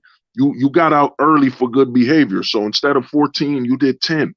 Then you got out. Why can't you find a job? Because they don't want the poor people that get locked up to have any opportunity. And most importantly, I said this over 3 years ago, man.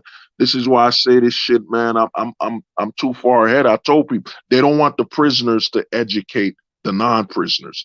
They want they want new prisoners. If you Blue H got out of jail and your time in prison did not affect your job, now you could talk to me. You could be like, yo, hold the truth, man. Don't do it. I did 10 years, brother. I did 10 years. I learned my lesson. I'm now an executive, man. You don't need to go to jail like me, man. Just do your thing, bro. Do your job. You know And what I'm it's saying? funny that you're saying that because a lot of people can relate to people that came from the same place they were. So if they had the opportunity to basically go into a good job right away, they could, hey, listen, Playboy, you're moving like this. It's not good, man. That hanging out on the corner, it's not good for you. Do this instead. Blah, blah. And the thing is, I believe the stats, it's like 90% of prisoners, they come back because, just like you described, is the way the system is set up, is that there's not going to be opportunities for them unless they want to set it up. But a regular Joe Blow starting a business is hard. Imagine having a record that's even more hurdles, like for you, man. So it's like, I mean, they could get jobs, you know, the trucking and some stuff. You know what I mean? But the thing is, and I'm gonna tell you something, this for the white homies watching. Another thing Obama did is Obama created what I call the whites, the the white people, the non-guilty white generation. Obama also created what I call the anti it's my fault, I'm white. You know what I'm saying? The unapologetically white. Obama led to the unapologetically, and a lot of some white homies I got, they woke up. They're like, yo, man, you know, I'll talk to some white people now. Before Obama, it was, yo, I'm sorry, my brother, man, you know, we're demons, you know, my apologies for my ancestors, man. I'm sorry, yo. My bad, bro. My bad, dude. And after Obama, 8 years, white Americans got to soak it up and said, wait a minute. Yo, man, I ain't apologizing for what the fuck my ancestors did. Cause yo, I'm not responsible. And look, black people, you had a black president. What the fuck did he do for you? Like, did he? No. Hit me out. Because the white people were like, yo, what the fuck did y'all had a white president? Y'all had a black president. He didn't change nothing. He had the power. He had the power to change the war on drugs, everything, black people. You can't blame us no more. You can't blame us next generation whites for the sins of our ancestors when, you know what I mean, when you had a black president and he said, fuck you niggas, man. You know what I mean? I don't usually use the N-word a lot, but Obama literally said, fuck you niggas, man. Fuck you. You know what I'm saying? And he didn't change no laws. The whole world was ready for it. The whole world was like, yo, man, finally a black president. Like when Obama went to France, the French people treated him better than their own fucking president. He went to Brazil. They were all celebrating because everybody across the world was like, oh, it's over. It's over, man. Racism in America's done. I'm Polish. I love hip hop. I love black culture. I could come to America and I'll be accepted. I'll be loved. We could all get together. The racism in America is done. And then they saw Obama for 8 years and he ain't do shit. All Obama did was talk, give speeches. Obama was literally a handler. He is, in my honest opinion, the worst president in American history because he had all the power and all the reasons to rectify all the racial issues. And how you knew Obama was for the status quo is Obama, I think there was literally a video where he gave a speech and he said, I'm not the black president. I'm not for just black people. I'm for Americans. What? What do you mean? So he basically said, if I correct and fix things, black people, if I make it okay, that's me preferring you blacks over everyone else in America. So he said, he's basically saying, I'm fine with the status quo. That's what Obama said. I remember that. I remember that speech. I saw it. Yeah. So a lot of white people woke up, and that's why you see a lot of white people now just talking, and they're not talking recklessly. They're just talking. They're finally comfortable, and they've moved on from being blamed for their ancestors that was literally over 500 years before their time. So a lot of the white homies is like, man, fuck that dude. You know what I'm saying? You got white people on video now saying, man, fuck you. You know what I'm saying? They'll say fuck you to a minority because they're free now. Obama freed 2 people. He freed the white people that were literally walking with their heads down, being blamed for their ancestors every fucking day. You wake up white like, man, oh, yes, I know I'm evil. White supremacy. I'm the devil. Yes.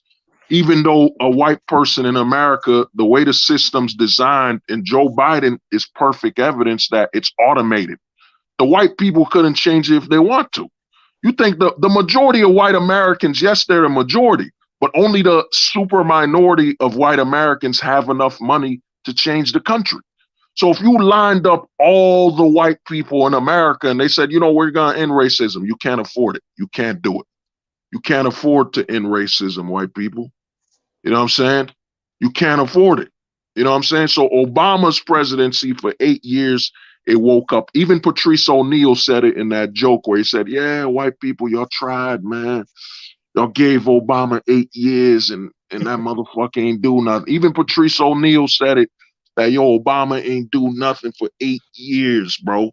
Yes, he added some comedy behind it, but Obama, a lot of white people were like, fuck, I could finally walk with my boy, my homie.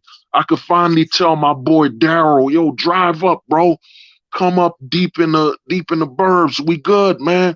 We could finally chill, and I'm not worried. You know how many white friends are worried about their black friend when their black friend drives away from them? Like, oh shit, man. Fuck, man. I hope my homie makes it home. I pray to God, I hope he makes it home, because I know I can't do nothing. We can't do nothing. The system is automated, man. The automation is happening now with Bud Light and all that. A couple Americans are realizing your votes don't mean shit. Your votes don't mean shit. The protests don't mean shit. The only thing that means something is your money. In all honesty, I was thinking of making a video called "The New Party is the Money Burners."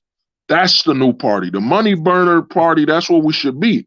If you act in any way, any company acts in any way that's disrespectful to us as straight men and our families, you ain't getting nothing. I would rather burn my money before I give you a dime. You know what I'm saying? That's the party it's got to be. It's got to be about money, man. You know what I'm saying? Too many people in America are what I call the "I have a dream" Americans. They fell for that fucked up speech by Martin Luther King, that fucking scam artist. You know, well, I had a dream that one day white people and black people could eat cornbread and watermelon and cookies together. No, man. It had nothing to do with eating together. Black people got their own restaurants. White people had their own restaurants, and sometimes they might have interchanged into each other's restaurants. It wasn't about eating together. It was about, yo, I pay for my taxes. Yes, I'm black. I just want fair treatment. I pay for my taxes like anybody else. That water fountain that says colors only, why the fuck is there a water fountain that's for colors and whites when we both pay our taxes? It's about taxation. Like, I'm gonna tell you the biggest scam in America right now. One of the biggest scams is called equality. Equality is a scam because it's designed as a distraction for you to look away from fairness. They don't want you to talk about fairness. They want you to dream about equality. If Blue H, for example, you're my boss, and you told me, yo, hold the truth, man. I make $1 million a year. You know what? Hold the truth. I'm going to pay you $1 million too. We're going to be on the same playing field. We're not equal. We're not equal. Now, a smaller minded person will say, yo, we're equal. No. How the fuck are me and you, Blue H, equal when you decided to pay me the same you make? So how are we equal? There is no such thing as given equality. Equality cannot be given. It can only be, you know what I'm saying? It can only exist. There's no such thing as someone making you equal. No such fucking thing. Now, can a man make you fair? Yeah, we could have fair exchange, but I can't be equal. How the fuck me and you, Blue H, are equal when you had to give me the same money as you, so we're equal in our earnings? So if you gave me this equality, what's stopping you from taking it away? There's no such thing as equality. Equality is the biggest scam in America. Anytime you hear somebody tell you, we need equality, that's a scam artist. That's a scam artist. The true people will tell you we need fairness. Fairness is what we need. You know what? Like, I heard that before, but the explanation that you just gave, it's the first time I'm hearing it, because before I heard it is there's no such thing as equality because things cannot be equal and different, which I feel is true. But what you just did is that you just dug down like 15 more layers in saying it's fairness. That when people say that, they believe it's fairness, but it's not. No, what they believe that concept is fairness, but you just broke down that it can be because there's someone deciding for you. So therefore, it automatically nullifies the concept of equality because Oh, Blue H, man. You see me, you be saying you can't explain, bro. Now you got it, bro. But I gotta listen. I You gotta know? listen to your words first. Then I got a blueprint, and then I can break down. So you see, Yeah, I listen from you. I break it down. Then I can go. I can go inform the normies, the oh, zombies out there. So oh there's a yeah, chain of nah, command. dude. There's a chain of command. Oh yeah, bro, you just helped me out because you just said something big, man. I wasn't able to articulate it. Is equality cannot be decided or given. Equality just is. You know what I'm saying? There's no such thing as someone deciding to make you equal or giving you equality. That is a fucking scam. That is how many fucking people got keep and you know I know I usually don't curse, but fuck it, man. How many more people got to die for this scam? Think about it. When did Martin Luther King give the "I Have a Dream" speech? It That was was like over 1964. 50 years ago, right? 64, yeah. So for over 50 years, you got motherfuckers still holding on to this scam called equality. There is no such thing as equality. There's a reason why they say there's hillbilly whites, there's rednecks. If all of them were equal, why would there be a difference in casting and so on? There is no such thing, and it's perfectly natural. Inequality is natural. Equality is artificial. You know what I mean? There's no such thing as equality. You know what I'm saying? We're not equal genetically. We're not equal mentally. We're not equal resources. No one is ever equal. Even two poor people. Like let's say me and you, Blue H, we literally grew up in shacks. You're poor, I'm poor. But guess what? You have a family that loves you. I have a dad that just had me to make sure he's got enough kids to keep working and help around the shack. So we're literally both poor at the same rate. We're both the same level of poverty, yet we're not equal. There is no such thing as equality. And Equality is unnatural.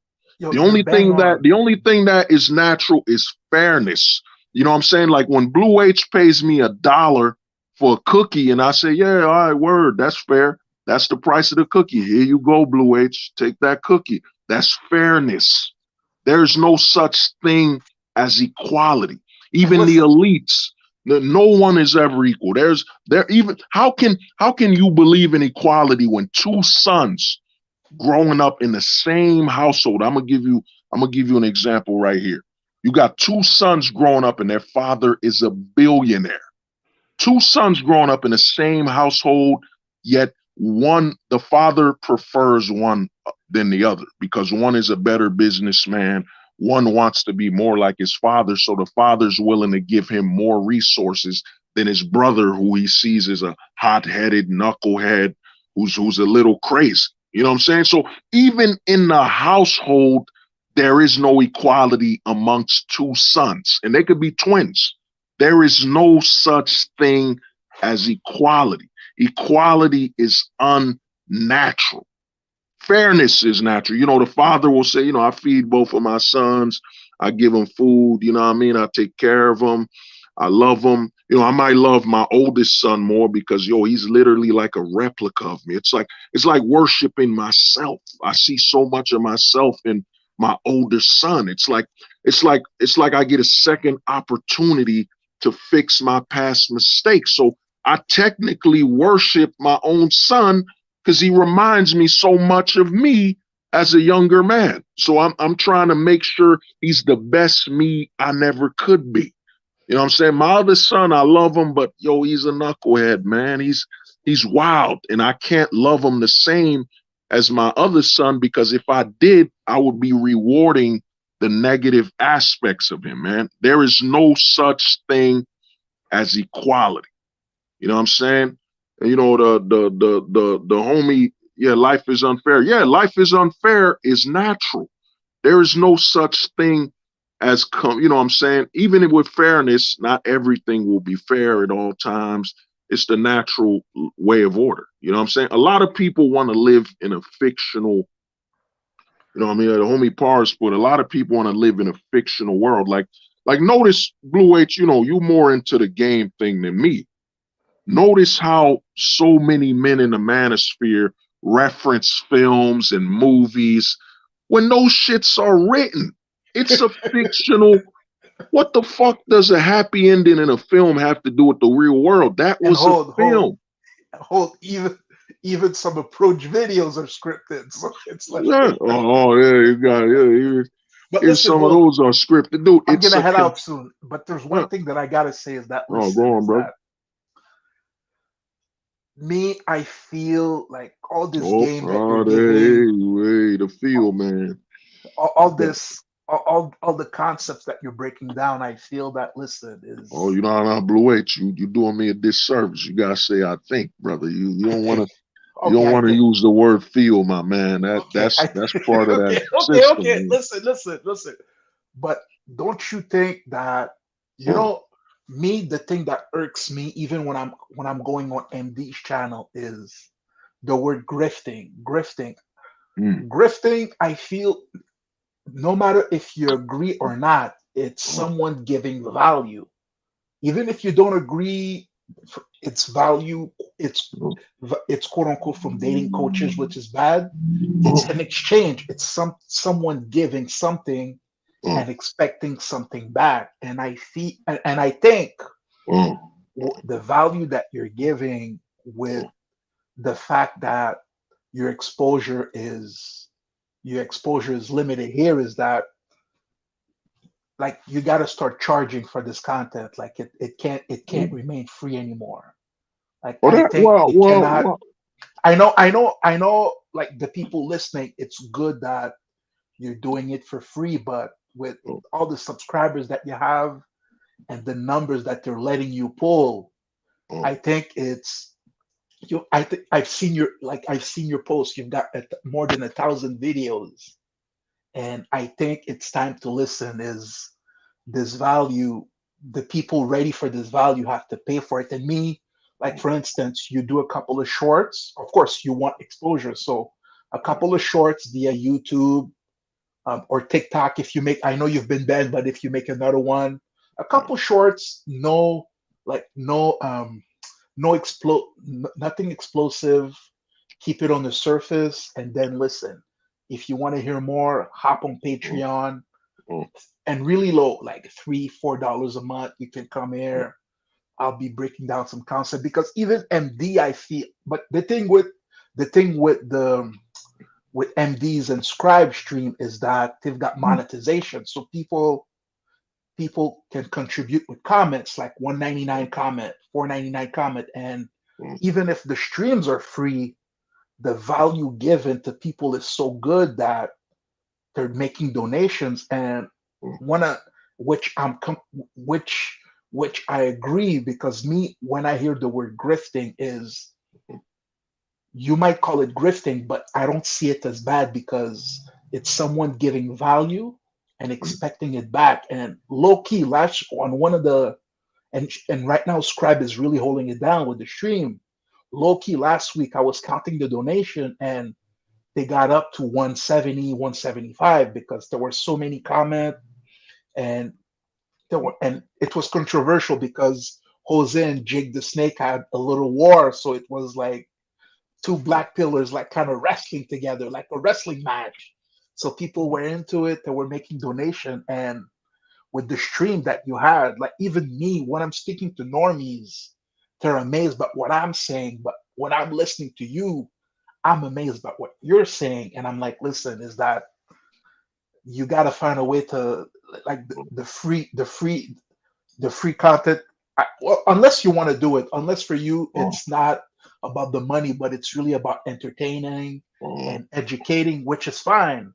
But me, I feel, especially I remember a couple of months ago when the stream went against you because they said that you were grifting with the listen. If you want to pay for me to make a video on your topic of the topic that you choose, and when that happened, like till this day, it left a bad taste in my mouth because no matter how much you decide to charge, if you decide to charge $10,000 for someone sending in ideas to make videos, you decide on the value that you give. So you decide on the value that comes back. It's based on supply and demand. That's the basis of business. As someone giving the value, you've got the right to decide the price that should come back. Just like Nikes, Yeezys go for $600. Oh They yeah, decide yeah, they decide that it costs $600, and if you agree, you pay it. But Oh some yeah. people don't agree with that, which is why you've got some sneakers that cost $59.99 because some people feel that $59.99 is the maximum value that they're willing to spend on shoes. But you've got the young wavy that love to look fly. Hey, I've got the flyest gear. These people agree to pay $6.99 for shoes. The same way some people with the correct marketing, you chop it up some content. For instance, Hold the Truth Shorts. It would be a channel called Shorts. All the big channels, that's what they're doing. You've Well, got. Go well, ahead. Go ahead. yo. Not to interrupt it. The thing is this, man. When that happened to me, man, when that happened, you know what I'm saying? I got nothing but respect for, MD and Scribe and all that. When that happened to me, I saw it, you know what I'm saying? But it's nothing I didn't see coming. The thing is, what happened there was like, I'm like, dog, I don't remember. You know what I mean? I didn't remember or whatever. Let me add pars for a minute, but give me 1 second. But what happened on that was like I saw it coming. But the thing is, I told him this, man. I've been saying this for over 2 years. You can message me. I've had requests on my channel since it started. But I said if it's that important, you know what I'm saying? And that's why I told when I was on that stream with MD, I said, yo, you sell books, we do what we can based on our time and all that. I was doing no such thing as grifting. I've never said I'm gonna give you a solution for marriage or anything. It was a matter of here's my time. If it's that important to you where you're like, yo, hold the truth, you gotta do it. I got a job. I got it like anybody. We all got work, we got stuff. So for my time, yeah. If you want something immediate, yeah, man, here's just like me working a job. You would have to pay me my wage for this job. It's a work, you know what I'm saying? But the thing that happened there is people got caught up, man. People got caught up. That's why I'm on there on and off, and I got no problem with the guys. I got nothing but respect for them. Their platform, and I pay respect to it, whatever. You know what I'm saying? I got no problems with. Now as for charging, I mean, it will happen because what I planned, I was gonna do something. I got my own website. What I was gonna do is I was gonna save all this stuff as an MP3 file. And if you want to download it, there'll be a certain price because I got to host the website. Because here's the thing about grifting, and I told people this when I was on MD's stream, and MD had to delete all that because they were striking his channel. But I told people the dating coaches, there's a market for it, dude. You're in a country where men don't have fathers. Some men will pay a dating coach just so they could say, "Look, I tried." You know what I'm saying? Some people are paying these dating coaches as a receipt. Look, man, I didn't have a father. I don't know game. I don't know how to talk to women. So I just paid these guys to show me. You know what I'm saying? Some guys pay for it and believe in it. Other guys will just pay for it for just to say, look, I tried. You know what I'm saying? Now, and another thing is, I remember you said this, Blue H, but they're adults. It's their money. Exactly. You know what I mean? Because me, it's the whole grifting is the illusion, the perception that it's wrong, blah blah blah. Listen, it's a value exchange. If you believed in it at the time and you purchased the product, and now you're completely against it. Like for instance, people that paid boot camps to go run quote unquote game in the clubs, and not afterward to realize that game is BS. It's okay for you to be angry at that. It's okay. Listen, game is BS. It doesn't exist. It's all about looks, which is fine. If you hate the people that quote unquote ran the scam, oh my God, he sold me the scam of game, and you hate him personally, like some people hate the dating roaches. That's fine, but the concept of quote unquote grifting, which is that person exchange value for something that you believed in, and in return you paid it back.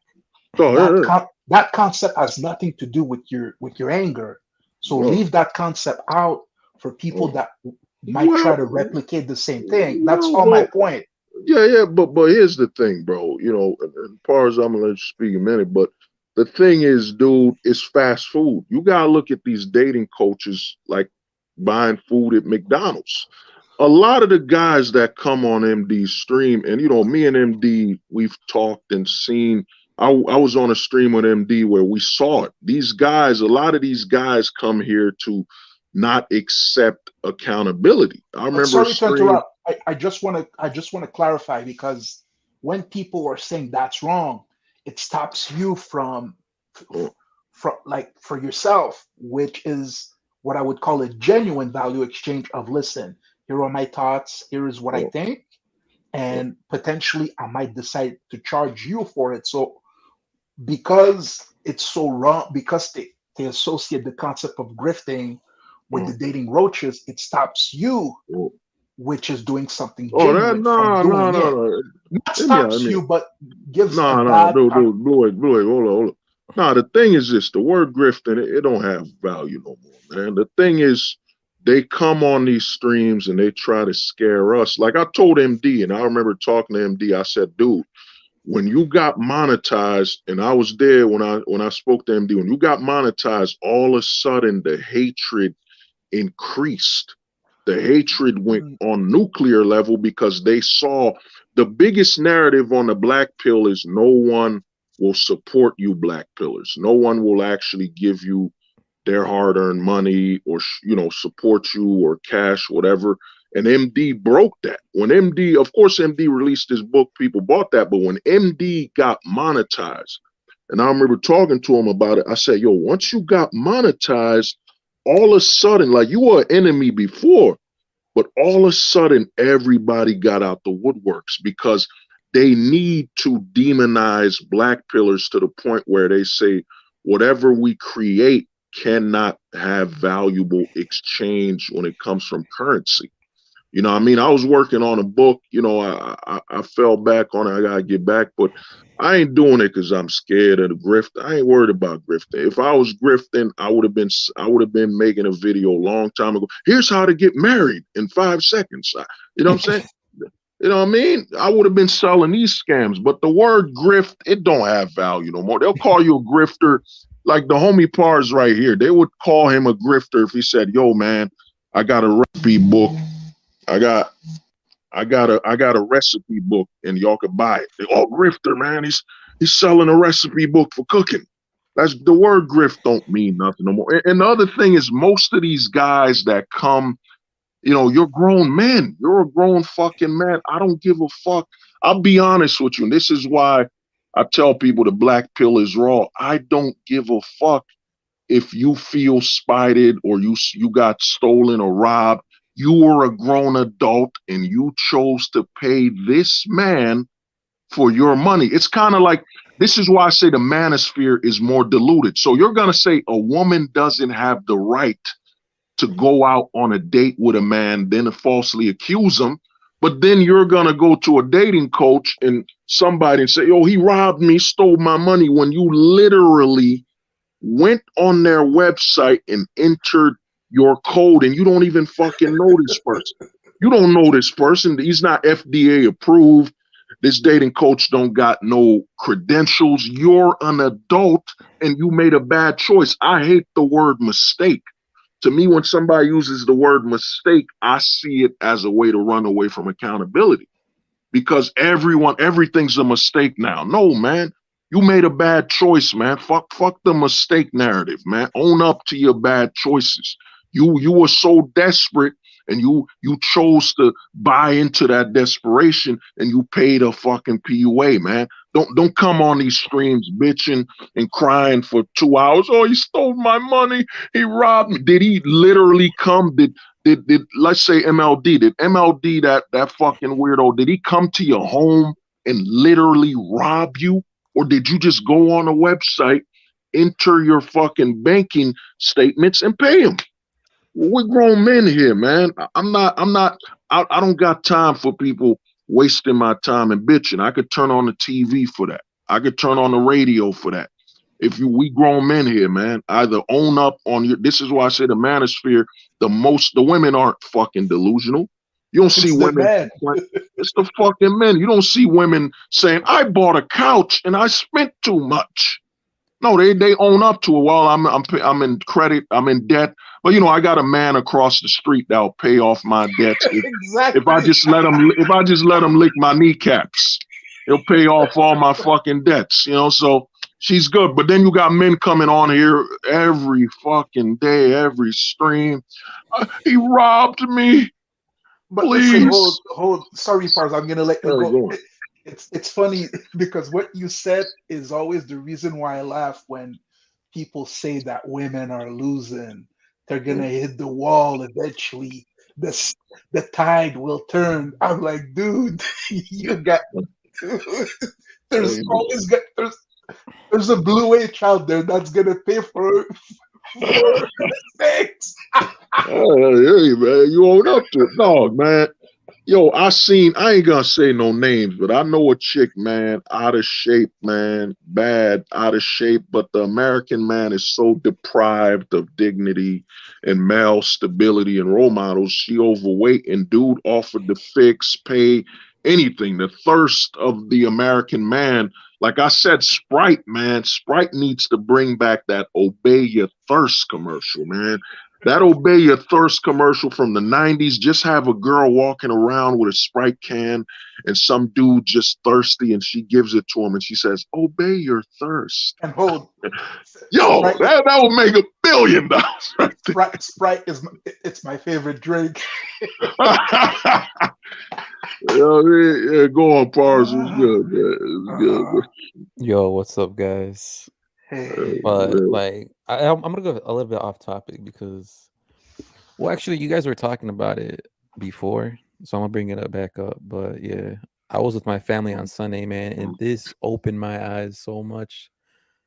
I think it was you, Hold. You were talking about like the influence people have on you, like they'll try to like make you do this, like, hey, we're all 25 or whatever, 30 years old. We got to be married by this age, blah, blah, blah, blah, blah, or like your mom will say that, or just whatever.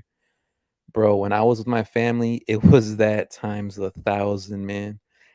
I have this one cousin, bro. He was telling my male cousin, he's a male, he's a man. He was telling him like, oh, when are you going to have another kid? Like, bro. And this is a guy that he already got screwed, bro. Like his girl, him and his girl, they're not, they're not good, they're not on good terms. So he's pretty much like a single father at that point. He was like, when are you gonna have? I was just like, wow, bro, did you really? I'm like, nah, I can't be with, like, this is my family. I grew up with y'all since I was a kid. But nah, man, like I was like, damn, like at the end of the day, like, yeah, I care about you guys, but I'm going another path in life, man. I can't be around this a lot, man. Well, But you really gotta, brother, yeah, brother, no, hit me out, bro. And to me, this is where isolation and you could potentially hurt yourself is, dog. That's your family. They're in the program, man. You gotta understand. And Blue H brought up the zombie stuff. Is you're amongst them, man. I remember my mom's once asked me, where's your girlfriend? Where's this and that? And it's to be expected, man. You can't get mad or be wary of anything. You gotta understand that the number one slogan in America for men is, if you can breathe, you can sing. That's it, man. It don't matter. It doesn't matter if you in divorce, you in your 5th divorce, you in your 3rd marriage. That man is still alive. You know what I'm saying? So if he's still alive, he can still sing. With the family, it's inevitable, man. It's the narrative. You know what I mean? I can't get mad at it. I accept it. This is why I tell guys, and I got a lot of beef. Some people told me, oh, hold the truth hostage, man. You literally did an 8-hour stream and other videos where you did the philosophy all these fucking pills. Dude, you live amongst your family and you're gonna look at your cousin. Oh shit, that's a red pillar. Oh, that's a purple pillar. That's a pink pillar. Yo, I know what they are. And I know exactly the narrative they're gonna push at me. I know their thoughts, I know their limits. It is what it is, man. You know what I'm saying? And you know, the way you gotta look at it is, yo, you can't be mad at them or anything. They're just part of the programming. You can't be mad or be against somebody that's been programmed. Remember, I don't know if you watched Bender. Remember Futurama? Everybody here seen Futurama. You know what I'm saying? I'm aware of it, but I didn't watch it. Like, Oh, Yeah, I you didn't really gotta watch watch. it like that either. Oh, I'm gonna give you an example. Bender the robot. What happened to Bender is he was about to delete himself in a machine. Fry bumped into him and it kind of messed with his programming and he got unprogrammed. Bender by accident got unprogrammed. So your family and all that, some people, man, they gotta get burned or they're in the programming. They're NPCs. One of the homies told me this. Yeah, the NPCs, man. You're a main character amongst your family. Not everybody can be a main character. and you know Some, what, Hold? Sorry to interrupt. And I've noticed that recently it's been happening when people have been losing family members. So that quote unquote accidental deprogramming is that when they're going through trauma, it's almost as if all the chains are loose and the true consciousness can come out. And then once they lose a family member, it's like there's a readjustment that happens. I've noticed that around a couple of people around me. So that's, I just wanted to interject. That could be in real life one of these events that could trigger that. Yeah. Oh yeah, yeah. Well, another reason people are getting deprogrammed is that, like the homie Pars brought up, is dude, you've been trained. Like our family members, they've been trained. Some of them, you know, I'm from Haiti, so my family from Haiti. You know, I don't Pars, I don't know. You know, everybody family from somewhere, and then they come to America and they will hear like, if your parents are a product of the '90s, '80s, 2000s, and 2010s, what's really unprogramming them is now for over 40 years, you've been telling them get married, have kids. You know, if you get divorced, that means you didn't find the good one or the lucky one. My bad, man. The lucky one, you didn't find a good one or a lucky one. And now the same people that programmed them are telling them to mutilate their kids. You know what I'm saying? Damage their children. The system is literally unplugging people from the program. It like Blue H said, in the old days, yeah, it would take that stress, you know, a family member passing away. Now people are turning on their TV and they're getting deprogrammed. They're like, oh my God, I've mapped out my life based on these people that are promoting save trans kids, mutilate your children. It's forcing them out, man. People are waking up to a nightmare. You know what I mean? It's perfect that you're saying that because just last week, I believe it was a Islamic school, like mostly Islamic parents living in a specific neighborhood. They came to the school in vogue because I believe it was a mandatory TRNS training. They came out there, said, listen, enough is enough, no more. This will not happen to our children. And usually they're the most quiet, supportive, but and even the news were surprised by that. They were saying, oh my God, usually this group is so quiet, but now they came out in droves. So what you said is bang on with that, is that they said enough is enough, man. Well, the thing is, a lot of the foreign parents, like, you know, like how many of y'all got, you know, my parents is foreign, you know what I mean? So when they came here, the foreign parents buy into the book of America, the movies they saw. They think that's what America is going to be, family, hard work. That's why a lot of foreigners are coming here and they're getting a culture shock wake up when they go to their store and they see, like in Canada, that guy was wearing prosthetic breasts amongst those children. They let him wear double D's amongst children, and he walks around like a normal man, and they let him. So a lot of the foreign parents are realizing that You can't just open the fucking book called America. Don't just look at the cover that has a picket white fence.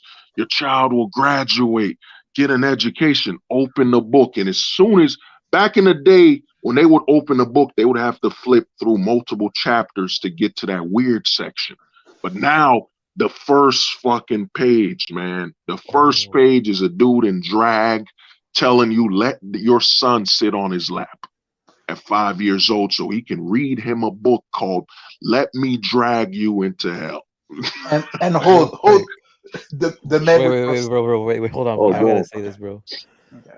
Like, I saw this tweet in the morning, man. You just reminded me something. This guy tweeted like, "Oh, look, I have like this collection of like Teenage Mutant Ninja Turtle VHSs that I got from the Burger King Kids Club." I'm like, "Oh yeah, I remember that." And then it made me think. I was like, "Damn." Back in the day, like it was like foreigners coming here, they'd work, they'd have kids. Their kids would have a blast with all this cool stuff when they were kids and all that. And the only thing kids really had to, worry about, well, not really worry about that much. Like the thing that's now, it's like they'll blatantly like put out like all that rainbow flag stuff in the cartoons. But back then it was like a subliminal thing. You know what I mean? Remember that? Remember how on YouTube it used to be a big thing, like we're like, oh, look at all these subliminal Subliminal messages. message. Yeah. Yeah, like Yeah. that's the only thing we had to worry about. Other than that, it was like all clean. Like it was just the plot of the story, and that's it. It was all cool, and yeah, you already know. Oh, yeah. Well, I mean, they're trying to sell a sexuality. The thing is, no one gives a fuck, man. You know what I mean? No one cares what you're doing, but you're selling sexuality, and they're really selling pedophilia to children. Like, why are you trying to expose children to a sexuality and adult choice? You're trying to expose sexuality to kids. Now, what Pars brought up is the parents, like the homie Blue H said, they were quiet because they knew America was your kid's gonna turn on the TV and it's gonna tell them buy, buy, buy. Look at these bright colors, buy these action figures, eat this cereal. That the parents could be, oh, cool. He's experiencing a new life versus being in the shacks of Rio de Janeiro or in poverty. He gets to experience that American aspect called capitalism.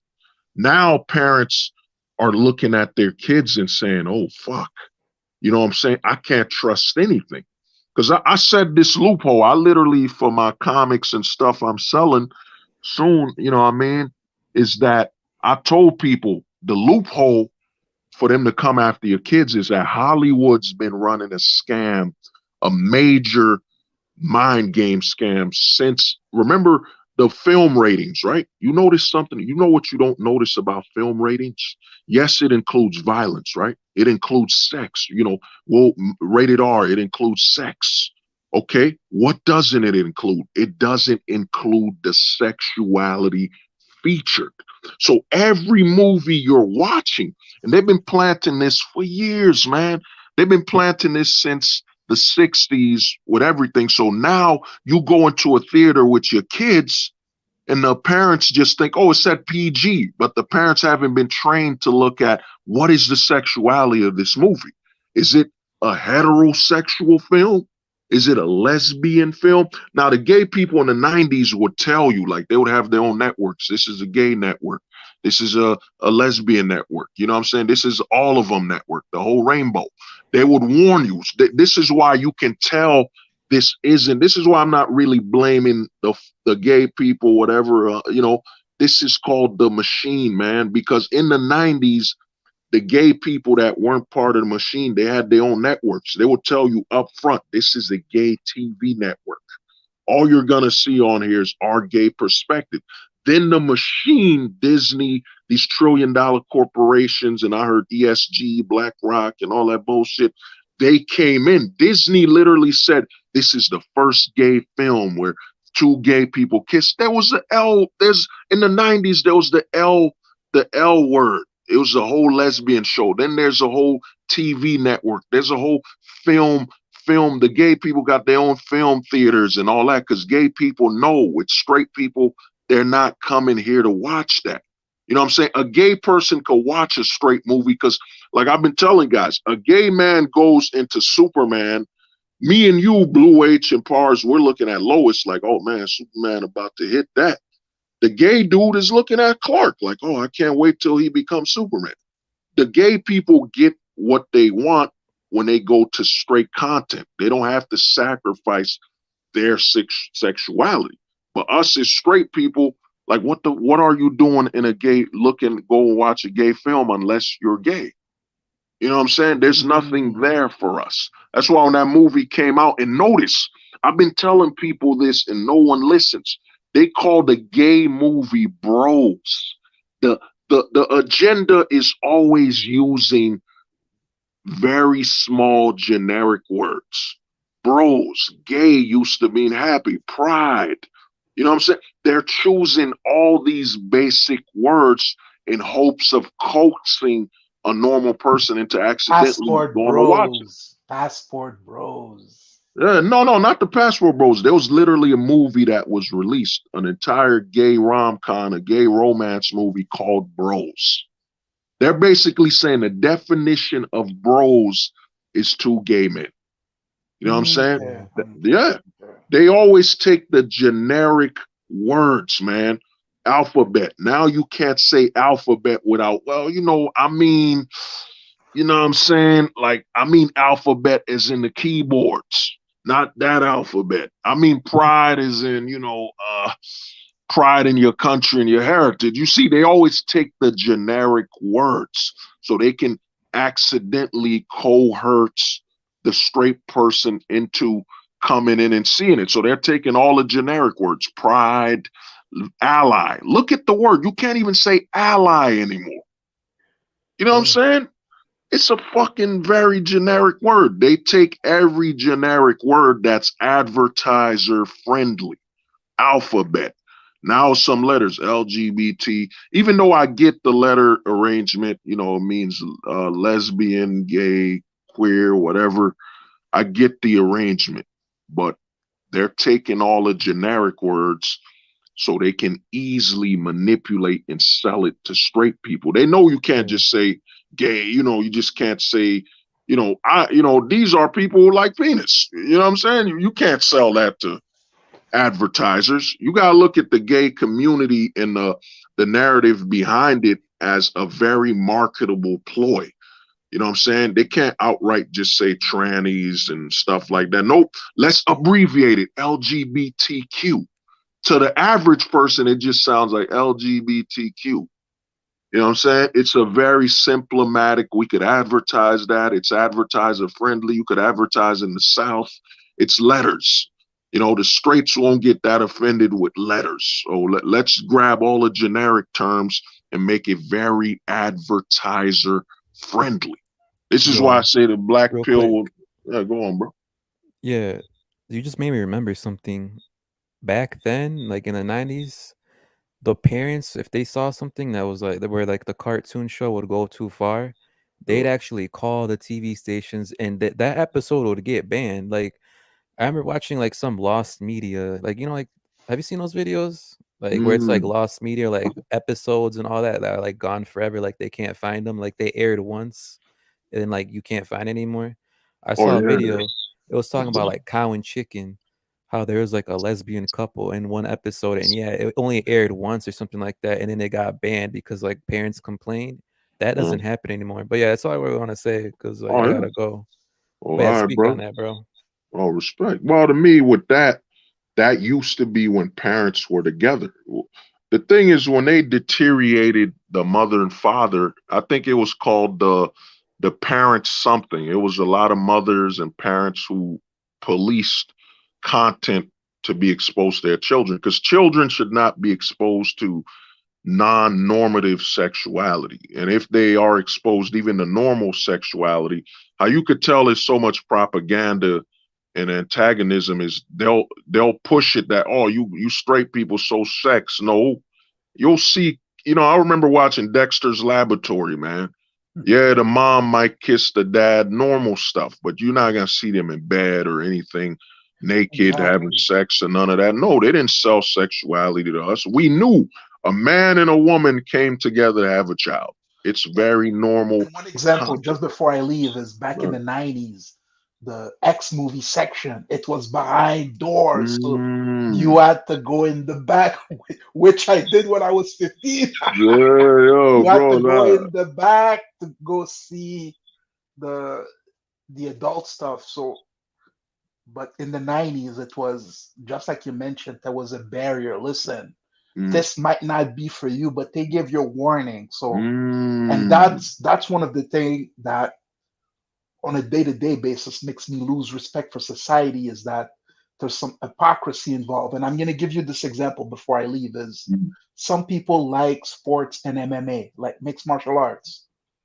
They want to see good fights in mixed martial arts, but they quote unquote don't want the fighters to take steroids.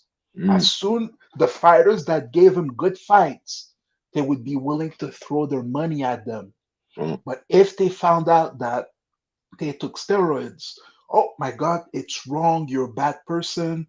You're a bad fighter. You're cheating. Mm. So you want exceptional fighters at the same time, Mm. but you you want them to not use the tools to make them the best as possible, just like they did in baseball. Mike McGuire, when he was hitting the home runs, Mm. as soon as they found out that he was do what he was really taking, even though Mm. it was not illegal, Mm. they turned on them. So Oh, that's the hypocrisy that I mm. can't respect. Well, I mean, you gotta look at your job. Like we go to work and we can't cheat our job. You know what I'm saying? It's a looking at the fairness, you know what I'm saying, of your job. And you know, the other thing is if you look at a lot of these sports, they don't allow, like the UFC, they don't pay these fighters enough or provide enough so they could just keep training and be the best. And the thing with that, you know, the thing with drugs and all that, we've been fighting without them. The problem becomes when you know what I'm saying, they pressure the fighters. We don't know, man. We don't know what UFC and all of them do in the background. We don't know nothing. You know what I'm saying? Even in baseball, they allowed, like they even show, I forget his name. He was a baseball player and he was killing it before the drugs. Before the drugs, he was killing home runs and all that. Then he got on the roids and baseball was cool with it. The thing is, to me, with the drugs, I'd say this, man. Yes, you don't want them to use it because you want to see the athlete, and to you, the person, it's sending a bad message that, you know, like you Blue H, you're a fan, and you're like, if only I trained more, I might have made it to this sport if I trained and did my best. Versus, yo, man, if I got drugged up and risked my whole life and could have died, then I would have been there. It removes the opportunity and the escape. Some things you want to escape, you want to have an option too, man. And another thing is you don't want your favorite athletes to just die. I mean, remember Chris Benoit, man. Chris Benoit out of nowhere just, you know what I mean? He lost his mind, you know, the CTE from the headbutts and all that, you know. To me, I did say once, I say just start a league. If you want, to me, they should be allowed, but you're gonna have to sign a piece of paper that says, all right, man, you know, there's certain drugs would allow. This is a non-natural sport, whatever. Yeah. You know what I'm saying? But other than that, it's just bad for the business. You know what I mean? It's bad That's for true. business. That's true. Yeah. The only thing is, listen, I get it from the other perspective, but me is, especially as an MMA fan, I've been in the forums, is that the average fan is so like there's so much hypocrisy. That's what's driving me. Listen, if they told me up front, you're allowed to do this, we're gonna make sure that they're not harming themselves too much. I'd Mm. be like, okay, listen, I'm gonna invest in this, but Mm. the regular person, as soon as there's something iffy in their ideal scenario, Mm. they do a 180. So that's where I Mm. fully agree that things should be safe, blah blah blah. Mm. But me, it's mainly the hypocrisy Mm. that's always driven me away. Is that listen, just like you mentioned in the movies, don't give me subliminal. Give it to me straight. And then if the clientele that wants it will find it. You just got I might be delusional, but I feel that if you market it the right way, yeah, put the think, the my pe- brother, my brother. the people that you want will come for it. Oh Don't do yeah. subliminal. Don't do blah blah blah. But Well, that's my dude, 2 cents. yeah, but dude, you gotta remember, everyone working there, like Disney had artists, man. They can't keep track of all of them. You never know who's sending a subliminal message, and it's put subliminally for a reason. They're like, you know what? It won't be up front. Someone would have to be looking for it to find it. So they'll hide things in plain sight. You know what I'm saying? That's that old saying. But another thing is Blue H. Look, man, I don't know if you heard, but check, because spoke about it earlier. YouTube is allowing you to monetize with only 500 subs now. Yeah, you know what I mean? Years ago, I was telling people, because when I started the stream, you ain't come, but yeah, 500 subs, because YouTube, the pressure has come. I told people this over 2-3 years ago when Joe Rogan left YouTube, man. That was the beginning, the nail in the coffin, because as much as they advertise video media is so important and people love it the most, no, man, the most consumable form of media is audio. You know what I'm saying? And once YouTube struck down Joe Rogan, and then remember a few years ago, they removed playing in the background, it was set in stone, man. That's why I be telling people we're ahead of schedule. And as for the monetization thing, I gotta download these videos. That's why I tell people I'm gonna download them, and I put them in like a seasonal package. You could buy the season, whatever. Exactly. You know what I'm saying? And then I'll put some of the proceeds to soldiers, veterans, and all that stuff. You know what I mean? You could do positive. To me, the word grift, man, the grift is when somebody's lying and they're not upfront. Exactly. But the word has lost value, man. Just like everything, the I sell word. Now they call somebody an I sell if he doesn't watch basketball. You know what I'm saying? Oh, you don't watch basketball? You an I sell. What you don't drink beer? You a I sell. You know what I'm saying? The words don't mean nothing. I was talking to my boy a while ago, man. Once words get mainstream, look at the word simp. Now they're saying, oh, that woman be simping for that. They're simp, you know what I mean? That man is now simping for his favorite male YouTuber. Like, dude, the word simp is not diluted, huh? Yeah. it's diluted. The word grifting's been diluted.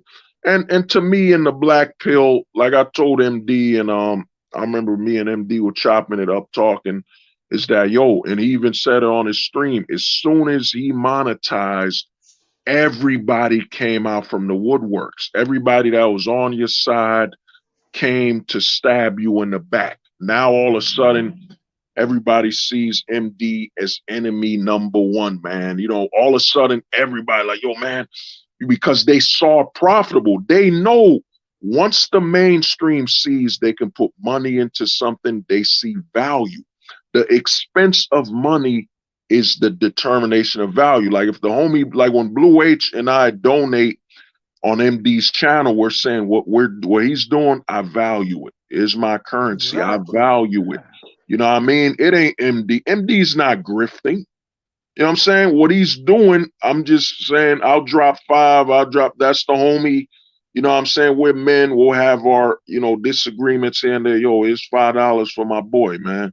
You know what I mean? Take But this the thing bread, is, if next stream MD decided, listen, I'm gonna start doing this, possibly charging a membership for the channel so that way there's recurring revenue, then that's the hypocrisy that gets me. Some people that are Nah, that down. wouldn't. Well, if MD to me started membership, it'd be good. It'd be good for the channel Exactly. But some people would be against it. Would be, oh my yeah, God, MD, you're but grifting dude, now. but Blue H, you gotta remember, and shout out to homie Ojit, man. But we never know. MD's seen it on his stream where he's had a lot of, and me and him would talk, and I've talked to people. There's a lot of people coming to infiltrate that comment section saying, oh man, you a grifter. You know what I'm saying? If he does that, nah, man, he's telling you for my time, You know what I'm saying? And at the end, it's up to MD. If MD did it where it's like, yo, I'm doing a member stream to 199 or whatever, you know, I'd respect it. You know, the man, it's the man's time. If he's Absolutely, telling me you too. this is my time, whatever, it is what it is. You know what I'm saying?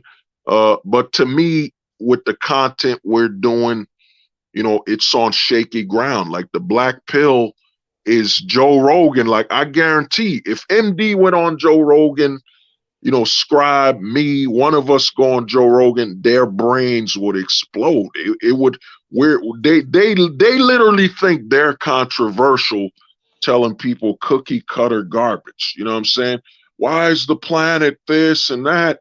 If you drop the black pill, man, guys like us, you Blue H would have even gray pill, full blown. You go on there, they would have to say, yo, we can only do 1 hour streams because you're literally blowing the minds of the viewers too much. It's an overload. I've had streams where people tell me, you know what, oh, the Travas, I don't remember what you said because it's just one gem, one after another after another. It's like a punchline, punchline, punchline, punchline. You know, you dropping black pill, black pill, black. The facts just keep going to where some people overload. I've seen my channel where people will go back to rewatch a video like over and over again because yo, you got 5-10 hours of things they gotta take time to process. I remember people contacting MD saying, yo, man, can you put back that old video, that old Exactly. stream? Yes. Because I didn't fully process everything. There's people that will have to rewatch these streams 5 times in a row just to process certain things. Like, you know, they got to take time off. Oh man, I'm at the 40-minute mark and he literally said something I got to put in practice. Let me test it. I'll come back. You know what I'm saying? So the thing is, man, we're dropping too many facts. That's why I tell people I don't remember what I'm talking because in the words of Jay-Z, man, I don't write these rhymes, man. Everything you're hearing right now is pure, uncut, raw. I didn't plan, I didn't write, I don't have a script. I'm just talking to you and you know, streaming. You know, it's 100% raw, man. You know, this content is that cage-free chicken, man. You know what I'm saying? This is Free cage range. free, dog. You know what Free I mean? range. Yeah, oh, free range. Yeah, this is free range content. You know what I'm saying? I don't have a script. You know what I mean? Everything going on here is raw. But with what MD's doing, MD broke the mold, man. MD's been breaking the mold since he started. And when he got monetized, and you know, we were talking, and you know, he realized. Even I have some old streams where he said, "Yo, you know, I got monetized." As soon as he got monetized, all of a sudden you saw the Caduceus thing happen. All of a sudden you saw the you know, QB thing happen. All of a sudden you saw the you know what I'm saying, I forget the Red Men group, whatever, the Red Men group, whatever. All of a sudden all the enemies came because they saw that MD and guys like MD, me, we're basically the beginning. We're the foundation. We're building the bricks. You know what I'm saying? And once younger guys come on, you got the homie Pars, respect to him. Once you got Neil Wolf, younger guys come on and they're like, holy shit, they can relate to these guys. You know what I'm saying? And then they try to tell MD because they use the same shaming tactics. Oh, you too old. You know, because they don't want the young people growing up with people that can look at them from a different vantage point. Like, yeah, I was there. I was 15. I know what you're going through. They want teenagers to grow up with no blueprint, no one that can see what they were doing. They want them to grow up completely oblivious so they're easier to manipulate. Then guys like us come. I've looked at my YouTube account. My YouTube account, my highest average age wise is about, I think it's 24 to 30. Then 35 to 45. Then I got people younger than 18 watching. You know what I'm saying? And I think they're about 2 to 3%.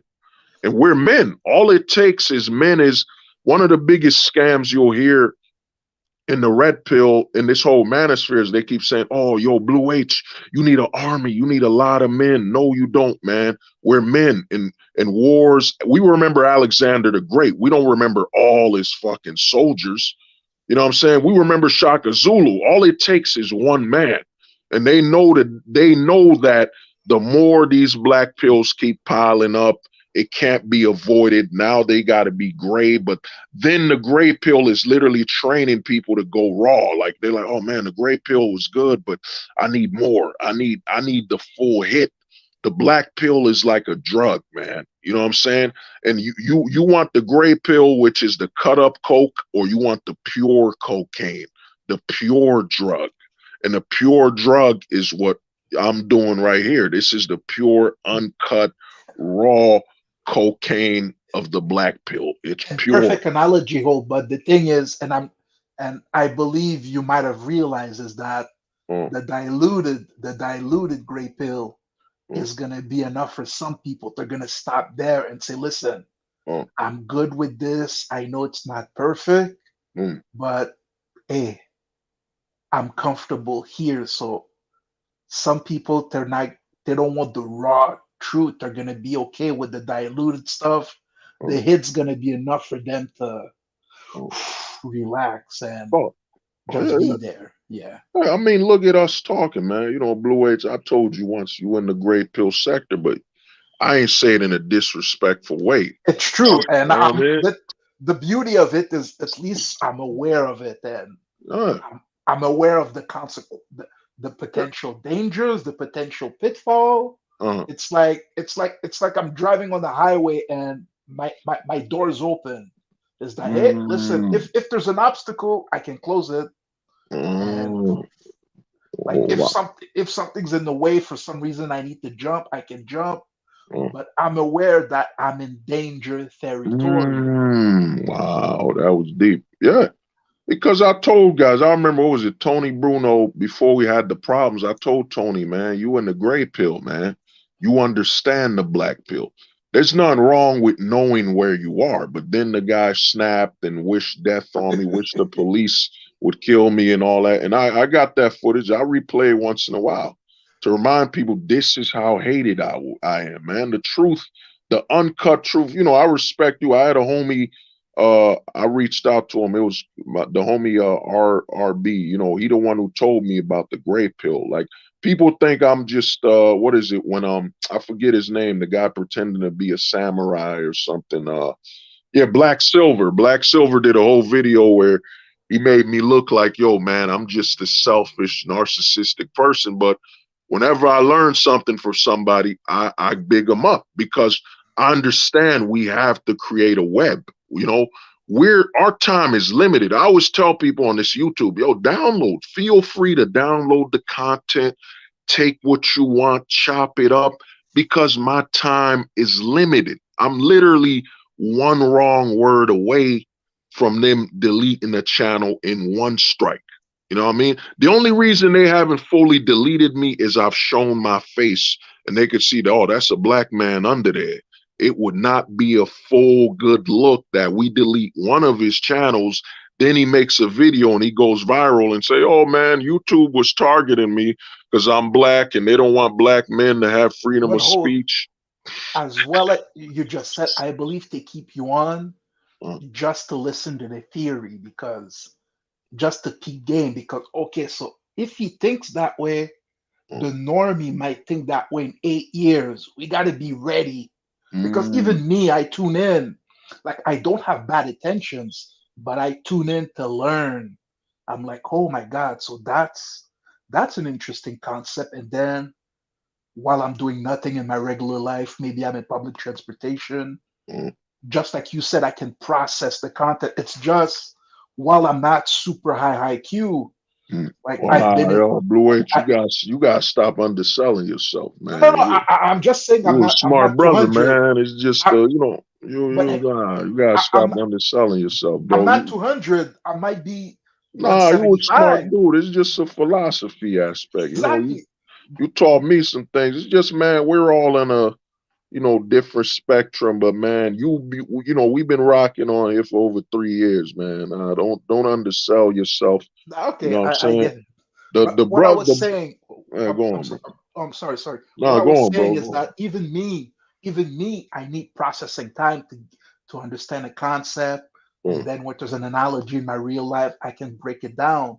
So if even me, I've been in this game slash red pill sphere for 10 years and I still need processing time. Imagine the people, like the people in power, the people on top, they're like, they need people like you to understand what does what are the potential dangers in what we're doing. They need visionaries like you that already understands what they're doing in real time, so that 5, 10 years down the line, there's not more hold the truth popping up. So they're keeping you because they need you. Yo, you saying like they trying to John Connor me? Dude, I'm telling you, hold the reason, like me listen on Instagram, right? Because me, listen, I'm the first one to admit it on MD stream is that listen, I love my adult entertainment, I love my cam girls, but even my Instagram, like I used to have 38,000 subs just posting pictures. I was just writing comment. I had the right hashtag. They blocked me because I was reaching a lot of people. They didn't delete my page. They just kept it on. They're keeping it on so that they can keep track on, hey, who's coming on the page. And I'm not even promoting it now. Like, listen, like I'd like to make a little bit of revenue. So once I start doing what you're doing, essentially, they're just gonna keep it on to see, hey, listen, if he does something that we don't like, we wanna catch it off rip quick. So they're keeping, trust me, they're keeping they're downgrading your exposure, but they're happy that you're genuine and that you're still making content. You saying they shelving us, man? They're shelving you, but they're shelving. happy that you're still, like, if let's say for instance you stop making videos, then they would lay off the pipe. They would say, listen, okay, we gotta let him be. We gotta let him feel himself again, so that he makes more videos and that we keep track of what's going on. Well, They need thing, you. They need. Trust me. They don't want you to benefit it, but they need you. Oh, no, I get what you're saying. Well, another thing you bring up is we don't know is, dude, mad people are working on YouTube. Some of us don't know that there might be there's a few black pillars in YouTube using a backdoor algorithm. Some of us don't know that. Some people watching our content are like, yo, man, I can't support you, Blue H, with money. I can't support you by joining your stream or sharing it. But dude, I got you. I'm running a backdoor algorithm within the algorithm. Like they'll find you, but they'll never fully find you. You'll always be like a wound. I forget the word. Like, what is it when you have a major wound on you, like a fate? What is it called? Is it fatal? You know what I'm saying? They're like, your channel will always be it'll always be in a non-fatal wound. Like your channel is limited, it's hurt, but it will never be in a situation where it's fully wounded and could obtain a fatality. It's not a fatal wound. We're just gonna keep your channel on a state that you're injured, not you know what I mean? Not at a point where, yo, man, he could die. You know, they're keeping you alive. We never know. Like I said on these streams, man, some of the homies here are cops. Some of the homies here are firemen. So we don't know what anyone does. Some of the homies are FBI, CIA. You know what I'm saying? We don't know. They're listening. Of course, they're listening. Yeah, we don't know, bro. You know what I'm saying? And some of them, that's why when people bring up everything money, no, man, you don't know what people are doing for you in the shadows. I've seen it on my own channel where I've seen some things where some people have hit me up, or some people have, like, my channel got exposure. Like YouTube shows you like where your views are coming from. And I've looked at some of them and I'm like, I know I didn't share it like that. You know, besides Discord and like, you know, the 3 YouTube channels, I know I didn't. So some people are doing shadow promotion. Like they're promoting your channel from their super alt account or their Oh, there's VPN. yeah, You don't there's know. something. Yeah, there's something that it's controversial. Like I believe I said it on MD stream a Mm, couple of times, and some people were not happy. But at the end of the day, like the system might not be ideal, mm, but for in some shape or form, I'm still grateful for the system because there's still, even though it's limited, there's still an outlet to express ourselves. mm. Because if they really wanted it, dude, right now where you're located, where I'm located, they could pick up the language and they could drop bombs like Oh literally no, like hey no, no. listen Use the word Big Bang, I'm man. sorry they could do the big bangs so it's even though we're limited it's like the quote unquote matrix is still giving us the possibilities of talking about what we're talking so it's at the same Well, time well, it's not ideal mm. but they're still allowing us to open our mouths right now. Oh yeah, yeah, yeah. Well, I'm gonna say this, man. We gotta. It ain't the Matrix, man. That narrative, we gotta get that out, man. The Matrix came out what over 20 years ago. That's them red pillars selling that BS. We're not in the Matrix. What's going on is the system is at the tipping point. They know, like, let's be real. You know, this is the another scam in the manosphere. Our fellow man runs this system. Our fellow man knows all it takes is one martyr. They know, like, all it takes is one Shaka Zulu, One one Mulder, like you know the what I mean? exile One analogy, Genghis one Khan, you know what I'm Mulder. saying? One, you know what I'm saying? Blue H might be the next Alexander the Great. Like, you know, they've woken him up to where, because they all know every man in your country is the sleeping bear, man. It's just it hasn't fully woken up. It ain't gonna be the men marching, yelling, no. I told guys on this stream, I think you were on it when me and you talked, and I said the most dangerous thing to these politicians is silence. Like, you know what I'm saying?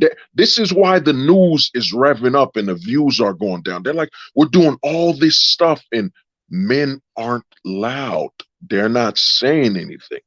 The most dangerous thing about a man is if he's not saying anything because you got nothing to read.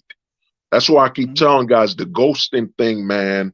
You know, I wanted to drop this, but this is a big bang Casper pill. You know, you were born. Think about it. Every man here, we were born. And guess what happens? When you were in your mom's womb, you were attached. For you to be born in this world, you have to detach from your mom, which means you were born to ghost. You were born to be detached. You know what I mean? You literally got to remove the umbilical cord from your mom to be detached. That's You a know? t-shirt worthy quote, man. That's a t-shirt worthy quote. If I was a designer, I'd be getting to work like in 20 minutes.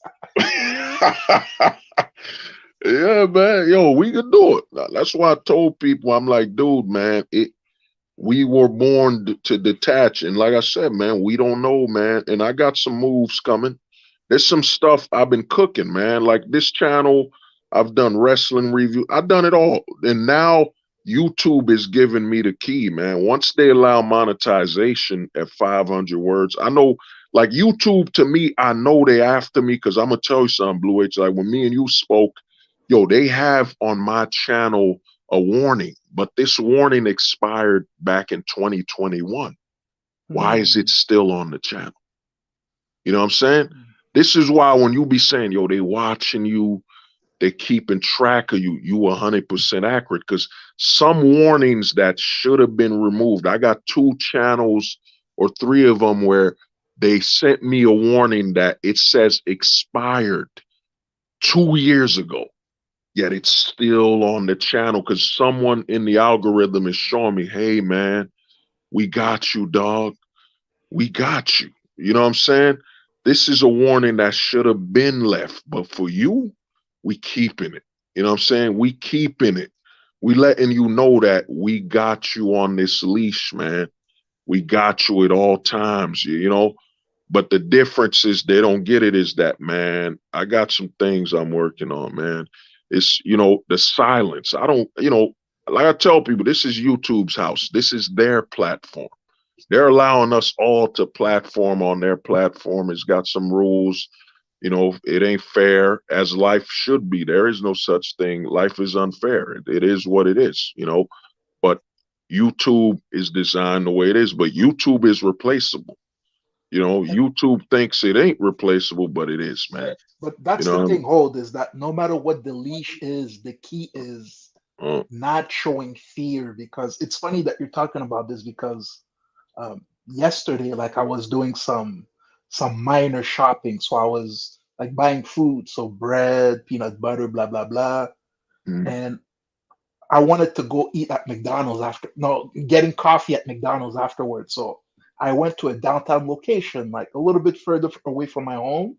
mm, So downtown location. So most likely homeless people, like a lot of homeless people around. So it's like, listen, I mm, go to the shop, and as soon as I go in, the security guard is like, I can see his body language is mm, getting activated. But me, I've been around. I don't steal. Like that's not my vice. No, mm, you're not a cam girl. It's like okay, so I'm good. Like even though you're following me around, uh, like, there's no fear to be had. Is that I'm gonna buy what I want to buy.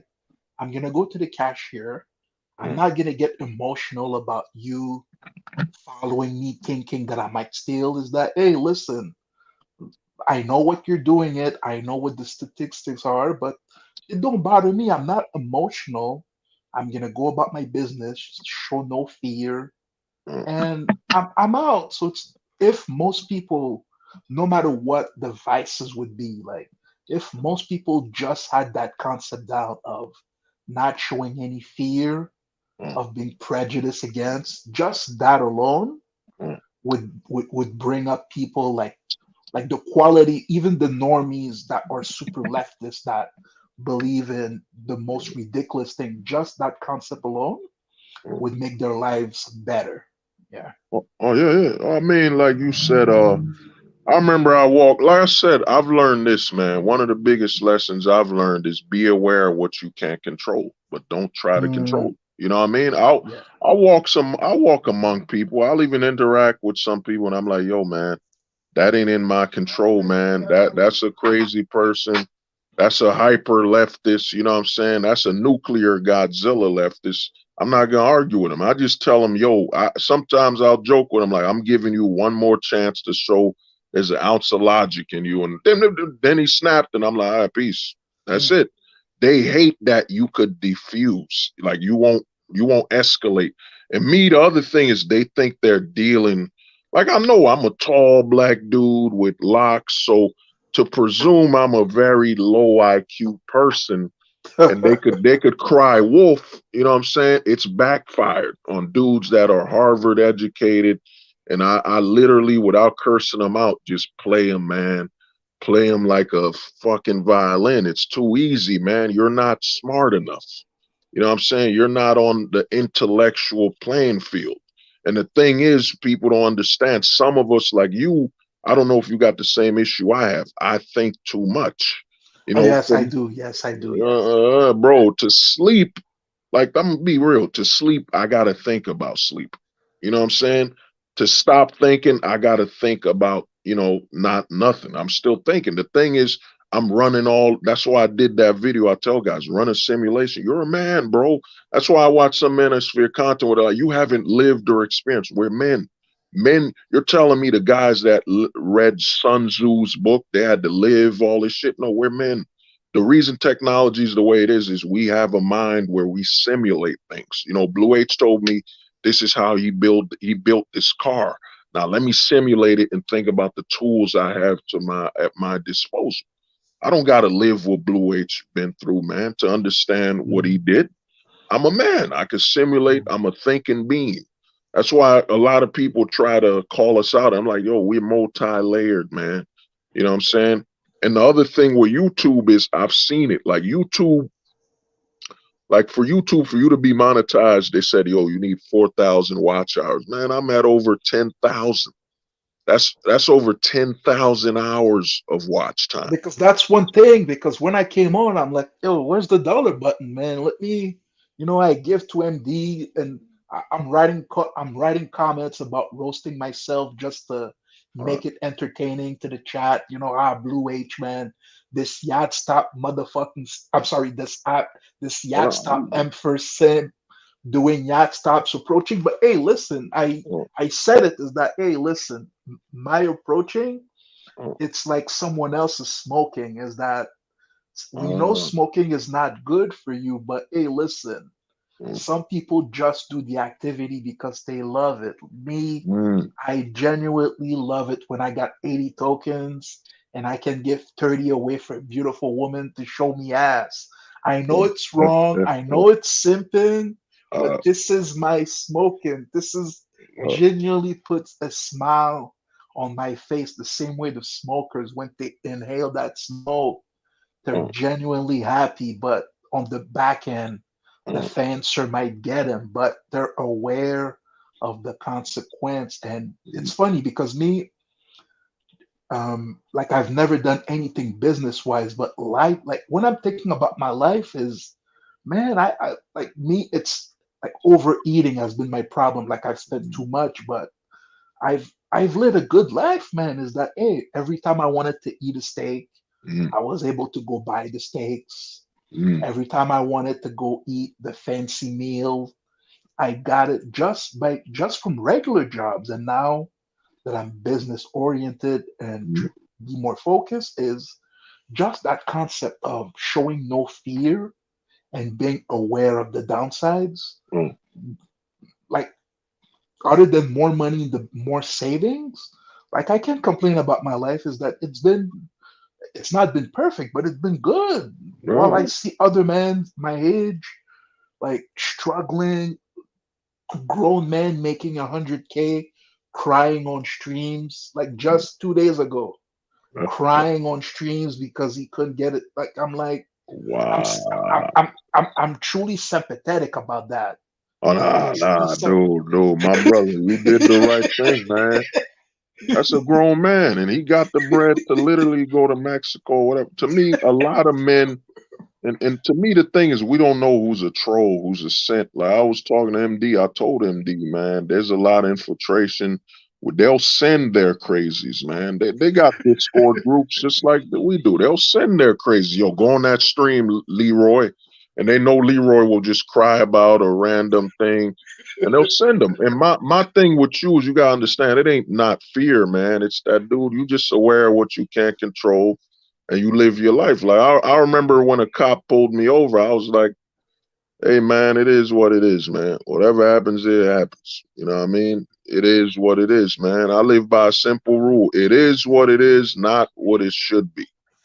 So you know what I mean? If something goes down, it goes down. But I'm not gonna create the scenario. But at the end, I don't know who this man is. You know, I don't know who this cop is. I don't know who this pedestrian is. I don't know. I just accept what I don't know. And like I've been telling people about the black pill and this way of thinking will make you numb.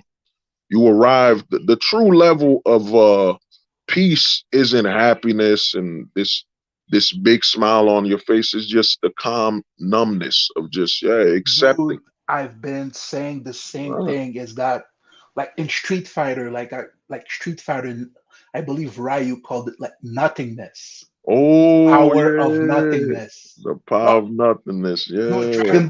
Dragon Ball Z, like Goku reaching What the Ultra God Instinct? mode, is that it's the nothingness, Mm, just nothingness.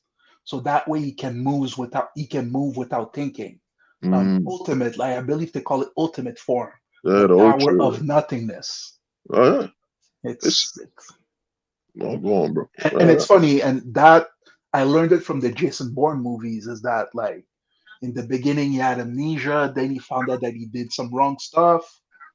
Then it's like, listen, you were programmed, and then it's like, Mm. listen, I get to choose who I am, and then it's like nothingness, no emotion. And based on what you just said, it's funny that they called it Jason Bourne. The last word is Mm. born.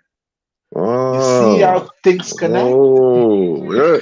And dude, yo, Blue H, when Jason Bourne dropped, I saw it change moves. I saw the trailer. That was the first time I saw a spy movie where the spy was poor. Like he had this Jason Bourne, people don't understand. Before Jason Bourne, every spy movie was they got a lot of money, Mission Impossible, I got a crack team. Jason Bourne, my man was just driving a car, stealing cars, making equipment, and not on a comedy sector. Like he was moving no equipment that was given to him. Yo, Jason Bourne changed films, man. When I saw the trailer, I mean, back then I was little. I ain't know where the theaters were. I saw the trailer and I was like, wow, that trailer alone just literally tore my mind apart. That it's one of the greatest movies. And I haven't even seen it. I just saw the trailer of a man grabbing a woman, running with her. And you know what I'm saying? And he looking poor, like he looking like a regular dude, a civilian. And he's an agent. I thought agents were like, Mission Impossible, James Bond, Jason Bourne, and the way he fought, like he used the fucking like a lot of people don't get. They're watching John Wick. John Wick stole a lot of things from Jason Bourne. Jason Bourne would kill somebody with a freaking towel. You know what I'm saying? He hit you. He would wrap a towel around his hand just so he could hit you harder. And the techniques, he wouldn't punch. He'd he'd karate chop your throat.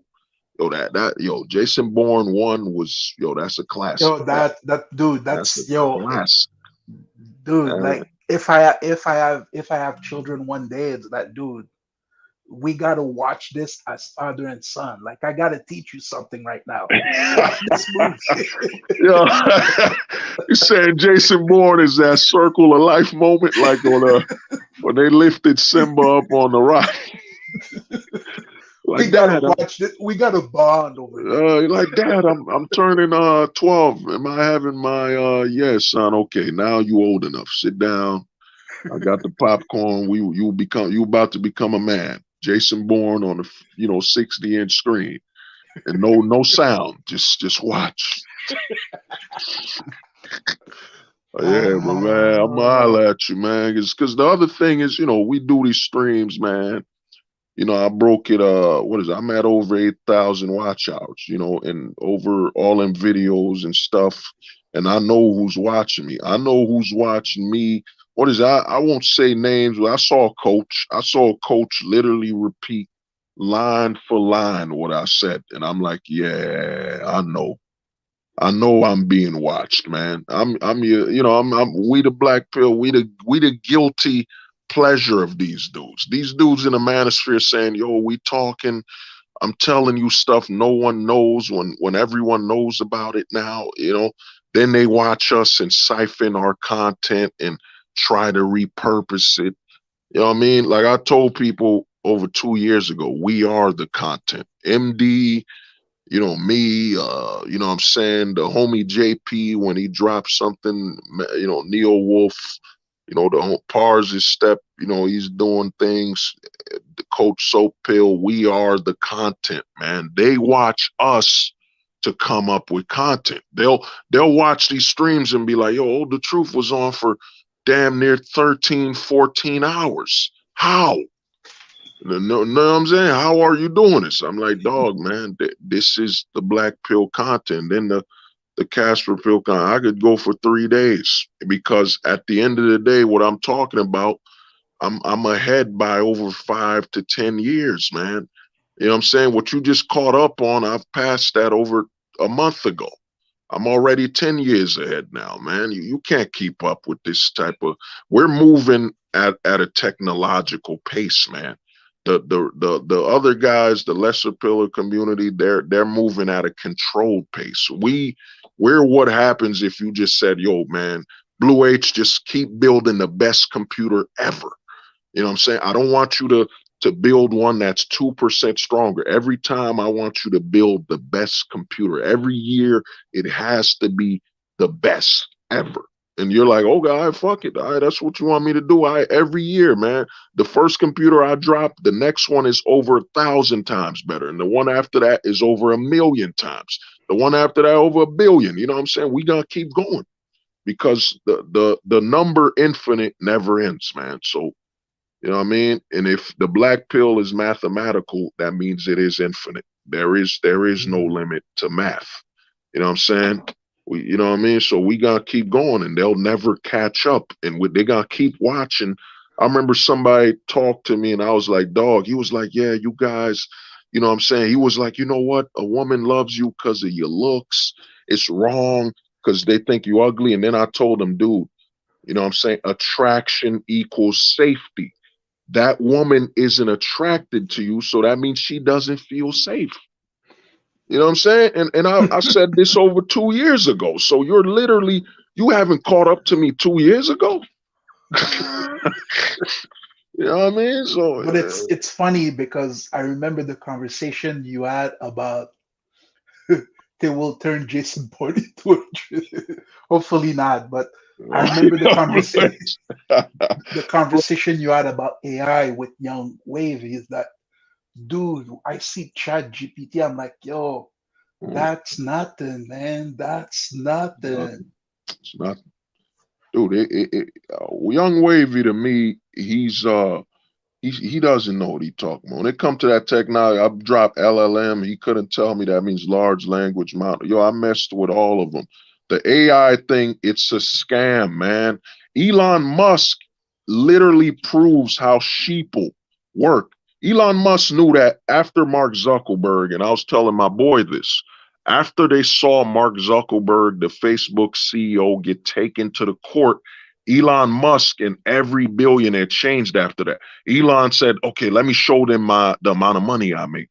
Let me show them upfront everything. You know what? I do drugs, so let me smoke weed on Joe Rogan." So now they see me as, oh, he smokes weed. Of course, he might be doing coke in the back or something. He's so open.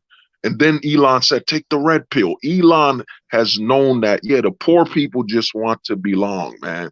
And if after Mark Zuckerberg, you better take yourself to the public court. That's why Elon Musk is so-called so open with it. You know what I'm saying? Because Elon has learned from Mark Zuckerberg. All that money you have, it doesn't mean nothing if you lose the public perception of trust. Mark Zuckerberg, who stole Facebook to begin with, he's selling your data, and they brought him to the court and they said, "Mark, would you like people to share your location?" And he said, "No." They all learned. All the billionaires were watching Mark Zuckerberg. And to me, the one that adapted the best was Elon. Elon. I saw a tweet. He said, "Guys, you don't even know how much taxes I pay." And the average poor person is like, look, Elon's sharing." Or like guppies, like little guppies in a bowl, in a fish bowl. Elon drops some little food for them to rise up and eat. And they listen to him, man. Elon is marketing, and Elon to me was the key to expose the red pill means nothing. When a billionaire, Elon was worth at the time 50 billion, will tell you take the red pill. He knows something, man. He knows this means nothing. This is just a bunch of men complaining and bitching that stay in the system, that will die in the system, that'll go broke in the system. All these red pill guys wasting their money, stressful. What is the leading killer of American men? It ain't self-deletion, it's stress. Stress is the number one killer of Americans. Stress. And you got electricity in your house. You got a microwave, like you got all these amenities, and you're dying of stress. But someone hunting in the jungle where a jaguar could eat him, and stress ain't killing them. Dude, it's so beautiful what you said, because when it comes to taxes, like the norm, like I can't, because if Elon Musk really wanted it, like he could pay zero taxes every year because he's got access to all the tax havens. He potentially all the money that he makes, he could put into intellectual property on his own money making ventures and put the IP in a tax haven, so that way it would be kind of the other the tax haven paying him, so that way here. And when Bill Gates first said it, he said, "Oh, I'm paying this much taxes." I'm like, dude, is they're saying that so that way to keep you happy paying your taxes, but in reality, he could pay zero taxes if Oh he yeah, yeah. wants to. Like here in Canada, we had the prime minister, like he had to resign. Like the financial, the the interim prime minister had to resign because public records showed that he paid $1 in tax 1 year. one Damn. dollar. Yeah, yeah. Well, not to interrupt. The reason they're saying this is they know the public perception. Like, I used to tell people, like, I made, like, people don't know, but I got a nonprofit. You know what I'm saying? I was trying to build up and do something with it. I still got it, but what you have to do, what Elon's doing is I have to put myself in a state of trust. I have to make them see me like a friend. So even if I'm corrupt, like Teslas, people are dying driving Teslas. They're like, no, it ain't Elon's fault. Elon wasn't the person that built the Tesla because now they're attached to me on an emotional level. Unlike Mark Zuckerberg, who, he can't. He's done too much damage. He was too robotic. He thought, I got all this money, I can't fail. No, the public perception can destroy you. It don't matter how much money you make. So Elon has learned a business plan of, I have to be the friends. I gotta seem like that rich friend they have, or the rich friend they wish they had, that's upfront and honest. When in reality, people are dying. Like, I don't know if you saw it on the news. A guy fell asleep and his Tesla was driving at 90 miles an hour on the freeway. No, I didn't see 90 it. miles, No. dude. He fell asleep and it was on autopilot. And the thing is, Tesla ran that scam, and now Elon is pretending with this war of AI, I care about you people. It's dangerous. When in reality, Elon realized that, yes, he should have. What he did with Tesla, put in the AI in the car, trying to make a smart car. Yes, smart. It's a good idea to make the public think you're trying to advance, but it's a investment on not a return. He should have known that with AI, you should invest in software because it's such a controlled environment. No one can get hit by a car because your video editor is being controlled by your AI. No one could get harmed because your video editor is writing your novel or helping you. It's in a controlled environment. And that's why Elon is demonizing it and all that. Elon knows he's got the public's trust. The same Elon who wifed up a DJ and let her name the baby, whatever the hell they name it, no gender and all that. Elon ain't no different, man. Elon knows the game. Get on their emotions. If I was a billionaire, if I had the bread, my first goal would be, I'm donating I'm not just donating. You see me playing ball with the kids. You see me playing basketball, playing a game of horse, and I'm betting money on it. Like, kid, if you win, you get 500 from. I'm gonna make myself seem as human and as attachable as possible. So now when a new company comes, like you, Blue H, come, you drop, because there's better cars out than Tesla, but people see Elon as a lovable mascot who's honest, who turned Twitter into the truth, and he's so honest and loving. But if you look up Tesla, how many people have died from them damn cars blowing up, driving them off a cliff? But man, it wasn't Elon. Elon would never do that. He's such a good, honest, caring man. And Elon literally dropped a few days ago about misogyny and sexism and Of course, it's always, you always need, no matter what politician you are, you need the female vote. Huh? You always need it.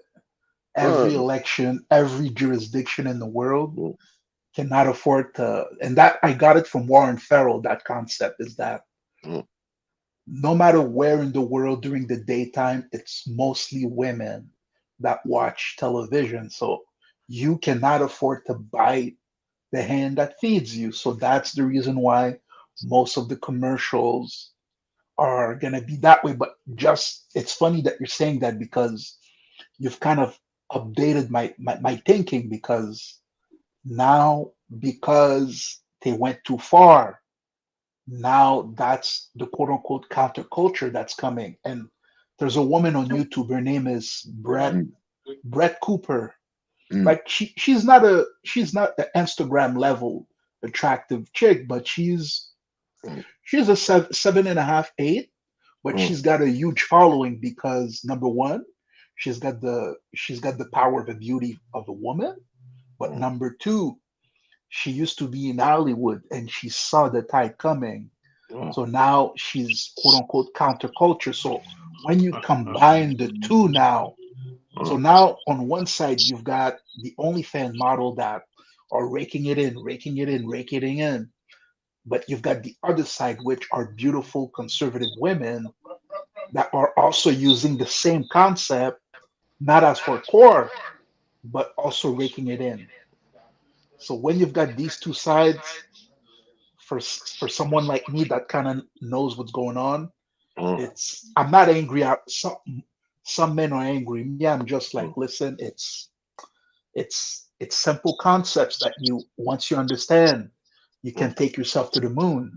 Oh yeah. Well, men don't. To me, like I said, man, earlier YouTubes, like I said, I've evolved, but earlier YouTubes, you see the progression, but it's called the beauty and the beast. The way they're running the system is the women are the beauty. They know how far you can push men.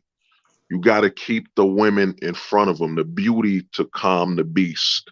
If men were, the narrative that, the biggest lie in the manosphere is, women have given up on average men, but the majority of women getting married are average and with average men. Look up the numbers. They act like a Chad is like the majority. Saying the majority. No, man. A Chad is a rarity, man. You know what I'm saying? And the majority, I remember I did that stream way back and they were like, it's the fault of men above 6 feet. And I was like, dude, guys that are 6 feet are about 15%. Then the guys above that are less than, I think, about 5% of the guys. And then if you do the math on that, how many of those guys are in the closet? I saw a dude, I know somebody I was working with, man. Dude is like 6'5", nearly 6'6", and the guy's gay. You know what I mean? So if you do the math, how can the tall men be the problem when they're far less percentage wise? You know what I'm saying? Dude, I'm already letting you know I'm gonna re-listen to this and I'm gonna steal the one that you said about the beauty and the beast. It's sweet. Yeah. I'm gonna steal it. I'm letting you know. Of course, like once you can demonetize, I'm gonna drop a few coins. But, dude, nah, this one, bro, my brother, man. I'm gonna tell you this, man. Take it. A lot of guys, and this is why I say a lot of guys, the black pill. If anybody's jealous or anybody has jealousy, I tell people the gray pill is real. The gray pill can look like a black pillar. It can blend in. You know what I'm saying? The dark gray pillar can't do that. It's too depressed and all that bullshit. But the gray pill is, I know I'm on a platform where I can be removed at any time. Why wouldn't I want you, Blue H, to say something? You say it, even if you did it, you're part of my network. Like I remember when MD disappeared, what I was doing, I created a network. So it was QB uploaded, then Caduceus. We kept bouncing back and forth between each other's content, creating a web. You know what I'm saying? And as that web grew, now anybody could take a break. Anybody's channel could be deleted and the next man will be ready to support him. I remember David dropped his channel. Like David Little made his channel, man. Brand new channel. He only had 5 subs. His first stream, he was doing 20 views live because I hopped on. I let everybody know I'm on the homie David's video, the David stream. I ain't streaming today, so I'm hopping on David's. You know what I'm saying? We had a web.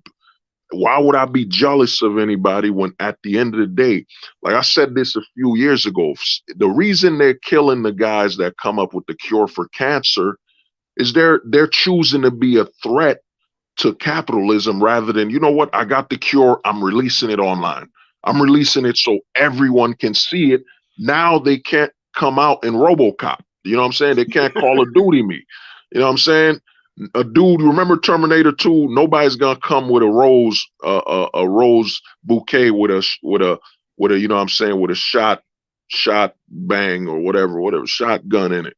Fuck it. You know what I mean? So to me, dude, we're already unwanted. The way I look at it is the cure is to be the source. Like if you Blue H took son, I said, and we in good standing, I could holler at you like, oh, the homie Blue H is eating. That's my network now. And I know the homie Blue H, if he eating it, he gonna hook me up here and there.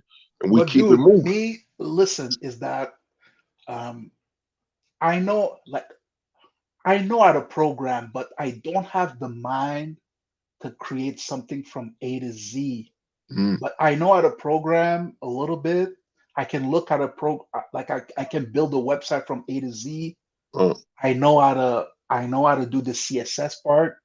And now I was thinking of doing some type of content with helping. Listen, I know some people don't like it. They believe it's a war, man versus woman. But listen, there's so many cam girls. They don't know. They have no clue what they're doing. And I'm like, listen, potentially I can start creating some content, helping them make more money. And if that's successful and guys don't mind, listen, some Nah, guys. yo, Blue H, forget if they mind, man. Who cares, man? No. I was about to say, Go on, like, brother, go on. like some guys are like, oh my God, these OnlyFans content creators, they're whores. I want nothing to do with them. Hey, listen, if that's you, that's you. But hey, listen, if you don't mind, you can hop. Like they need, like these women need some help with dating. Like they're in the sex industry. They've got a bad connotation. How can they make it better? And if things are popping and I'm making a little bit of cheese, dude, I'm gonna invite you on to speak. The guys from the street, hey, if you want to help these ladies out, these ladies are making 50, 60,000 a month. They've got a hard time getting a man. Hey, so it's like, listen, is I know it's gonna be controversial because just like Jake AW, some guys think like that. But hey, if you don't mind, like first of all, if the idea even pops up, like I've got to think about how, like I'm currently reading a book about creating proper funnels. So it's one of the thing is because I'm not going to be able to be monetized on YouTube for that because of the subject. So it's a certain funnel that I've got to create to bring the right people that will be willing to spend for that, especially in the culture that we're on. But if the idea pops off, I can kind of be like a similar Kevin Samuels for that clientele. I can make a little bit of cheese. Hey man, hey hold man, listen, for $200, can you come on, speak to these ladies, chopping it up with them from their perspective? So it's like, listen, is that hey, if you don't mind being associated with some woman that you potentially would hate to speak to in real life, if you don't mind helping them. Me, I'm gonna be real with you, man. I don't hate none, man. I know what it is. You know, the thing you're trying to do, man, here's the thing, bro. You don't fear it. It's already being done. You know how many Twitch women are being directed by a man from behind? You know what I'm saying? I remember way back when I was younger, you know, I remember there was a chicken shack in the neighborhood. That's how you would buy porno, in a chicken shack. And, you know, to me, you watch enough porn, you're like, man, you see the flaws in their acting. I was like, man, I would love to. I'd direct one, man. It would, you know what I mean? I wouldn't mind directing. And the thing is, the way the system's designed, I saw with my own eyes during Conan 19, man. People having virtual dates. The man in the West is so thirsty. It's like I tell people, the man here is a dog in a cage looking at the food on the outside, and they just throw scraps at him. You see all these over sexualized women, and the system tells you come approach them and say, hey, you looking good, baby. Bang, harassment. You know what I'm saying? So the men are looking at the sex workers and saying, hey, man, it's up front. I can talk to them. Like I have a stream. It's a very old video. Because I tell people, you got over 1,000 videos on YouTube, but people don't be looking at the back catalog. I did a stream way back where I said the online simp versus the offline simp. The online simp is actually the more admirable guy because he spends less money. The offline simp will literally spend over $100 to get to the date, depending on the distance, then drop another 250 just on the food, and then to get her back home to get nothing. While the online simp, yo, I paid this chick $50 and she did everything that was supposed to be done. This is the reality we're in. You know, the other men will say, that's wrong. Dude, man, men are at the point where they're only allowed visual stimulation from a digital section. Digital visual simulation. You know what I mean? You go up to a chick and she wearing all these tight things and all that. You walk up to her and you say, it was good. You know what I mean? You look at her and you know she dressed like that to be looked at, whatever. You just say approach. Even the approach thing is like, yo, man, just like I would talk to anybody. You know, if I approach a woman respectfully and then she rejects me, all right, cool. What did I do wrong? I just went up to her, spoke to her. She said, I'm not interested. And I walked away. You know what I'm saying?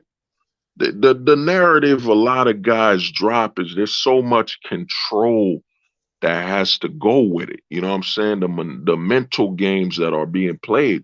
Because a lot of guys in the manosphere are looking for a father figure, a older uncle, an older cousin. Like, you know, I've gotten message from dudes telling me, yo, hold the truth hostage, man.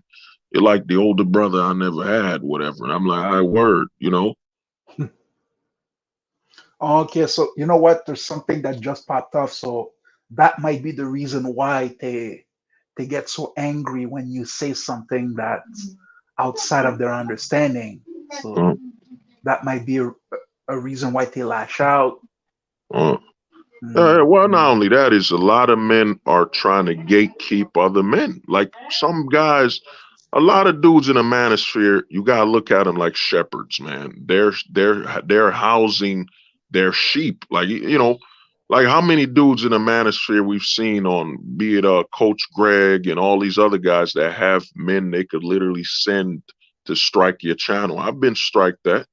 I had to once, like I would have been monetized like the Philosophy channel. I didn't know YouTube did this scam. So what happened is I got 2-3 strikes. So what I did is I hid the whole channel. I didn't know that when you hide the whole channel, what YouTube does is they delete your watch hours. They delete all your watch time. Okay. They delete all your the watch hours. They delete a lot of things, man. They delete everything. So now that channel, the Philosophy channel, you know, it's got over 2,000 subs, and people are like, why isn't it monetized? It's because when I hid the whole channel, YouTube deleted everything. They deleted all your work, all the progress, the views, Okay, but everything. hold. Let me interject, because isn't it the catch-22? Because if you would have kept it on with the strikes, potentially they would have deleted it completely anyway. Oh yeah. No. The thing I didn't know, you know, I knew you could hide the content. Like if you hide all your content, you know, they can't strike nothing. There's nothing to strike on a channel. But I was like, nah, I ain't taking that risk. I hid the entire channel. And then it is what it is, man. But it's YouTube. I'm not angry at it. It's their platform, you But know. hold, listen, if the same thing would happen again, what you would need to do instead of hiding the channel would be to delete the videos. Well, nah. You could hide it. What I've learned is this, man. Somebody strikes your channel, you hide everything, and you know, you put it in sleep mode. You don't do nothing. But then again, with YouTube, I'm on and off here, man. Like just like you said, you got this website. I'm working on something, man. One thing I've learned, and this is why these streams, it takes so long. Look at it. We have 6 hours and some change. The goal was 3 hours or something, but a lot of people don't know. I'm working on my own, man. I got something I'm working on. We're in the server age. I told dudes this over a year ago that, dude, we're in the server age. The 2010s was all about building a website. The 2020s is about building your own social media alternatives. Look at all the Bumbles and Rumbles that all dropped. The server prices have decreased. Now the average person could buy a server. Servers are the new real estate, the land. It's servers. So now you Blue H trying to create that site you want to create, man, they want that. They wouldn't shut it down as long as you don't mention certain things. I had to tell somebody, yo, don't mention the J word, man. It's not needed. It's not gonna change anything. There's no point in saying a J word or talking about the religious people. You've never heard a stream where I talk about Muslims or Christians. I don't say nothing because what is that gonna do? Nothing. You know what I'm saying? You really want to go against the church. You think these zombies, the normies, are normal zombies? No, man. The church zombie is literally has a self-destruct button. And I was talking to one of my boys I was talking to David Little about Bane. Remember that movie? Remember the scene in Batman The Dark Knight where Bane said, yo, we need 2 bodies in the plane. And one of his men just strapped on and went with the plane. You gonna mess with the religious level, man. They got people that are ready to go down with the plane. As in, I'm gonna show up to your house, and what I'm gonna do to you is in the name of my God. You know what I'm saying? Dude, it's always funny when I'm here talking to people about that group, and I'm like, listen, dude, there's nothing that you can do. There's nothing that you can change. Yo, just focus on you. Leave it alone. But some people will never learn. It's that, hey, first of all, it's not the entire group. It's the elite. First of all, because I worked security briefly. The people that treated me the best is that group. Yeah. It's them. Yeah. So it's not the entire. It's the elite. And first of all, even the people that want to get religious, I'm quoting them their own book. Your own book said it. It's not them. It's the people that perceives to be them. So it's that whole there's a sector of YouTube. That's deep. Is that these people is that first of all these people. That's the thing that gets me is that these people they're more intelligent than the zombies, so you can interact with them on a certain level. But when they're off, you can't convince them that they're off because the arrogance of their intelligence is going to keep them there. So that's because me now where I am, I've got really a hard time being able to have a conversation with a normie. Like it's really difficult for me being around a normie for too long, like listening to them. Like I remember, like the last time I worked in the second last time I worked in an office, best boss I ever had. On top of that, she had a fat ass. On top of that, so that was like a great combination. But one day she came on the office. Oh my God, I can't. This is before Conan. Before Conan. Before Conan. She was like, oh my God, I can't believe there's people out there that will not give the stick to their kids, that will not protect them. Oh my God, I'm so against that. And I'm like, this is the best boss I ever had in my life.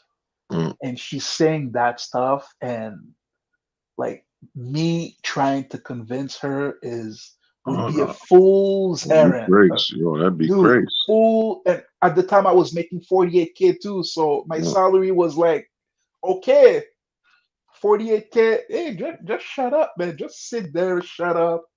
See your big fat ass walking in the office every day. I'm good. Good. Oh, that's a better word, the stick. I mean, well, I told the thing is this, man. When I saw that, I remember I went to one of my coworkers, the nightlife, and he asked me which stick I took. Why not? That doesn't work as well. Yeah. The serum. I'll just say the serum. Said, which serum did you take? And I said, yeah, I took the Moderna, whatever. And then, he hugged me. The homie embraced me. I said, well, word, peace. I lied, man. You know what I mean? Of course. You know what I mean? I ain't take that serum, man, because, I already know, man. It's the sequel to the Tuskegee experiment. All Conan 19 was, it was the Tuskegee experiment. You know what I'm saying? And they knew what they were doing. They have a fatherless country, so they could easily put it on these children and all that. And the fathers that are there, they're bitch made. You know what I'm saying?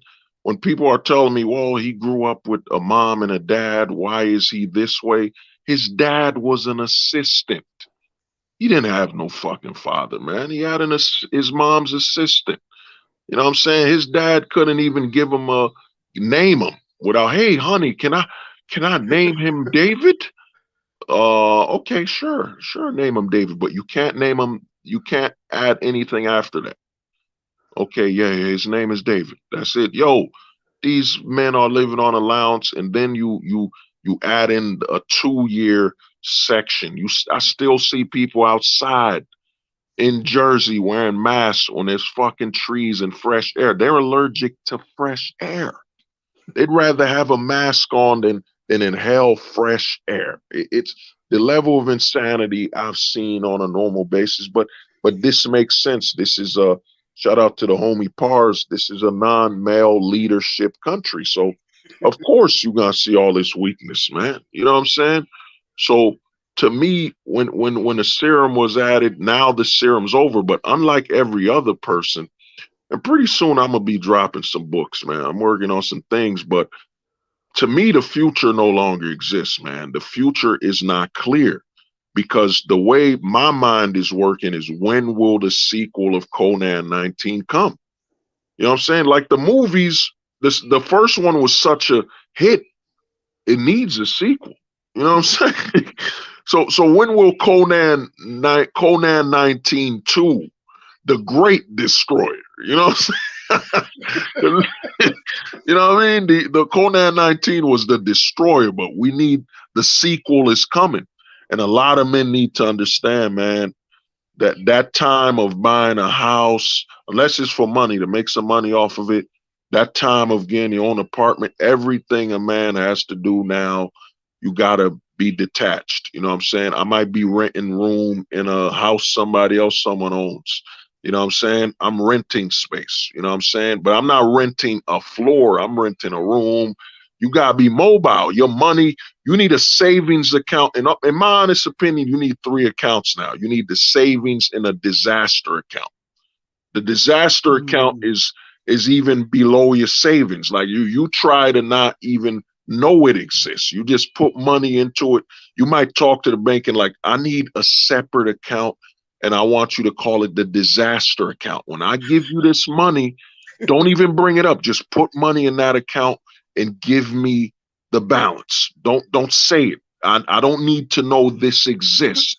This is the disaster account. It's even more hidden than my oh yeah, it was good. Black Circle was good. Yeah.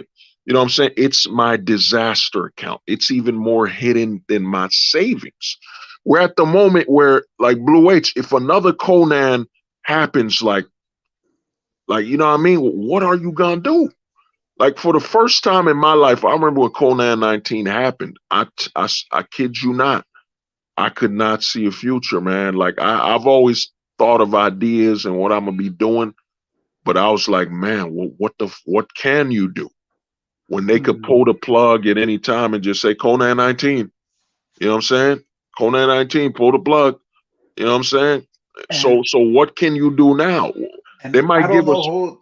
I'm sorry to Yeah, go interrupt. on, bro. Nah. I don't know if you're aware, but in Canada, Uh, like I believe it was maybe 6, 7 months into it.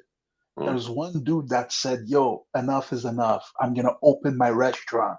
mm, Like like he was serving burgers, blah blah blah.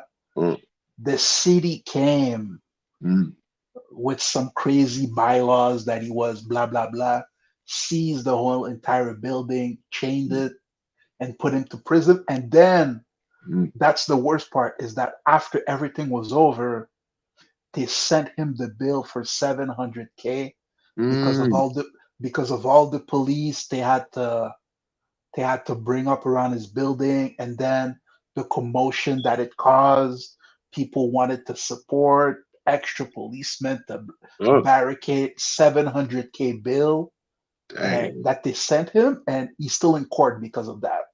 Yeah. Well, I mean, to me, Canada's a neo-communist. Australia, It's a neo-communist country, man. You know what I'm saying? Or I'm bad with those political names, either communist or what they call that other one, socialist, a neo-socialist, whatever. That's all it is. And you saw what happened to that trucker thing, man. You know what I'm saying? You know what I mean? The thing is, Canada, Trudeau's pushing the people. And like I said, the breaking point will happen, man. And it's Trudeau's a weirdo. We all know Trudeau's in the closet. He had children literally as basically a way to shield what he's really doing. The guy's walking in drag, blackface. Trudeau is literally a walking psychopathic hypocrite, man. And to me, he'll get dealt with. And sadly to say, that fire might have been a sign. I hope I contacted my mans, and my apologies, I ain't hit you up. In fact, how you doing after the fire? You all right? I mean, to be honest with you, in my regular life, like I'm so far away from it, Mm, I'm okay. But I'm noticing that the air quality, mm, it's even where I am, it's humid outside. mm, But if you're not in shape, is that like it's not like it's far away from New York. Like there's someone in New York who was saying his chest was hurting when he was breathing it in, but mm. it's not that point here. Yeah, yeah. Oh, yeah, dude. I was in Jersey, yo. We saw the smoke here. The moon was red, and yo, my head was a little. I felt in my stomach, like because I was inhaling all that smoke. You know what I mean? And it was a little minor head thing, and technically in the back of my mind, I was like, man, sleeping in this is dangerous. You know what I'm saying? That Mhm. smoke. You know what I mean? Luckily, it wasn't. I forget that type of gas that will kill you in your sleep. You know what I'm saying? Carbon monoxide. Yeah, carbon You know what I mean? monoxide. It wasn't a carbon monoxide thing, but I think that fire, to me, Canada's a very moist climate, lot of water. I think it was a stealth guerrilla. I don't think that flame was natural. I think that flame was to send Trudeau a message. You know what I'm saying? Mm. Either you gonna change things, from based on a protest on a public societal perspective, or we'll let nature do the rest. You know what I'm saying? We'll give nature a little start. You know what I'm saying? Because I think that fire, I was like, nah, that fire, that is not natural. Someone, I don't know, maybe a protester, someone set that up, man. Someone lit Mm. that fire to send Trudeau a message. Because, yo, that burned hundreds of thousands of acres, and our Canada does a lot of logging. It did the damage it's done. It's worse than the trucking and a lot of stuff. So the message is being sent to Trudeau, man. One way or another, you will pay, man, even if it means burning the country down. You know what I'm saying? Because a lot of people think, oh, people protest, walk. No, man. The greatest protester is nature. All you got to do is give nature the right push. And yo, just watch nature handle the rest, man. You know what I'm saying? Mm.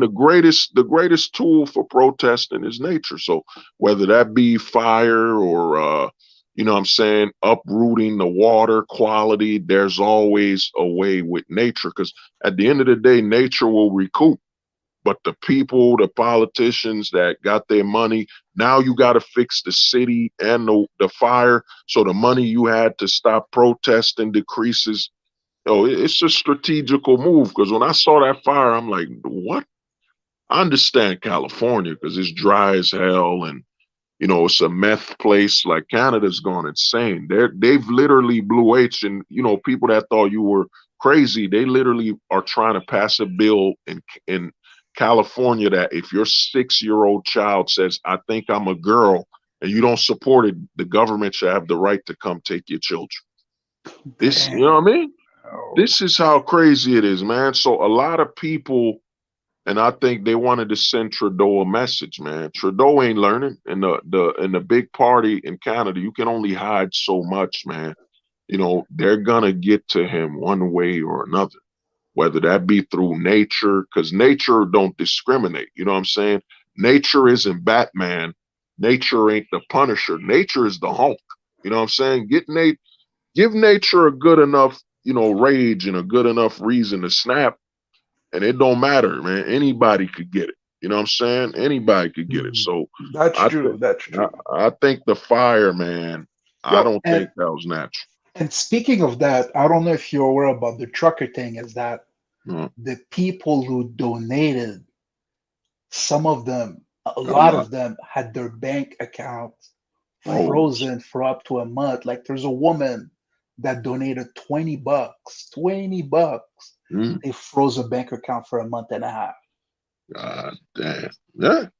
And this is the same government saying we love. Well, I mean, to me, Canada, they don't get it, man. There's a mass exodus happening in the West, man. And like I said, the biggest thing that's happening in a lot of things is this: they're doing it at a time where a large amount of young men aren't having children. You're literally signaling to these young men, yeah, dude, you want to have a child here? You know what I'm saying? Where you're literally in a communist or hyper socialist, whatever. A lot of the young men in Canada, if I owe you Blue H, I look at the birth rate in Canada, man. I'd look that up right there. Because same thing's happening up here, man. They're just waking up more men, man. What they're doing is they're literally triggering the event of no return, man. You know what I'm saying? The event of no return for a lot of young men. So to me, man, Trudeau is just helping it out because the next group of guys, they're not voting, they're not talking. They either leaving or they're making their money, and it's called the ghost. Like I told a lot of guys, a lot of men are creating ghost towns where you just see all these men and they're not talking to the women, they're not talking to anybody. They go to work, they go home, they drink their beer, they might do the cam girl thing, they get up, they go to work, come back home. They don't interact with the society outside of their home. Dude, Yeah. what you just described is me pretty much since mid 2019. Because, Uh, on MD stream, it's to keep it light, help some guys out. So I talk about stalking and approaching, blah, blah, blah. But like, I haven't done it since 2016. I haven't done it. I'm like, ever since they took down Backpage and Craigslist, I'm like, yo, I tasted gold. I'm not going back to copper. Come on, man. Come on. gold. You ain't even say I'm going to bronze. You say I ain't going to No, copper. yo, this is going back to copper. Like, come on, man. Is that, yo, Wow. come on, man. Oh, And the thing with Craigslist is that there were a lot of freaks like me, like they were just, listen, I'm not looking for love. I'm not looking for this. There's no dates. Is that, show me a picture and we meet up, bang, bang, boom. That's it. Because even Tinder, there's the illusion of swiping. There's the connotation of, oh, you might need to dine me out.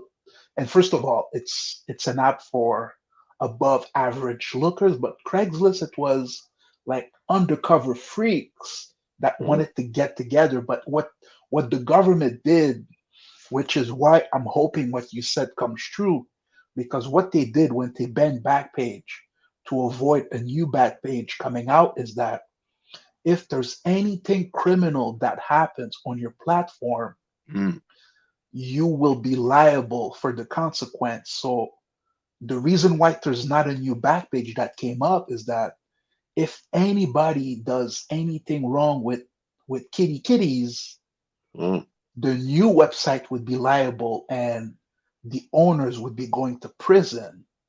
No matter what the security would be, if any incident goes through, the owners are the one who goes to federal prison. So when that happened, that's the reason why Craigslist Personal, all over the world, Craigslist Personal went down.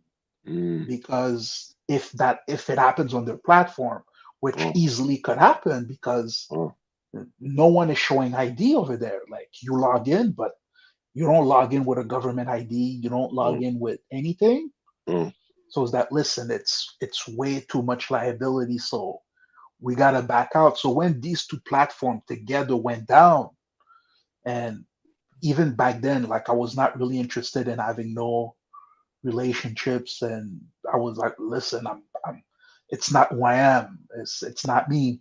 Like if it was me, I would be aware of what the consequences would be, the potential downfall. But it's not even something that I need to entertain because just like broccoli, I just don't want it. I don't need to abstain from it. I don't want it.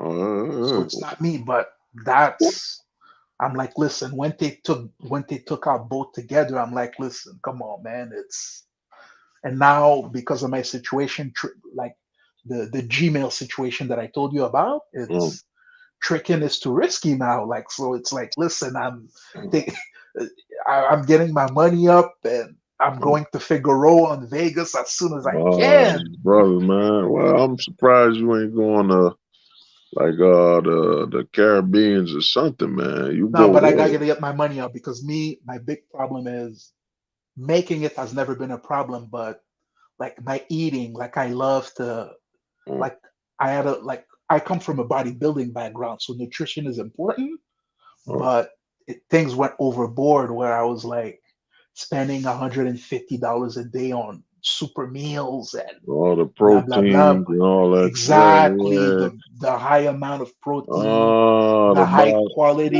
meats. Yeah, but they got that overseas. I mean, clean, I know.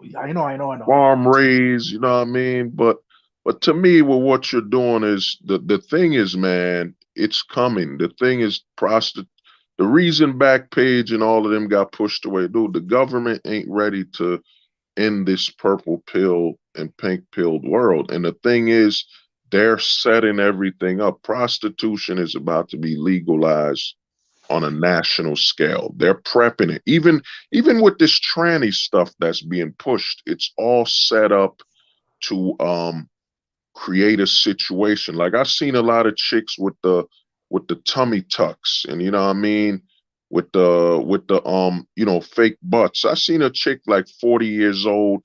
We're in a very sexual process. A lot of people talk about food process. No, man. The biggest process we have is the body.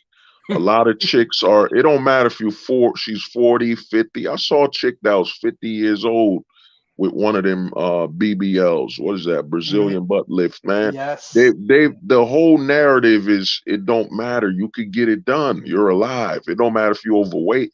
I saw this fat chick, you know what I'm saying? Let me put that thing on, man. You know what I'm saying? I saw a muck built chick, man. Built like a muck, and she had fake lips, a fake ass, and she looked like she weighed about 260, straight muck. You know what I'm saying? Muck built. You know what I mean? It don't matter. We're in the age of absolute consumerism. As long as you can pay for it, nothing wrong with it. You know what I'm saying?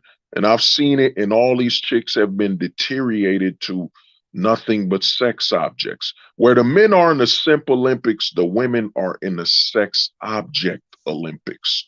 It's just constant over sexualization. And then they're being told to not find a man to provide and release that sexual outlet with because it would decrease money. Like a married woman is bad for business.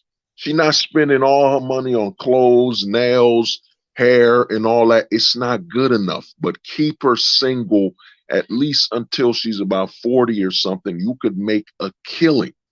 You know what I'm saying? Empowering her to spend, butt lift, all that. Just keep spending and, you know what I mean? Keep racking it up. And then you keep the men thirsty. You just demonize the men. And they like I tell guys, the men are the mop up crew. They're the mop up men. So even if she's 40, there's a dude waiting to mop that up. You know what I'm saying? Mop that up with all the dirt, all the ranch dressing on her. There's some mop waiting. There's a mop waiting to clean and absorb all that dirt. You know what I'm saying? So all the women are being told, don't settle, girl. Keep spending. 50 years old. All you got to do if you want to know how they're trying to advertise women to spend money is look how sexualized they're doing. I went to Target and they were literally sexualizing a granny. They were selling bras and you saw an old ass woman on the as a bra model. You know what I'm saying? The goal is to just sex, be sexy, spend money, be sexy, spend money. That until she's damn near unable to walk in a rotting, damn near rotting corpse. The men are being told to simp, and the women are being told to exist as a sex object and just keep keeping themselves sexy and be unable to do anything else. You know what I'm saying? That's why I say this wall crap is a scam. The wall does not exist. Because guess what? A 60-year-old chick with a BBL, that's still a BBL. A dude will look at that and say, well, she is a granny, but man, you know what I mean? I need to stick it into something, you know? And you know what I mean? And then she might look at him and then he might say, you know what? She's 60. You know, I could get some mileage out of that. She's too old to do certain things to me, having a child and that put me on child support. I'm gonna ride out with this 60-year-old chick for a minute. I'm gonna see how long I can stay on these granny cookies. You know what I'm saying? And, you know what I mean? And then I'll replace her with a younger granny. That's why they've moved up. It ain't cougars no more, man. I was on a site, whatever, and they're advertising grannies. And I'm like, what the fuck's going on? But this is what's going on, man. It's over sexualization to keep selling. You know what I mean? But bro, it's about to hit that 7, man. Any last words? Any last words, Blue H, man? Yo, it's been good conversation on what's coming up. Is that at the end of the day, is the prophecies, to go back to the title, they're not exactly wrong. They just need to be adjusted. So that way it's new way of thinking. Is that what you said? Listen, just it's funny, just like you said it like maybe an hour and a half ago, is that I can't remember what I wanted to remember.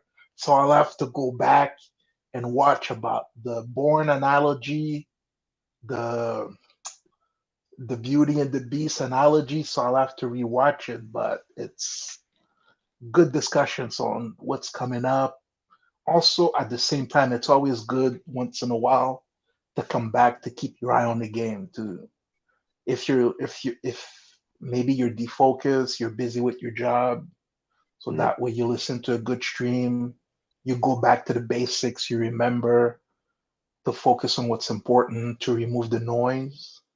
So that's what I'm gonna do. I'm gonna go back to it, watch, memorize the concept that I want, still that Beauty and the Beast phrase.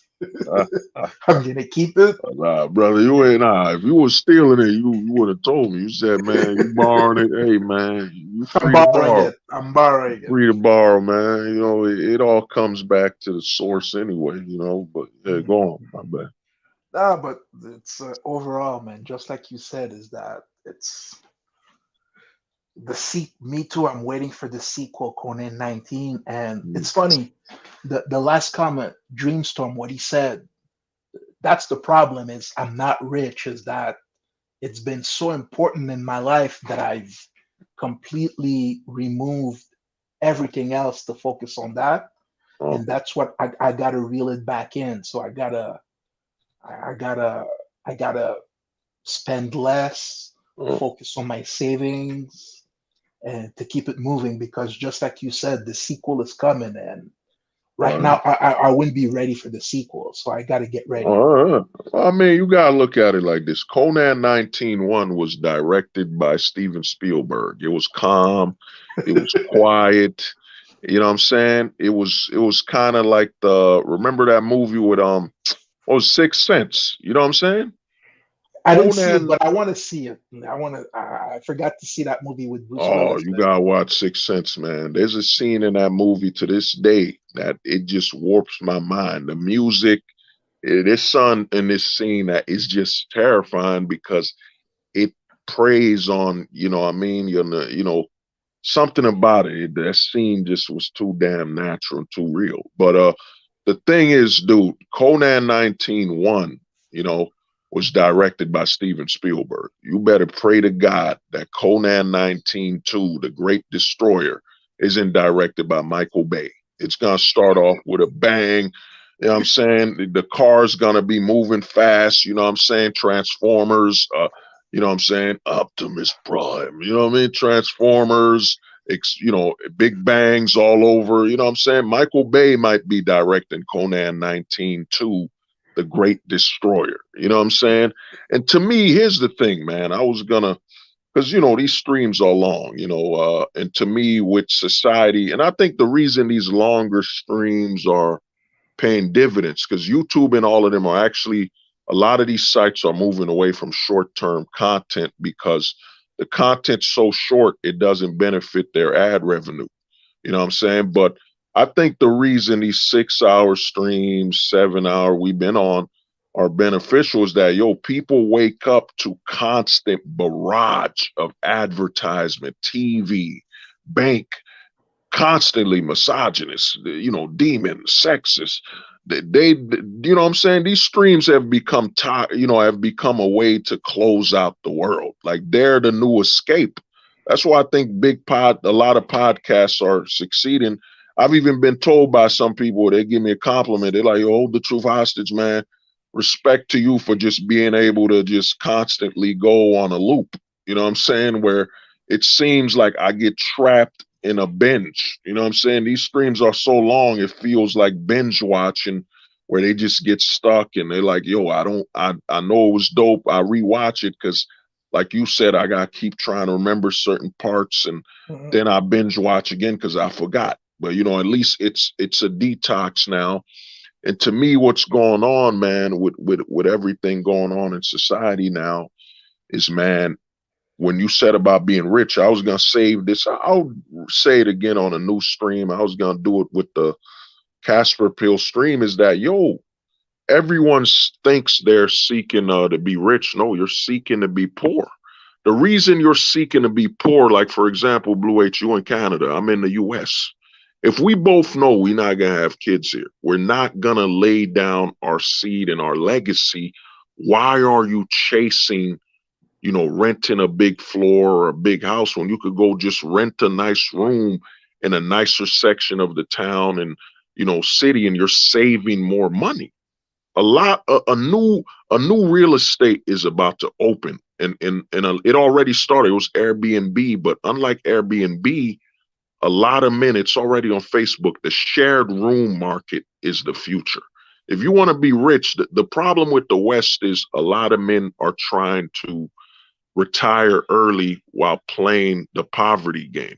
I'm spending all this money on a room, an apartment in a city I don't want to retire in.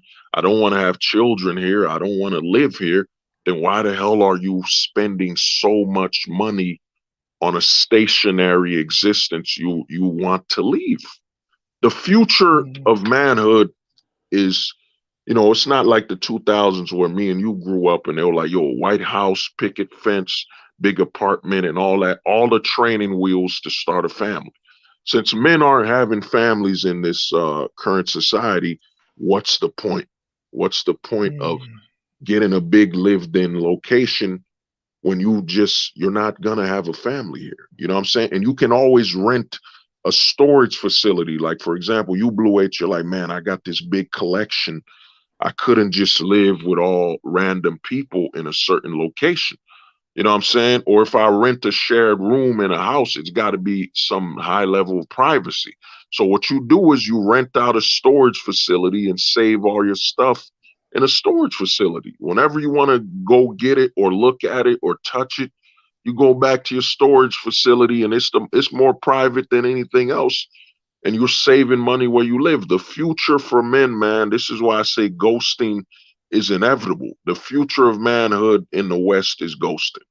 You're not going to have a family in the West, so what's the point? What's the point of trying to live up, get this big apartment when you're not going to have children? You're not going to have a family. So what's the point to go after the white picket fence and all that stuff? You know what I'm saying?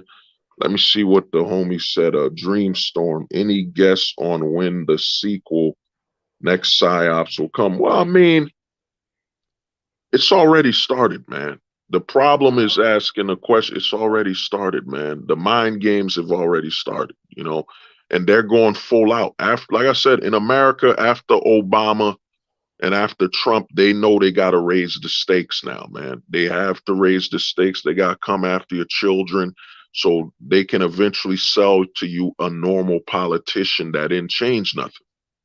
You know what I'm saying? We're going backwards. Think about it, Blue H. We're praying. A lot of people are praying for a politician back in 2000. And what did the politicians in 2000 do? Besides not telling you to make your kid a tranny, they didn't do nothing. They were still corrupt. So we're hoping to get something that didn't do nothing back in the day. You know what I'm saying? The mind games have already happened. But, man, I want to thank you for coming on, man. You're And, welcome. It's been a pleasure. It's, respect. just learning, and learning. It never stops. That's on top of all the red pill talk, the conspiracy blah. It's for me. It's always been about the knowledge. Just being happy, knowing, and just more knowledge in the bank, man. After this one, it's fantastic, man. I love it. All right, brother. Well, man, I'm gonna boot you, man, and then I'm gonna shut it down, man. And I want to very thank you much for everything, man. And like I said, man, we're not conspiracy theorists, man. We're just telling truths that people don't want to believe. That's you know what I mean? Just think about it, Blue H. Like, 5-10 years ago, you probably said, yo, man, some disease or the government's plotting something. Y'all just conspiracy theorists. Put aluminum can over your head. Now, after Conan 19, no one questions what you're saying now. They're like, yo, it might happen. It just hasn't happened yet. Now people don't call it conspiracies. I've been on a lot of streams. I don't hear the word conspiracy like I used to before Conan 19. Before Conan 19, anything you said that didn't go with the status quo, they'd say conspiracy. But after Conan 19, seeing Dr. Fauci, that demon who literally sacrificed children and was found lying, I don't trust none of these government officials that say we found it. Nah, man. Some of y'all supported them and went with it. You know what I mean? It's like a Hollywood actor that got a check, did a bad movie, and now he's saying it was a bad movie. Then why the hell did you act and take the check? You know what I'm saying? I don't trust none of this. But before it becomes an infinite loop, man. You know what I mean? We'll talk again next time, man. I'm holler at you. All right, man. All right. Peace. Out, good night, man. Man, I want to thank Blue H and everybody, man. And, it's a 7-hour stream. It went longer than I thought, but, sometimes these things happen. But, man,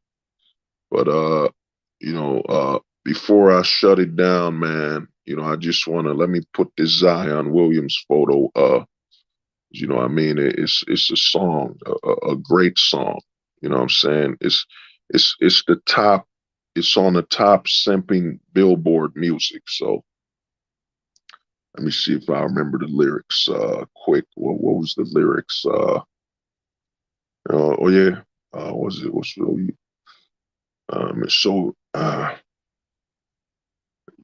I can see the simp in you. I'm saying, I think I forgot the lyrics, man. But you know what I'm saying? Oh yeah, now I remember. I wanna be the very best, like no simp ever was. Mm-mm. To simp for a single mom with more than 3 kids is my cause. I will travel across the land.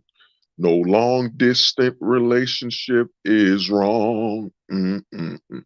To be a simp is my cause.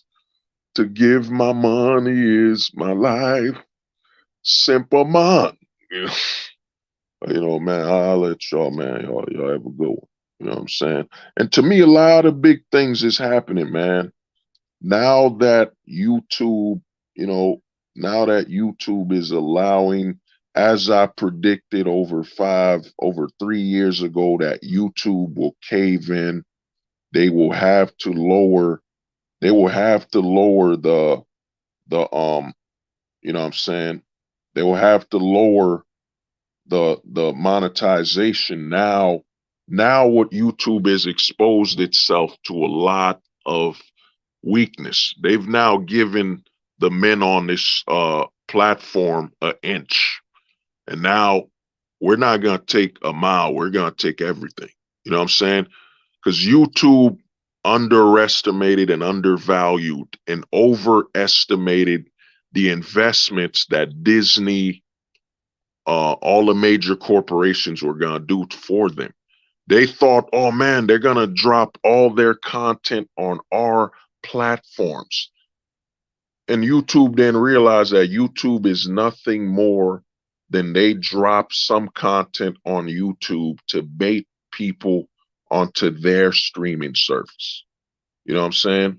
And now YouTube is seeing all these other platforms pop up. I'm gonna tell you something, man. And you know this stream is long, but YouTube does not have a large server market. Like YouTube, Google doesn't sell a large amount of servers. They buy a lot of servers, but Google doesn't own a lot of servers. And what Google is seeing now is we're in the server age. We're in the great server sale age. Everything now is about selling storage space, selling server space. So now everyone can create their own YouTube. You know what I'm saying? You could literally buy, like, I know that the website MGTOW.tv. I know exactly how he made MGTOW.tv. You know what I'm saying? You could buy that website, you know, a builder. We're in the great server age. You know what I'm saying? We're in the server age where everyone's trying to sell server space. And then I've said this over 2 years ago, a lot of these websites are dying. They're dying because the birth rate is dropping. You know what I'm saying? Why do you think they're selling so much content to older people? We're in the great decay of the population, man. You know what I'm saying? I'm not sure. Someone could always research it, but I think the average United States person is what? Over 20? You know what I'm saying? Over 20 years old. So a lot of these websites, man, they're building for a future generation that doesn't exist. It doesn't. They're building for a future generation that doesn't exist. And what's happening is a lot of them are fighting for what's left. You know what I'm saying? Some of the biggest YouTubers right now, you know, I watch Nerderotic. You know what I'm saying? The host on Nerderotic, he's like 55 years old. Some of the biggest YouTubers are Gen X, Gen Xers, millennials, or even boomers. Some of the, you know, well, not boomers. Would it be no. Would it be boomers? I'm trying to remember. Yeah, boomers. Yeah, some are born in the 60s. Some of the biggest content creators are older because they come from the before the PC age, you know, the whole politically correct BS. You know what I'm saying? The content creators are getting older. And the young people that YouTube and all of them were expecting, all these websites, Facebook, all these social media sites are building for, they're not coming. The birth rate in America is at an all-time low. So where do these websites get their younger new content creators? Then you have the political warfare of telling these children that their bodies should be mutilated.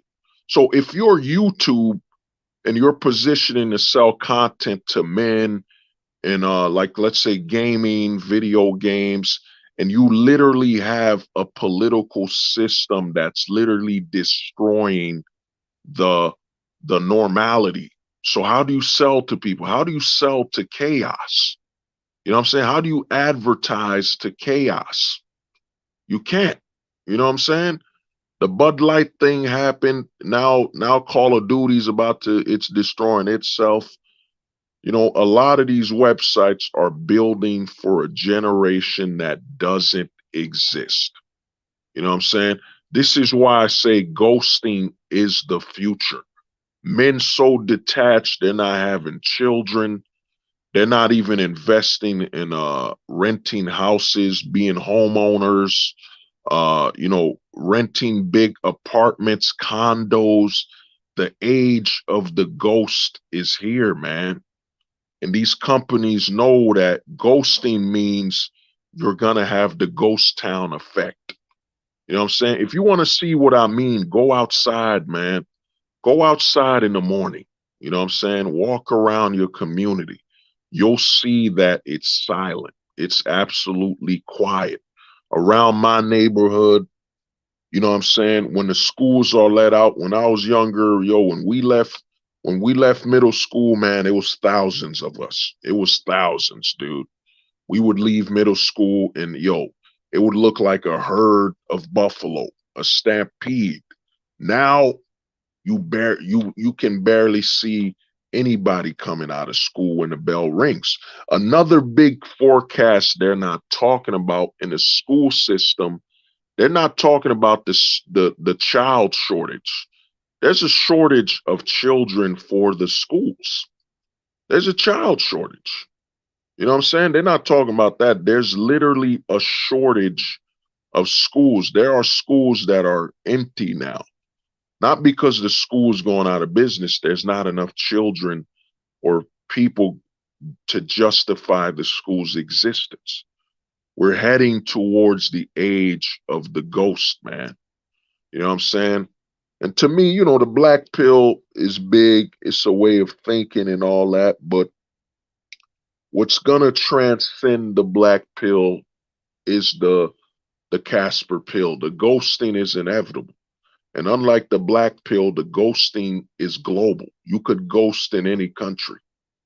You know what I'm saying? You could ghost in any country, man. You can't be black pilled outside of America. You can't. You know what I'm saying? I gotta make that video, Black Pill 4.0. I gotta make a video rather than a stream. The message, what I'm saying gets lost at times because the stream's too long and all that. But we're in the ghost stage, man. And unlike the men in Japan that surrender living, men here aren't gonna do that. Men here are gonna be like, all right, man, I rent a shared room, bro. And the thing is, a lot of people think, oh, hold the truth hostage. You're telling people this because you're cheap and you're broke and this and that. No, dude. I've worked in expensive communities, man. I've worked in Jersey. I've worked in an expensive community where there are men 40 years old, 50 years old that are roommates. We're talking men in their 50s, men in their 40s that are roommates. You know what I'm saying? The boomers are ghosts. The Gen Xers are already ghosting. They're ghosting away from the so-called white picket fence, the homeowner life. You know what I'm saying? And after Conan 19, a lot of men went off grid. If a man went off grid, how is he going to get married? How many beautiful women are walking around in the forest? You know what I'm saying? An off grid man literally removes himself from the female population. You know what I'm saying? Unless he returns back to town to get to restock on stuff. So we're in the ghost stage, man. I know a lot of homies. I got some homies of mine that are boomers. I know a couple homies that are Gen Xers and they have roommates. These are grown men. They get up, they room together, they're saving their money, and I see them at the bar. They drink their beer, they party, they bang some chick who's like 25 to 30, and they go back to their room. They go back to their roommate. And then, you know what I'm saying? They go to sleep. We're heading to the age. We're already there, man. You know what I'm saying? Airbnb, the fact that people are lending their rooms to Airbnb instead of hotels and all that stuff, we're already there. a lot more men. I'd say, and I think I've been saying this, I'd say by 2025, the ghosting epidemic is already happening. There's a lot of women on YouTube complaining men are ghosting them, men are talking to them. Chad is ghosting. You know what I'm saying? I did a whole stream on how your Chads, your Tyrones, your Aladdins, they're ghosting now. You know what I'm saying? It used to be a lot of women would line up for one dude. Now they can't even get in contact with that one dude. He banged her that night, you know what I mean? And it's gone. His phone number, everything is gone. She's blocked. They can't access him, man. You know what I'm saying? So a lot of Chads already ghosting. Then you got the dudes that are betas trying to ghost like Chad. We're heading to, I'd say by 2024, 2025, we're heading into the ghost town effect.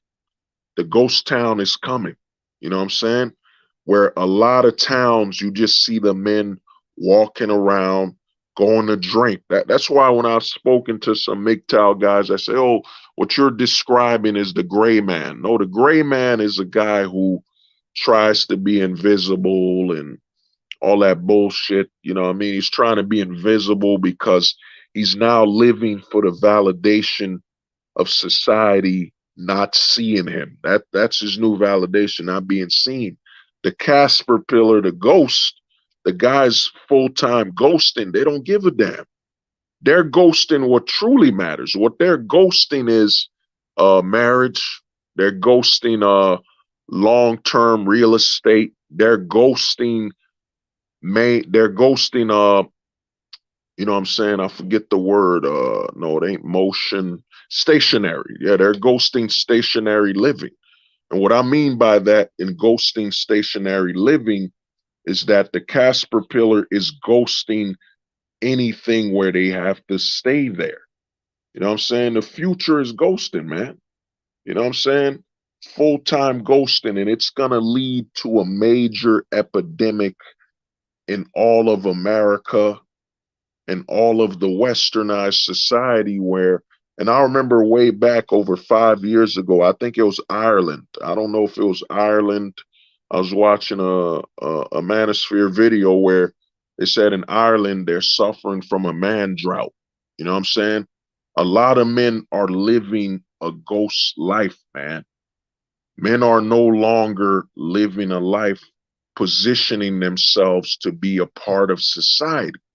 That means you get in an apartment, you get in a house to live in and own, you know what I'm saying? Stay in your hometown. More men than ever are being loyal to opportunities.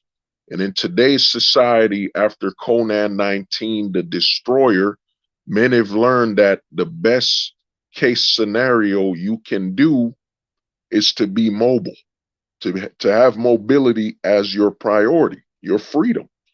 Your safety, your health depends on your mobility. You know what I'm saying? I'm not saying I'm there yet. You know what I mean? I'm working on that, whatever. But the future, a lot of other men are already mobile. You know what I'm saying? I know a couple guys I talk to that dude, they don't have a house, man. They don't own a house. They don't pay rent. You know what I'm saying? They don't rent a home by themselves, a room or an apartment.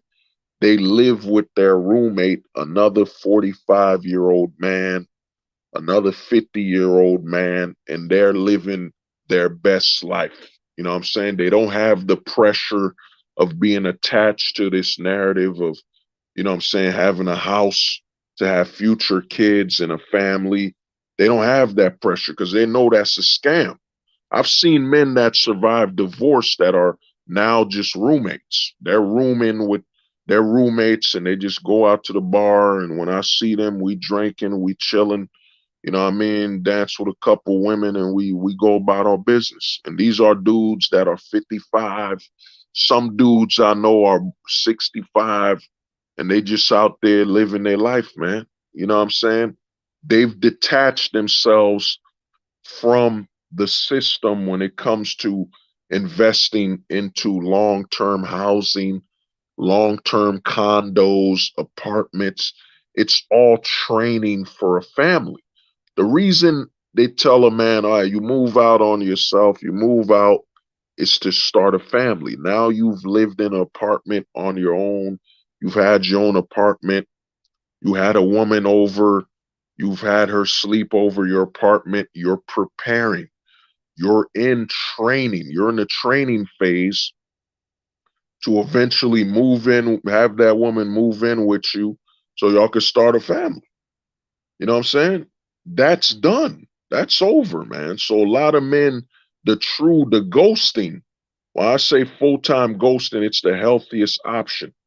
It's the safest option because you're detaching from the system. You're detaching from attachments to where you live. Everything for you is about mobility. The only thing you're attached to is your mobility and your freedom. You know what I'm saying? So a lot of men I know, a lot of the homies I know that have, because they put this narrative that a man can't survive divorce. A man can.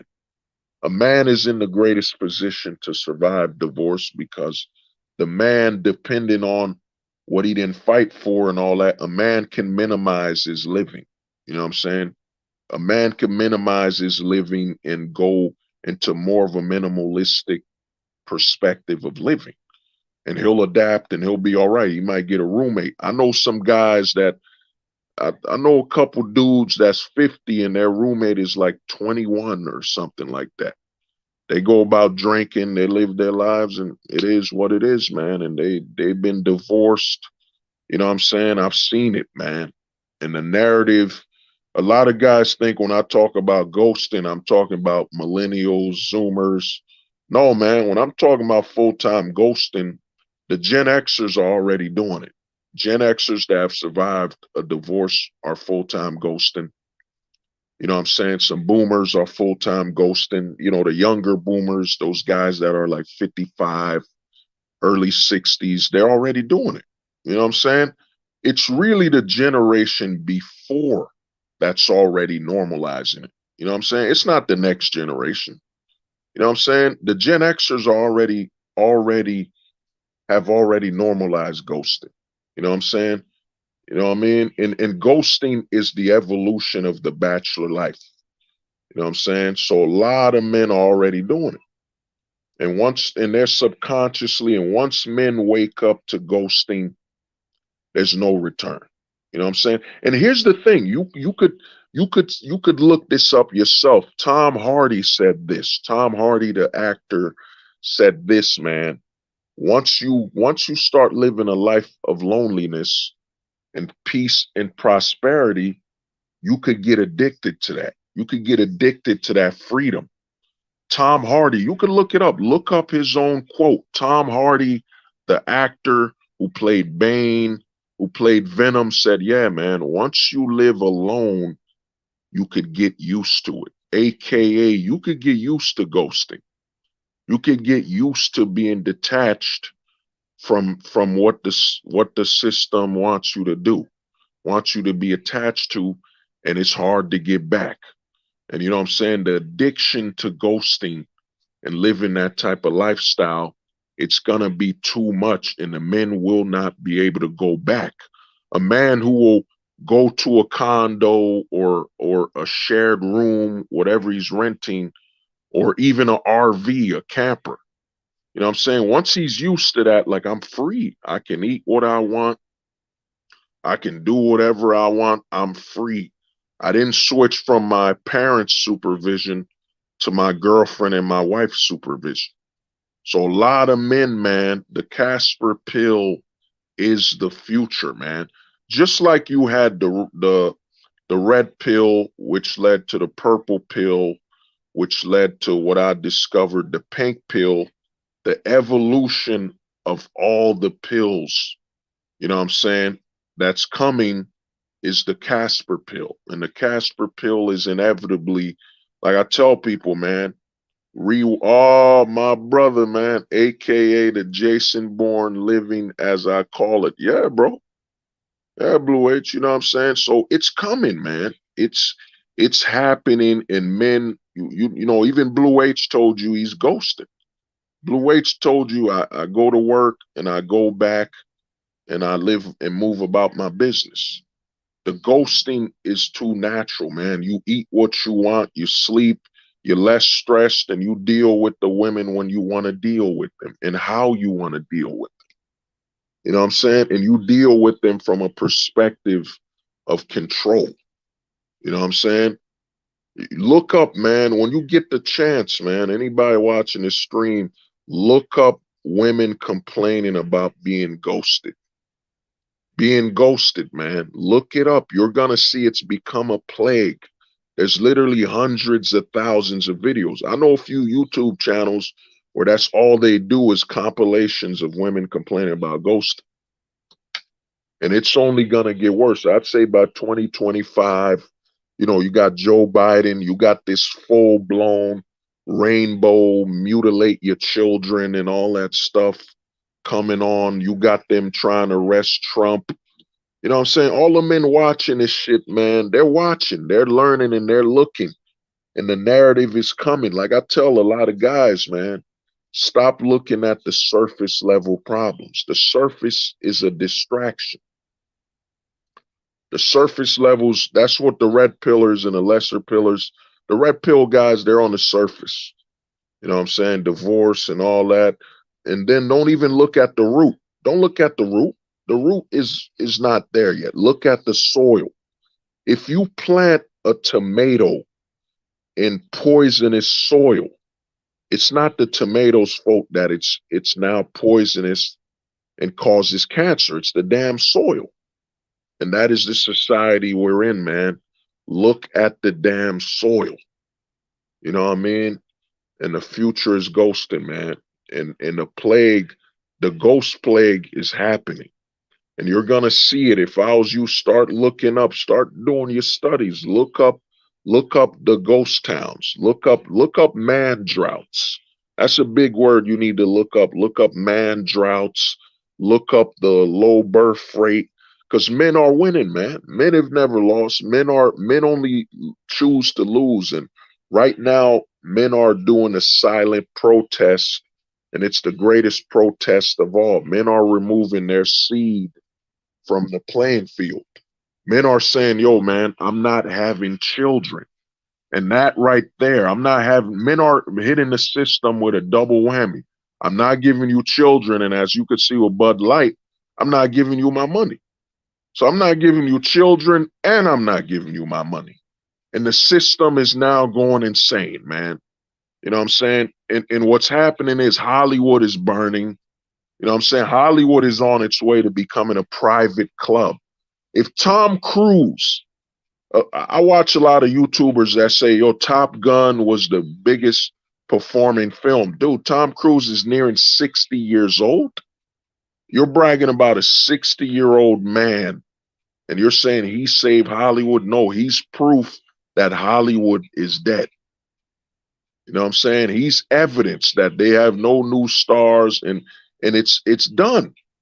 And then you have AI happening. You know what I'm saying? I'm going to make a stream soon. I think it's going to have to be called, because, you know, I'm heading towards more of a ghosting channel. I'm waiting on something, but I'll probably do ghosting versus AI. You know what I'm saying? Or ghosting X AI. All we're going to talk about is ghosting and the side effects of AI. Because AI is about to lead to the destruction of Hollywood. I said this earlier on the stream. Look up AI generated videos. When you get the chance, look up AI generated videos. You're going to see people using AI to generate commercials. It's horrible right now. It's horrible right now, but in 6 months to about a year, it's going to be damn near Hollywood grade movies that you could generate with AI. Hollywood is about to become some type of club. It already is a club because you can't even name the actors today. They were on $100 million budget movie. Like, I can't even name the actor on Dune. I don't know who that is. I know Dave Bautista was in that movie. I know Jason Momoa was in that movie. But other than that, I can't even name the main actor. You know what I'm saying? Hollywood is dead, man. All the the the the the multimedia entertainment is dead. And the only people that are keeping Hollywood alive right now are the Gen Xers and the boomers. You know what I'm saying? The Gen Xers and the boomers. The millennials are moving on from TV far sooner than the Gen Xers. Then the Zoomers, well, the Zoomers are, they're stuck online. You know what I'm saying? They're internet lifers, man. They're on the web, and Gen Alpha will only be on the internet. So Hollywood is dead, man. Hollywood right now is celebrating TV shows that get 1 million views, man. Get 1 million views. Yeah, AI is going rogue and tripping on its own. Nah, that's basically a hallucination, and the coding, it's an error. You got to remember, like, we played video games where you would talk to an NPC and it would glitch out, and out of nowhere the NPC is saying dialogue that it wasn't supposed to say. So the AI has glitches and it ain't fully fixed, but Nvidia is literally launching some graphic cards that are over 100 times faster than now, that can train AI at over 100 times the speed and the ability. And it's been projected that we might have immortality by 2030. You know what I'm saying? And a lot of people think immortality, man, why are they trying to give us immortality? Because the birth rate is that low. The birth rate is so low that the media and big entertainment knows that we need to save these. We need to ensure that the boomers and the Gen Xers do not ever die. We need them. We need the older generation, because once they pass, television, the media, the old media is dead, man. It's gone. It's phasing out already. You know what I'm saying? Like right now in America, a big show is Yellowstone, Blue Bloods, and some shows. You know what I mean? They're averaging what? 42 million, million, 3 million, 10 million views or whatever it is. It's nothing compared to the views they used to get in the 2000s, early 2010s, and especially the 90s. You know what I'm saying? Yeah, it was good, JP. What's up, man? You caught me late, bro. Yeah, I should have hit you up with the text, man. We gonna chop it up soon, man. But man, I've been on here for a minute. It's about to be that 7-hour mark. So, I'm gonna holler at y'all. Hope everyone has a safe day, and peace. They said the truth won't survive beside the lies.